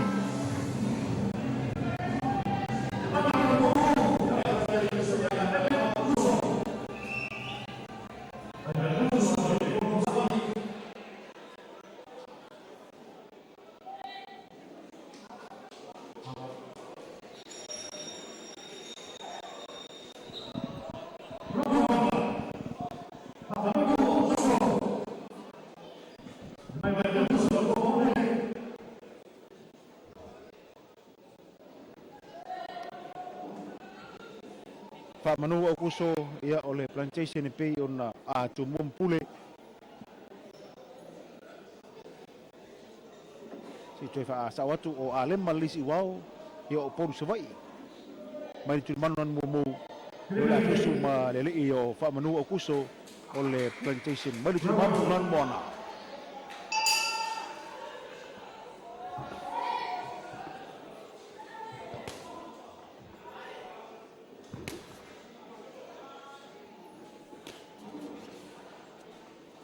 super heavy.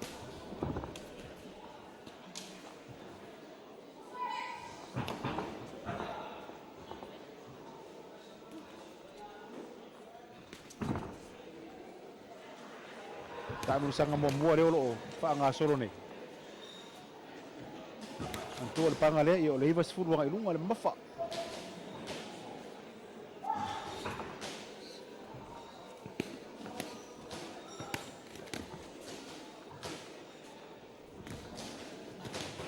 Alem malisi waure ofulan momu ka no akuso le ofulan mona.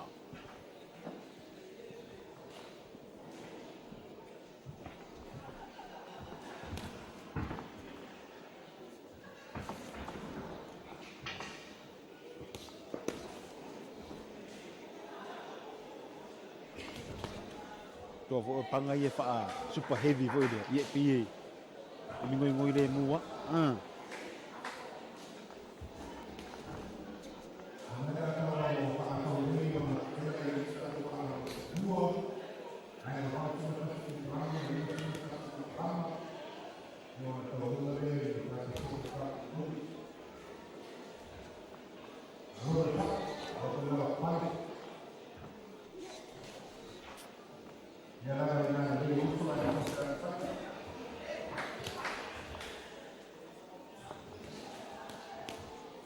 le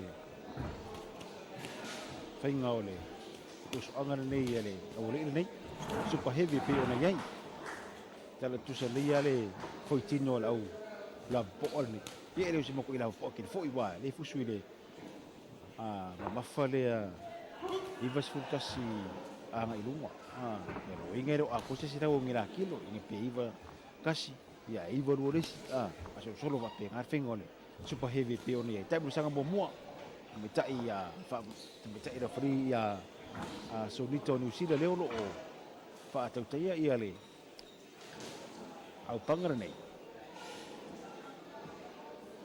ya au to le fo ile silsila fa msino mo o peta o Samoa fa msino rua ya o Manuela o Australia por te metai Manuela o Australia man fa msino ron tolu ya Tuna o Samoa.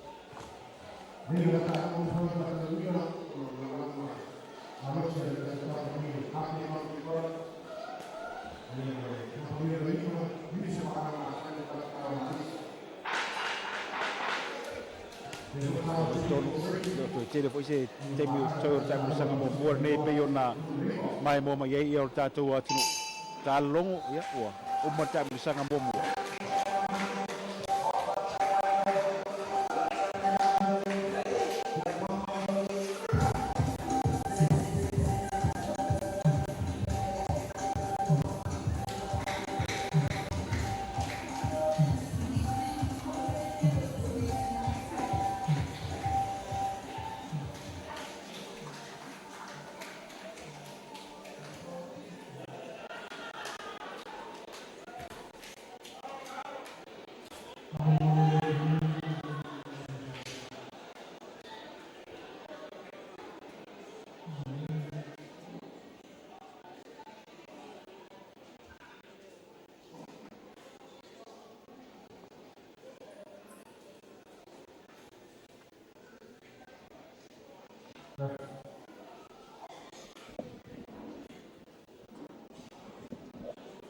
Oleh salo ia oleh foto abu tak busang bomu ya bere ka ol fai kam fusio fai ngol la fusu anga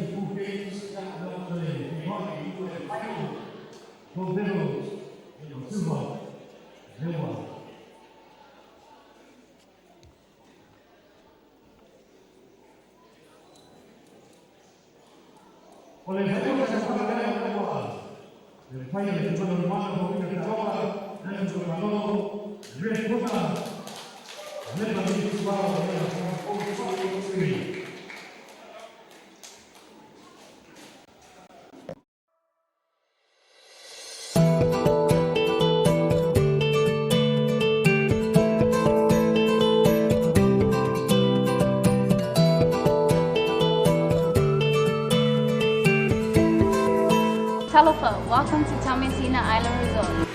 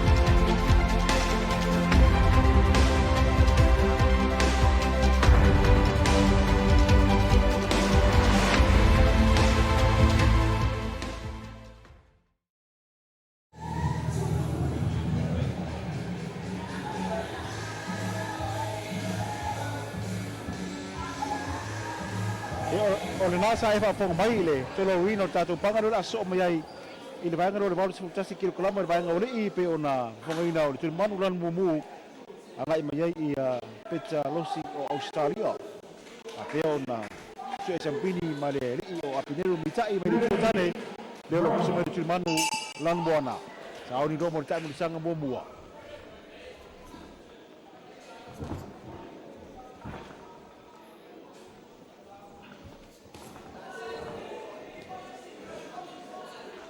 Ia, le tam fai mai le sui to tasi o le tu tane le lo. Sa i le ro le lo o mo se i le champin.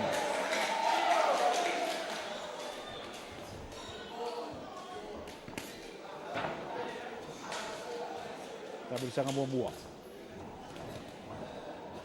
Ia le, e ke puso tama te mo mi sa i to ke tiro ti ai. O malo sia i tu mau.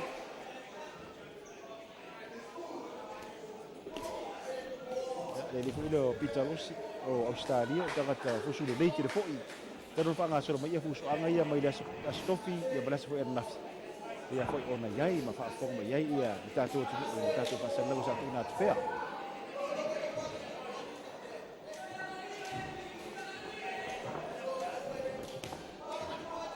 ole te mai tai fa sino ia usi o Australia lo ia Fatau teia le talonga i le wā o peta ma le ri nei o apineru.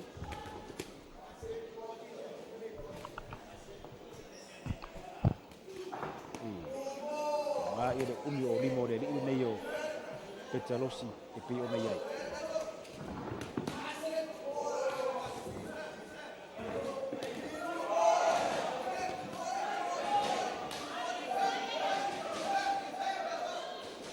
Saka mo mo ro ye i le ko le baya le io apineru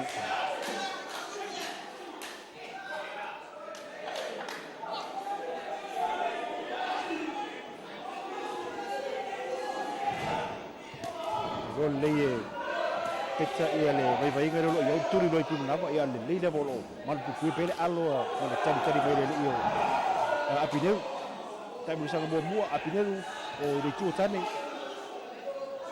ma le nei o pecca lo si Australia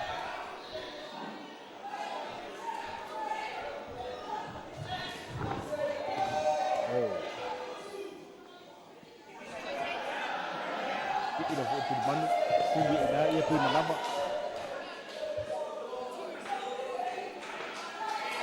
Kau Upolu yo Upolu.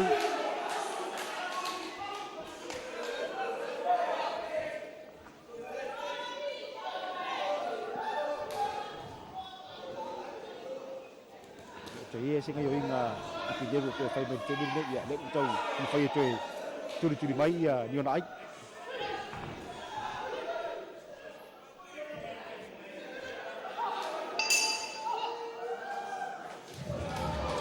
Umur bisa membuat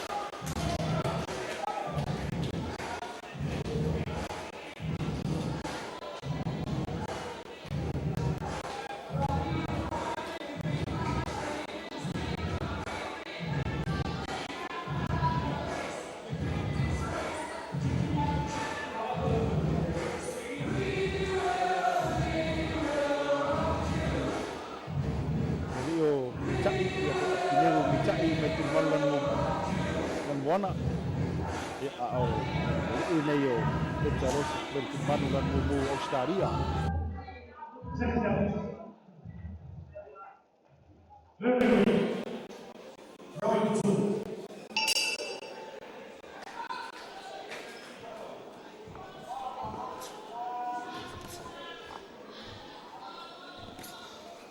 dan misalnya rona dua lewat anak ini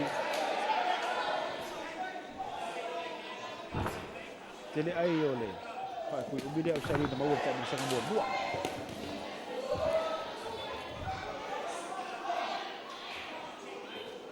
Tak bisa ngeruh le uang, anak integri ni.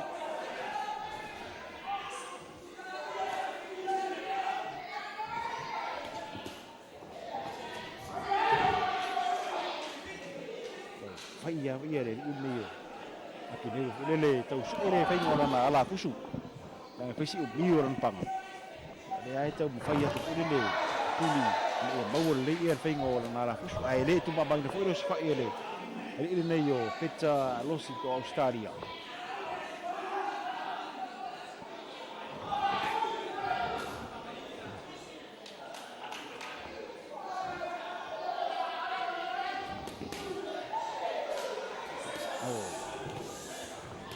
Iya, ada.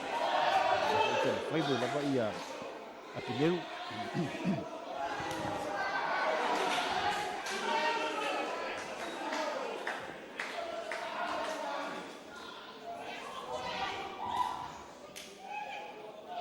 Malu, dia le alo le api biru. Ngai ro le tem fai iya. Peta le tu dia tu iya, o mai tu. Dia makoi alo le tali tu nava monofodi. Sao leros fa ingare yo apine pecca ba mawole le ia odi ngore le apine tamu sanga dua ile au pangare yo le valos fu tase kilo kala mafa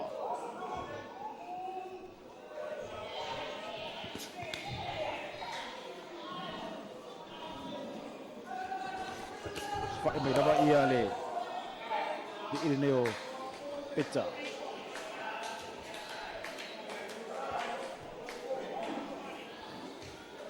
Naya le anak wite is dia bertanya yo api neru jom kilo tu ye. Aku sangat tahu pun na le beira na. Ada penangai pe yo na anak ini yo yo. Pangal le wa fa tu langai.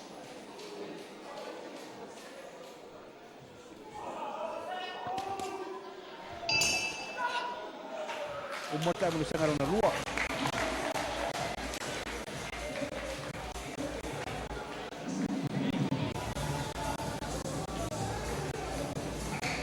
Dia pinero mitai beri tu tane dia na sira-sira mai mai firman dan buana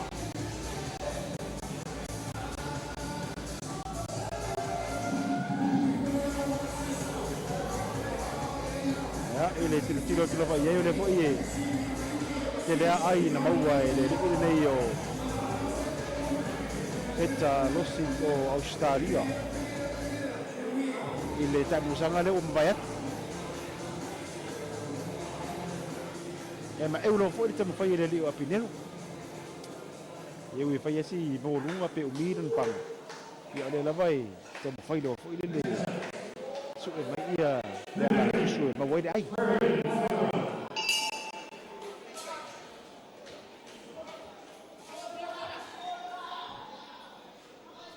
Ngai me mo ta sanga mo mo.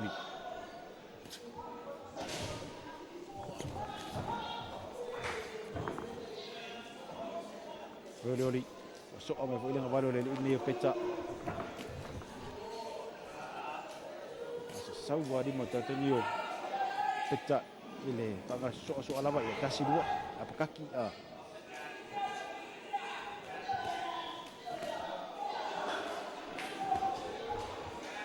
Wadi meire yo apineru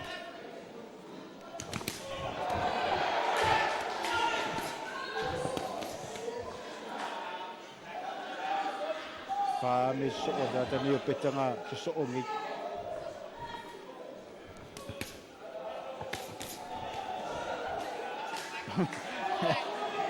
Anga masau. Ai nang ai fit. Ile nga kore umio le ido pet. Ko fit. Ngai le po ia api neule. Na ve ai ia fa pa ere. Ai le ra fo ia fit da bada. Tabu sanga muli. Leo lo panga solo nei. Mai ai no to tatu pangai tasi ia ono tatu wa ai no le lisi tatu panga fa pitua. Mole afia fine.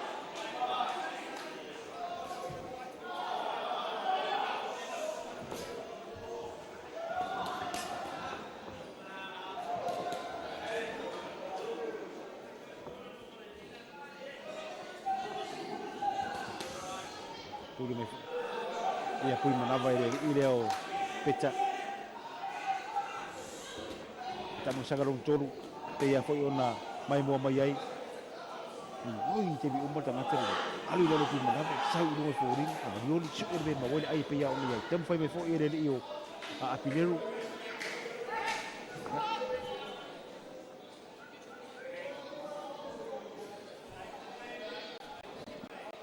Sela aping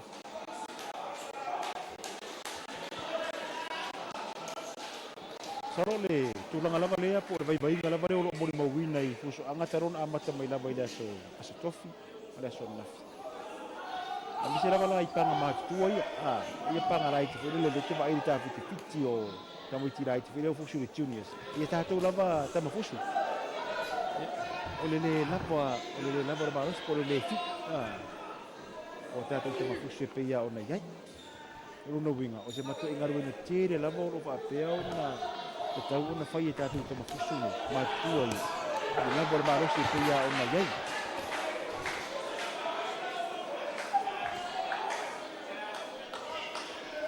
o titia o mata musana dan longo mai ata musana dia ko uma pa sino dia lam sai pa sino ini lo mai borbaro se mai dia di tanga fulo le tamu musana mo marito Mata mai lava esa telea ai na maue peta losi ko Australia peta musanga boa ta musanga rua ia ga mo tunda bala ta musanga le a roto tu da bala na desa ia ai se utatu tari uma fa busino ini tulanga se va pe ona yaile usanga mata ngo fir nei da upanga o de bala su tasi kilo kalamba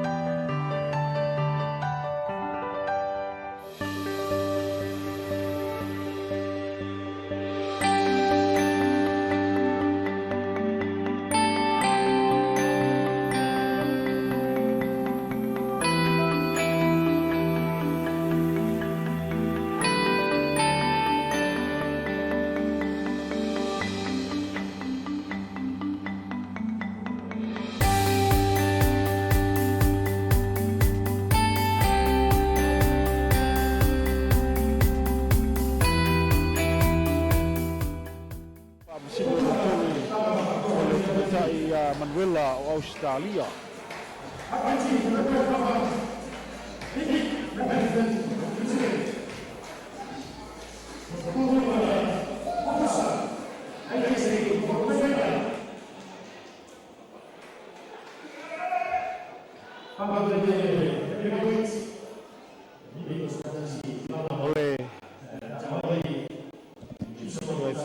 Kanga fo reo ne fo ia fiafi tsa ili ngā pine o kanga so rei de pine au ma le pine siliva pe fo ona yai i ona ngā iro le di tātou panga murimuli pe ona whaatulanga mai mole a fiafi nei ia e mai aloa o kaurolo ka ingamu e marolo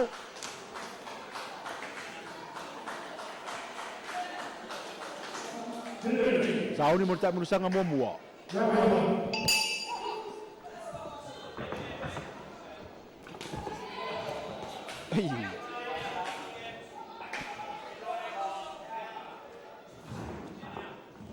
Ole le ofuran mo o suri na New Zealand e a o lanu bona le musa o Australia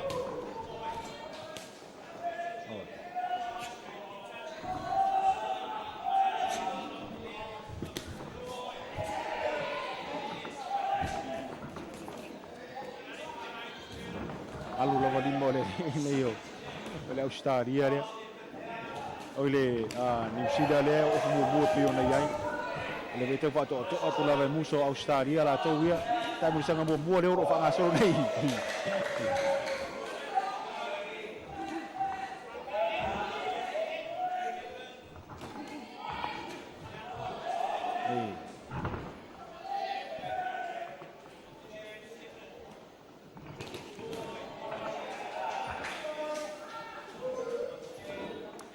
Hier foi que gole. Australia le tiro tele o flang bona.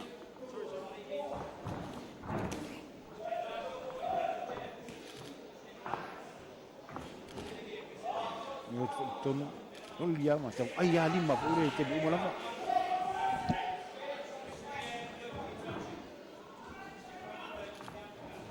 Mai mo foi mar fa fonga tatu tunu ni foi ia fiafi. Ile tudang o fa nga so se inga sem pilin nei ya Marist. Ole nganga lava ia ina fai ona tina ele ia talonga fusuanga le ngata mo mai lava ia Samoa mai fusi tono tatu tunu au se awala ma se ala fuoro fa o tuai ia tapinanga mo taringa malo o tatu tunu ta along Pasifika bor ni futu sanga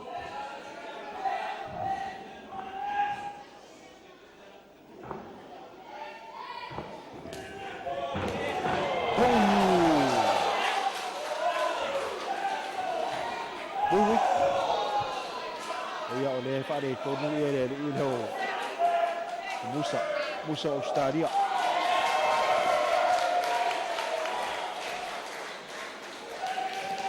ke sa war kala ava ole okur me ava bengi o fusuang ya o mai ale tangar ni da fu pe ni ai ta fiai le yoti man malo ai ia ni yo ni o New Zealand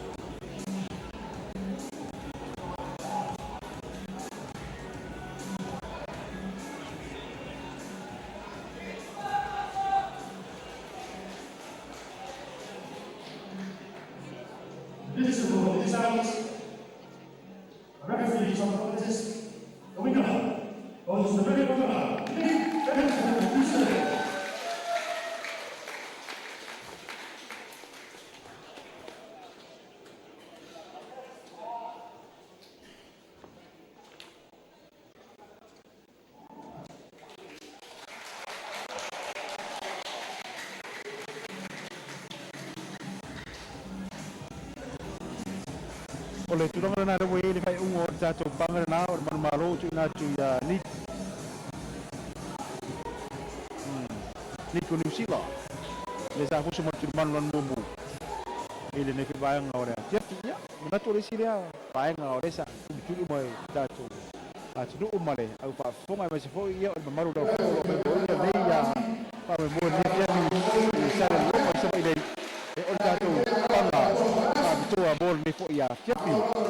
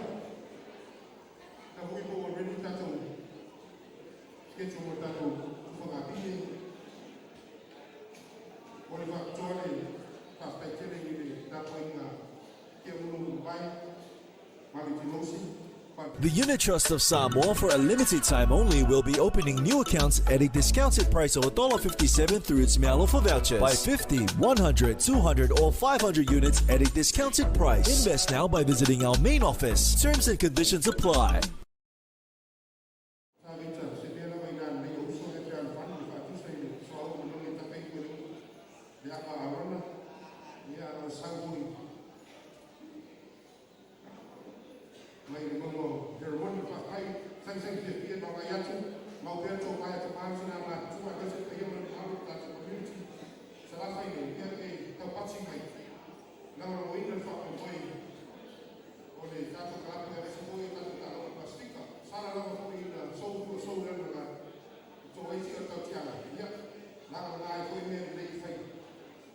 Samoa Commercial Bankers just make banking easier. Now, you're just a text away from your finances. Simply fill in and submit a registration form from any SCB. Our first medal presentation is the 75 kgs Elite Men competition and the 81 kgs Elite Men competition. Please make your way here. I will go to the conversation to allow me to tell you Superman.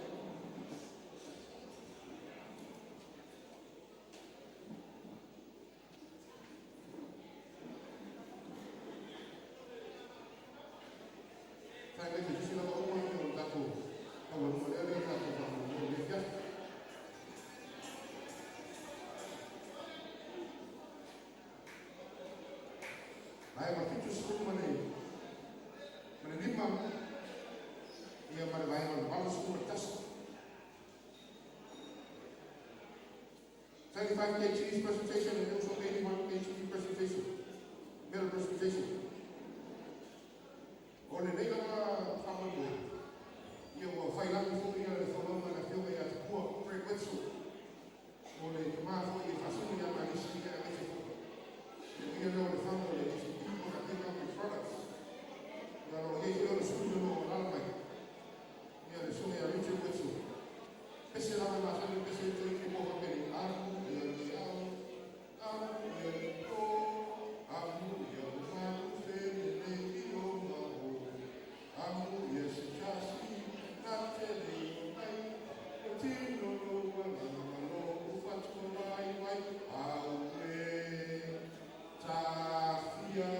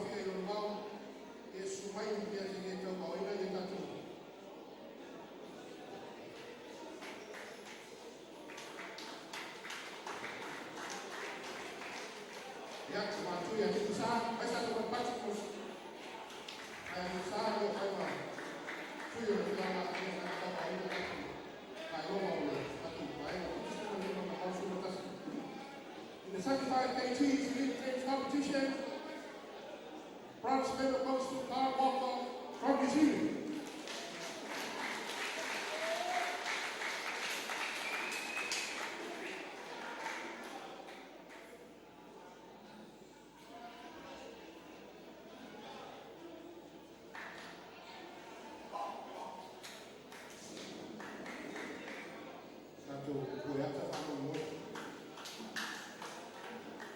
Silver medalist goes to Richards, Australia.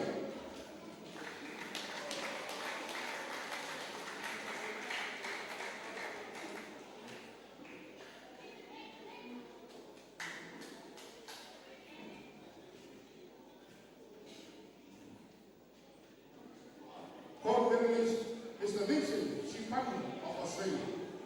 Australia!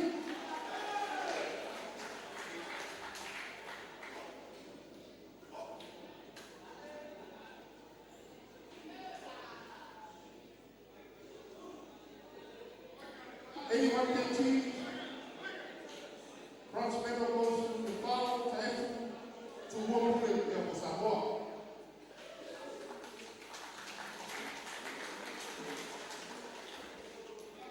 Sampai tato kan khusus, tato tu pengapinya dulunya.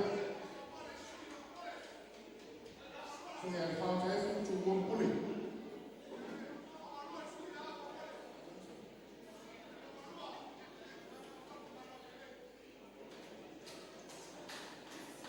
Siliva ia oleh tama mai tua tane suka ia pinero ruta alor final pinero asa tu sila dia tengok pinero kalau masuk ia pinero dia boleh tahu mau lagi esok orang tama mai final ini bus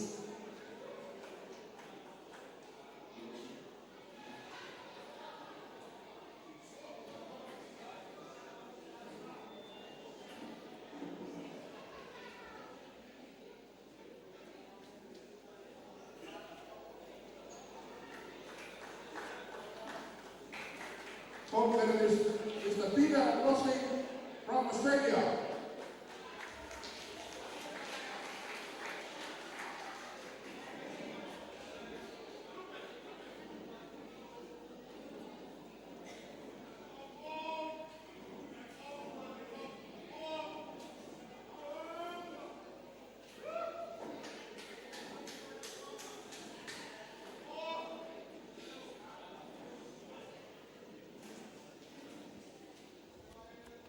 Tato tujuh lagi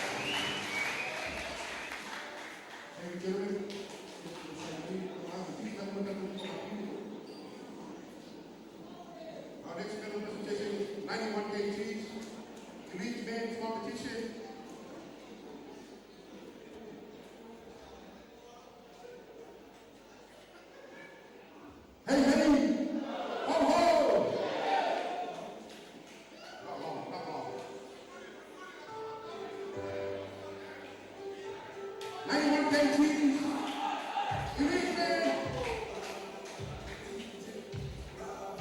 Mayor presentation, France Marist, Papini saya, Savaii.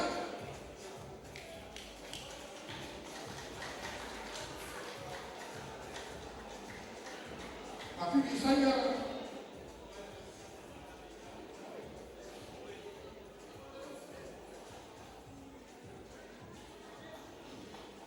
ang iya oy mawala pili.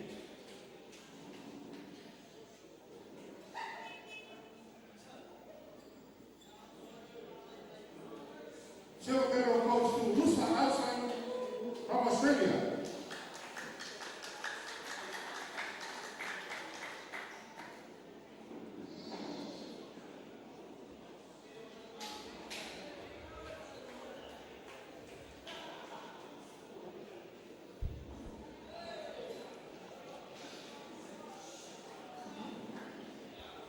Gold medalist, Mr. Nick Cranford from New Zealand.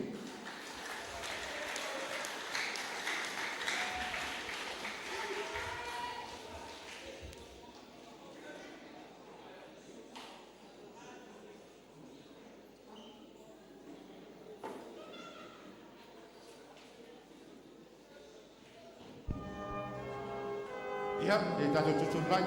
Pawana tato tuwe amako tato.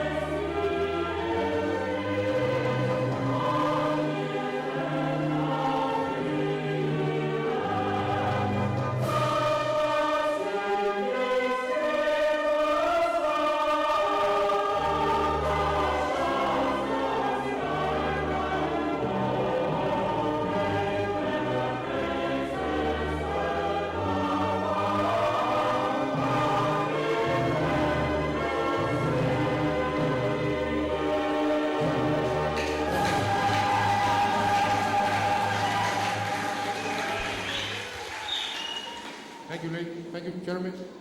Thank you, everyone. Pastai ko ilaw. Sunga pipi. Pastai mo tato mo ni. Usau ko ini tato pamoy. Ia para watu ilaw. Sunga fita ia pole. Sui for tato baenga. Fatam tinao le tato kusuanga. Ia mo le tato tufanga failonga. Second from the last.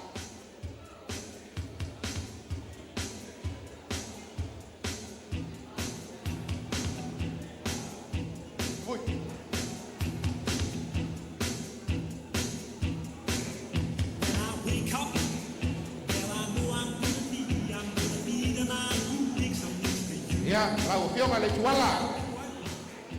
Ka o koko au. Yo mo yai Pule.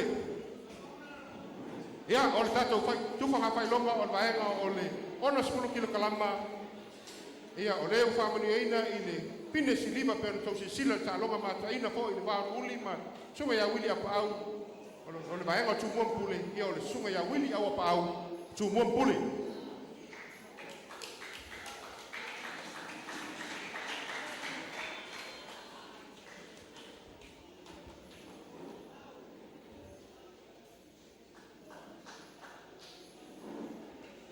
Family le pinauro nei fiafi sunga ya uli mose li vai mai de Upolu Savaii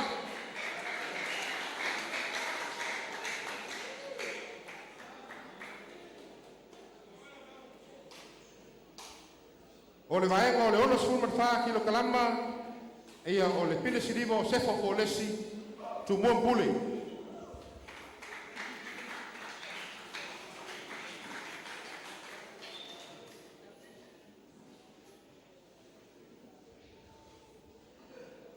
Leo whamenuina le pine aulo sunga ia Jason Wolf Upolu Savaii.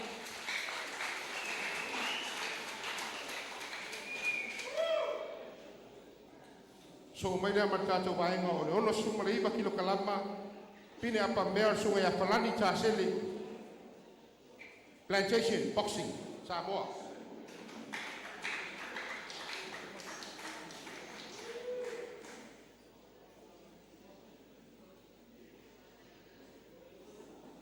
Pine siliva i o le sunga ia Jett Taefu Tumua Pule.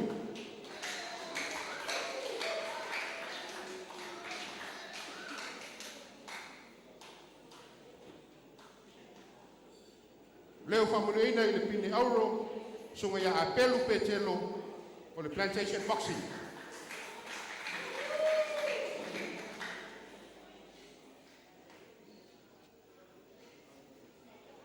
Tato vai un mulio le imasu matasi kil lama ia o le elite men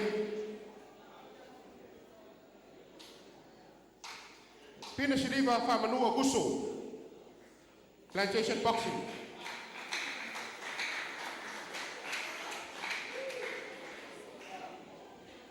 Ia male pina auro sunga ia alema leisi wau.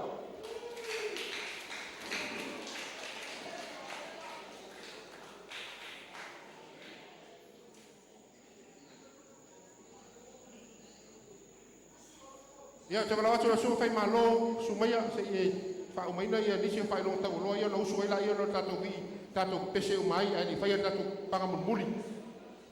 O le best boxer elite division goes to Peter Losik from Australia, sponsored by Tuna Kalolo family, the late Tuna Kalolo family.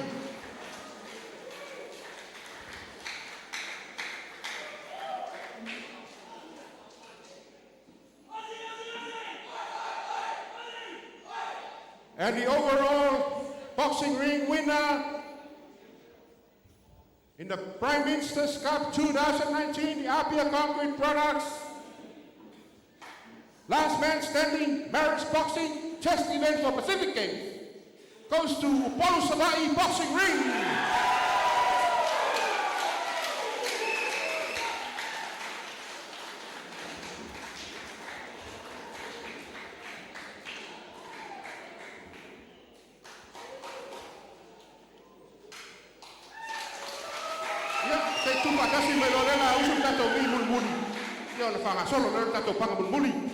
Yes, it's a tutu light. Amalo, love, congratulations, Upolu Savaii. Samoa, Taulai, Masi, Siala, Pua, Lopalelea. Samoa, Taulai, Siala, Pua, Lopalelea.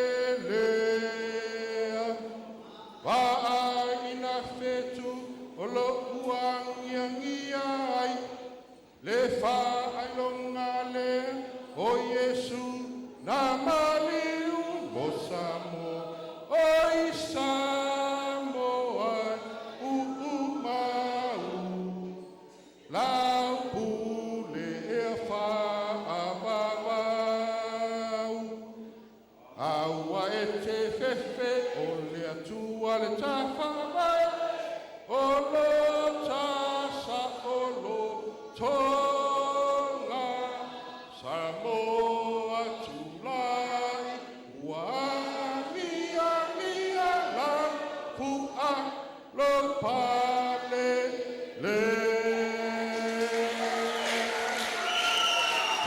Thank you, ladies and gentlemen.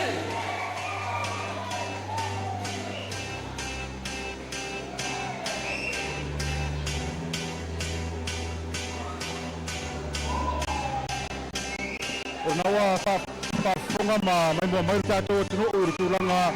Reo ni ia tatou tuwhanga whailonga. Tado tutu ngā pine pe ona iai.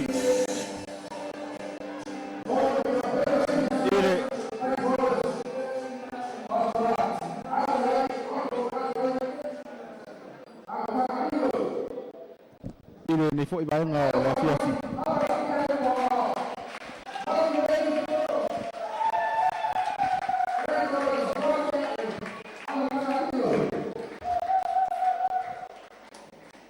Ile nei fo I baunga o la fiafi ia tātou tutu ngā pine sa wha ngā Solomona. Ia male hau tilenga ia o le wha me nei ia marisi pe o la fiafi.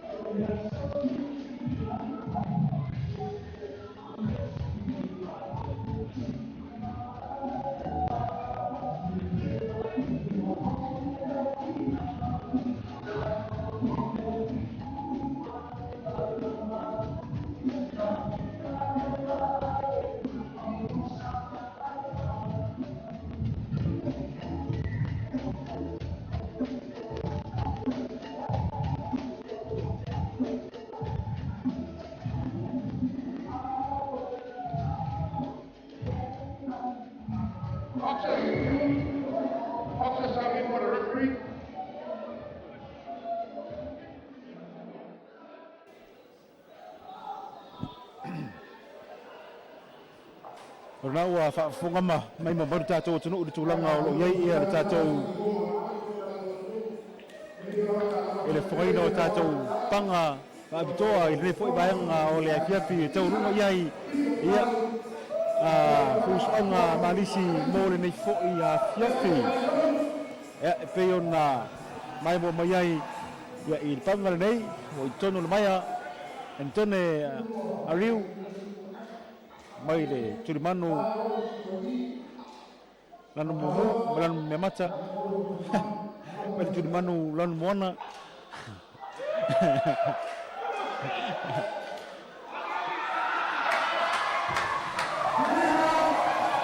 ale yo ke filau lami mai tulimanu lanu mumu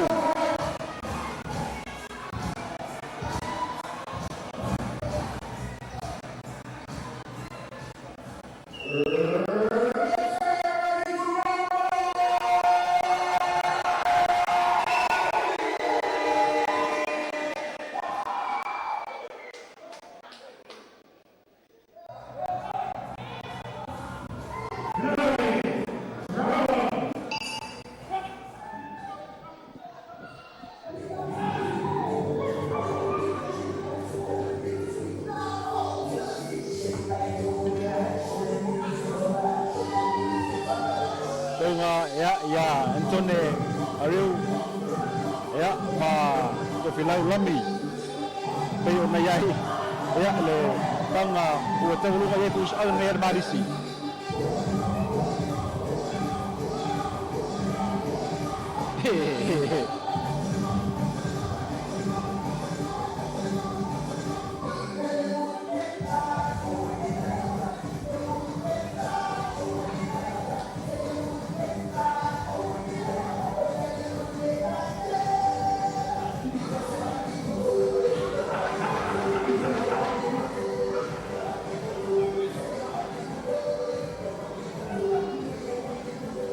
Voi ona tamo pai pa tala tu ole. Dengan sama te kusuma tu filau. Ya also yang ngambil mana road of percaya ya wa le pai ona. Itu mai. Ya ole ala wa tu tulanga. Ya pe tali ya so ile. Mani dah foli ya po ole pa usipo ya. Antone ariu.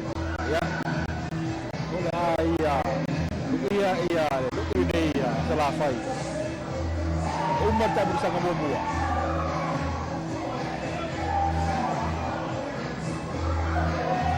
Saudi umat tak bersama karena ruang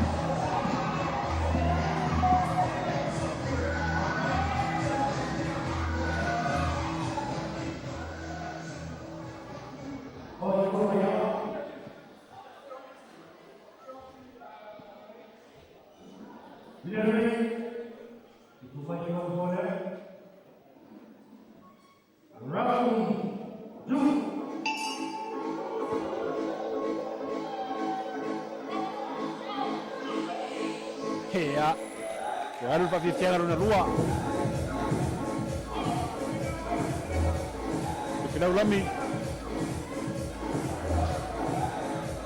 Otone Ariu.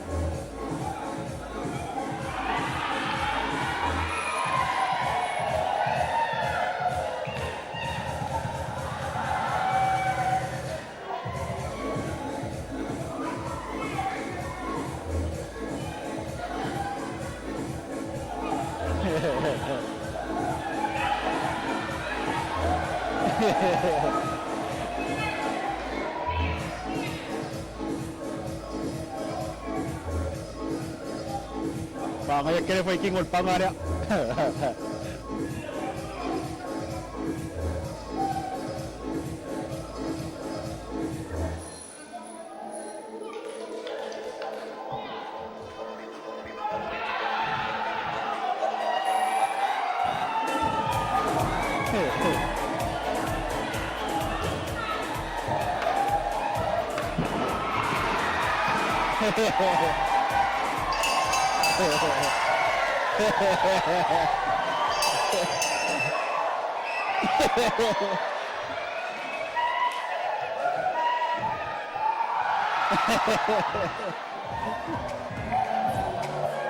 Macam-macam yang jatuh dulu, ini campur lupa. Kalau pakai blender yang biasa.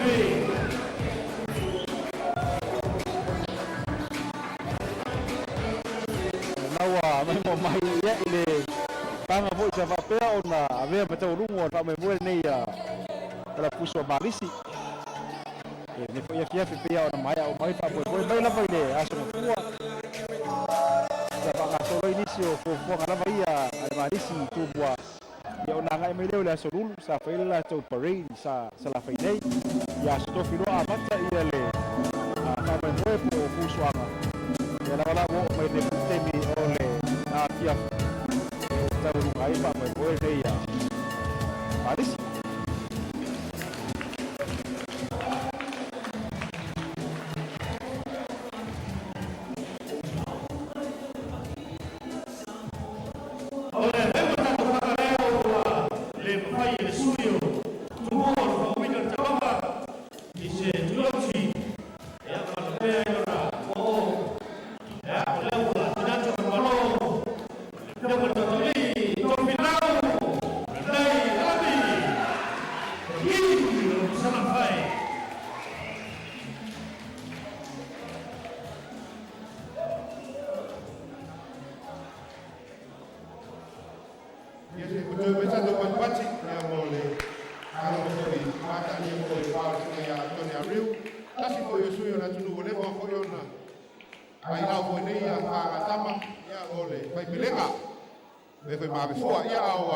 Terminei mal sunga Taualii ia la sunga to filau tanton la bo tele o la ngale a tumo le ma wa ko le ruina ma fu me la va gan mana da ma le rudi le tala fiti no wele tv ni so talonga ia le fo ta wele lo na lo na tolu la sa sa pen penanga na la ma fu na pe o le po wanga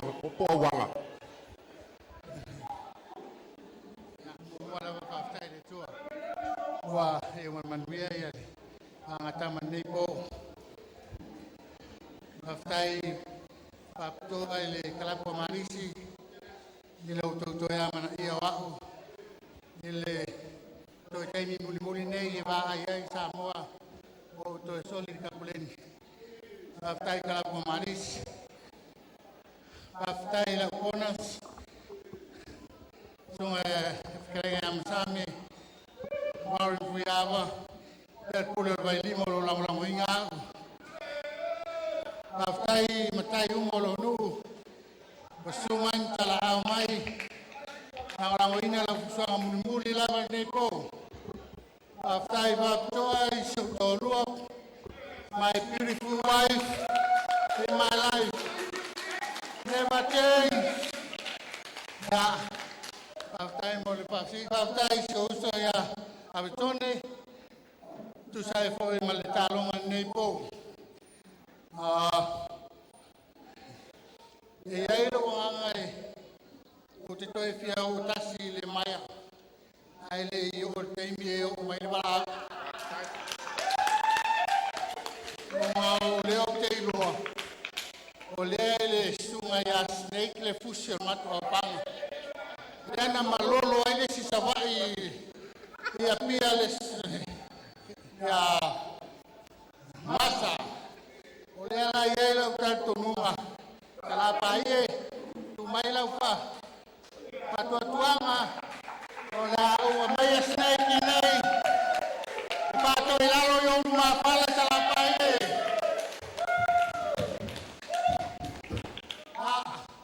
apa kele la monea kapi bieleni Manu tele la manea gapi manu foi la sata yao. Ia mo se fia pa ia manu ta to tunu. Ole nei panga. Ole manu malo e fe tala. Ia alfaina ni ma se la tala. Ia sa tala tone le ko lo ta po e be foi ta to ai ngam ta to me Tumua. Ya. Ono ko le tru ai. Ni ya foi en pot to me nei ko. Ya, aftai ko iba la ko marisi mo fatti no nei ka mo. Mo aftai. Ya, sai mo taloga. Ya, patalo.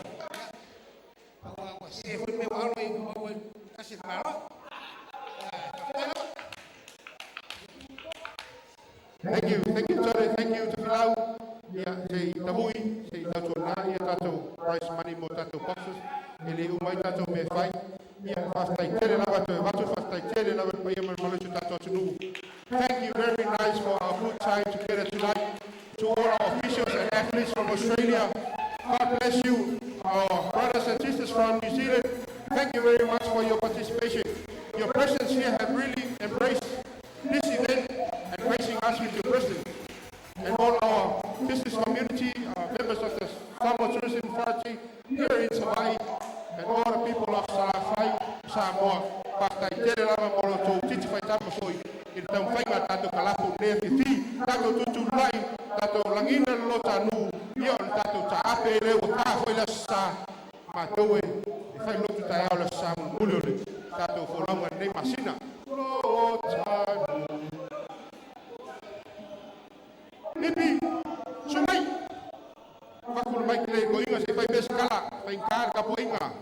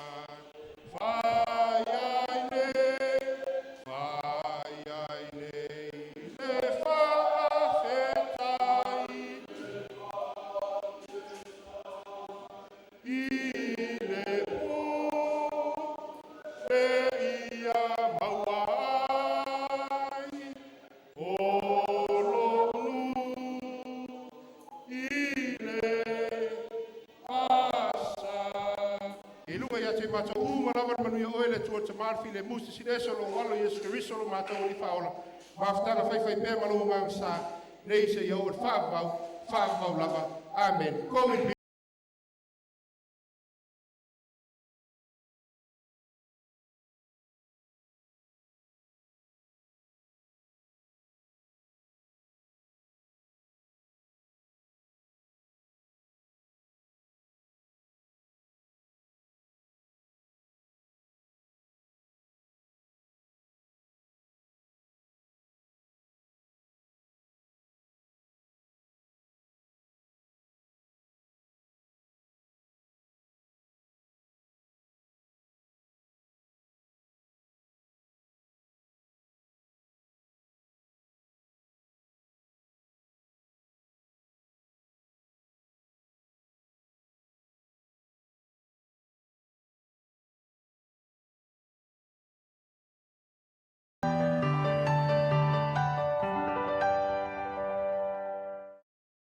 The Unit Trust of Samoa, for a limited time only, will be opening new accounts at a discounted price of $1.57 through its Mealofa vouchers. Buy 50, 100, 200 or 500 units at a discounted price. Invest now by visiting our main office. Terms and conditions apply.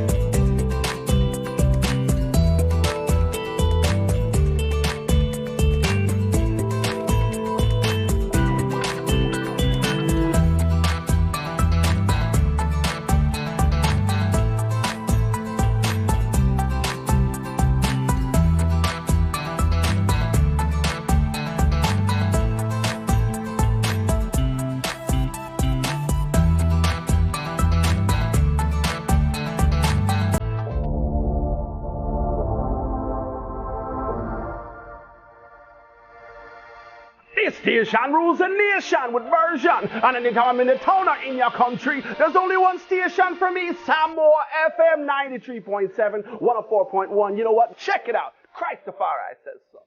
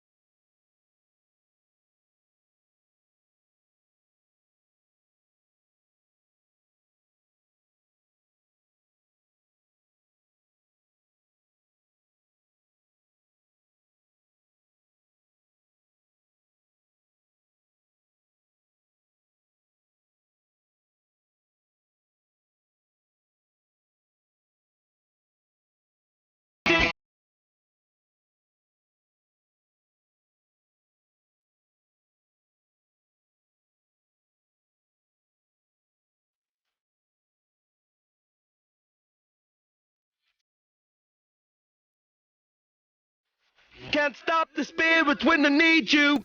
This life.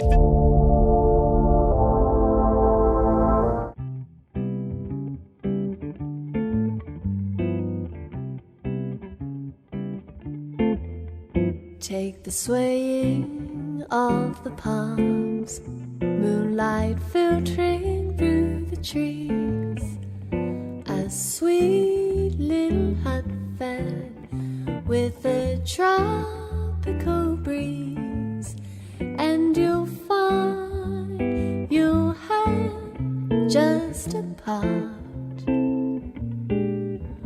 of my South Sea Island dream.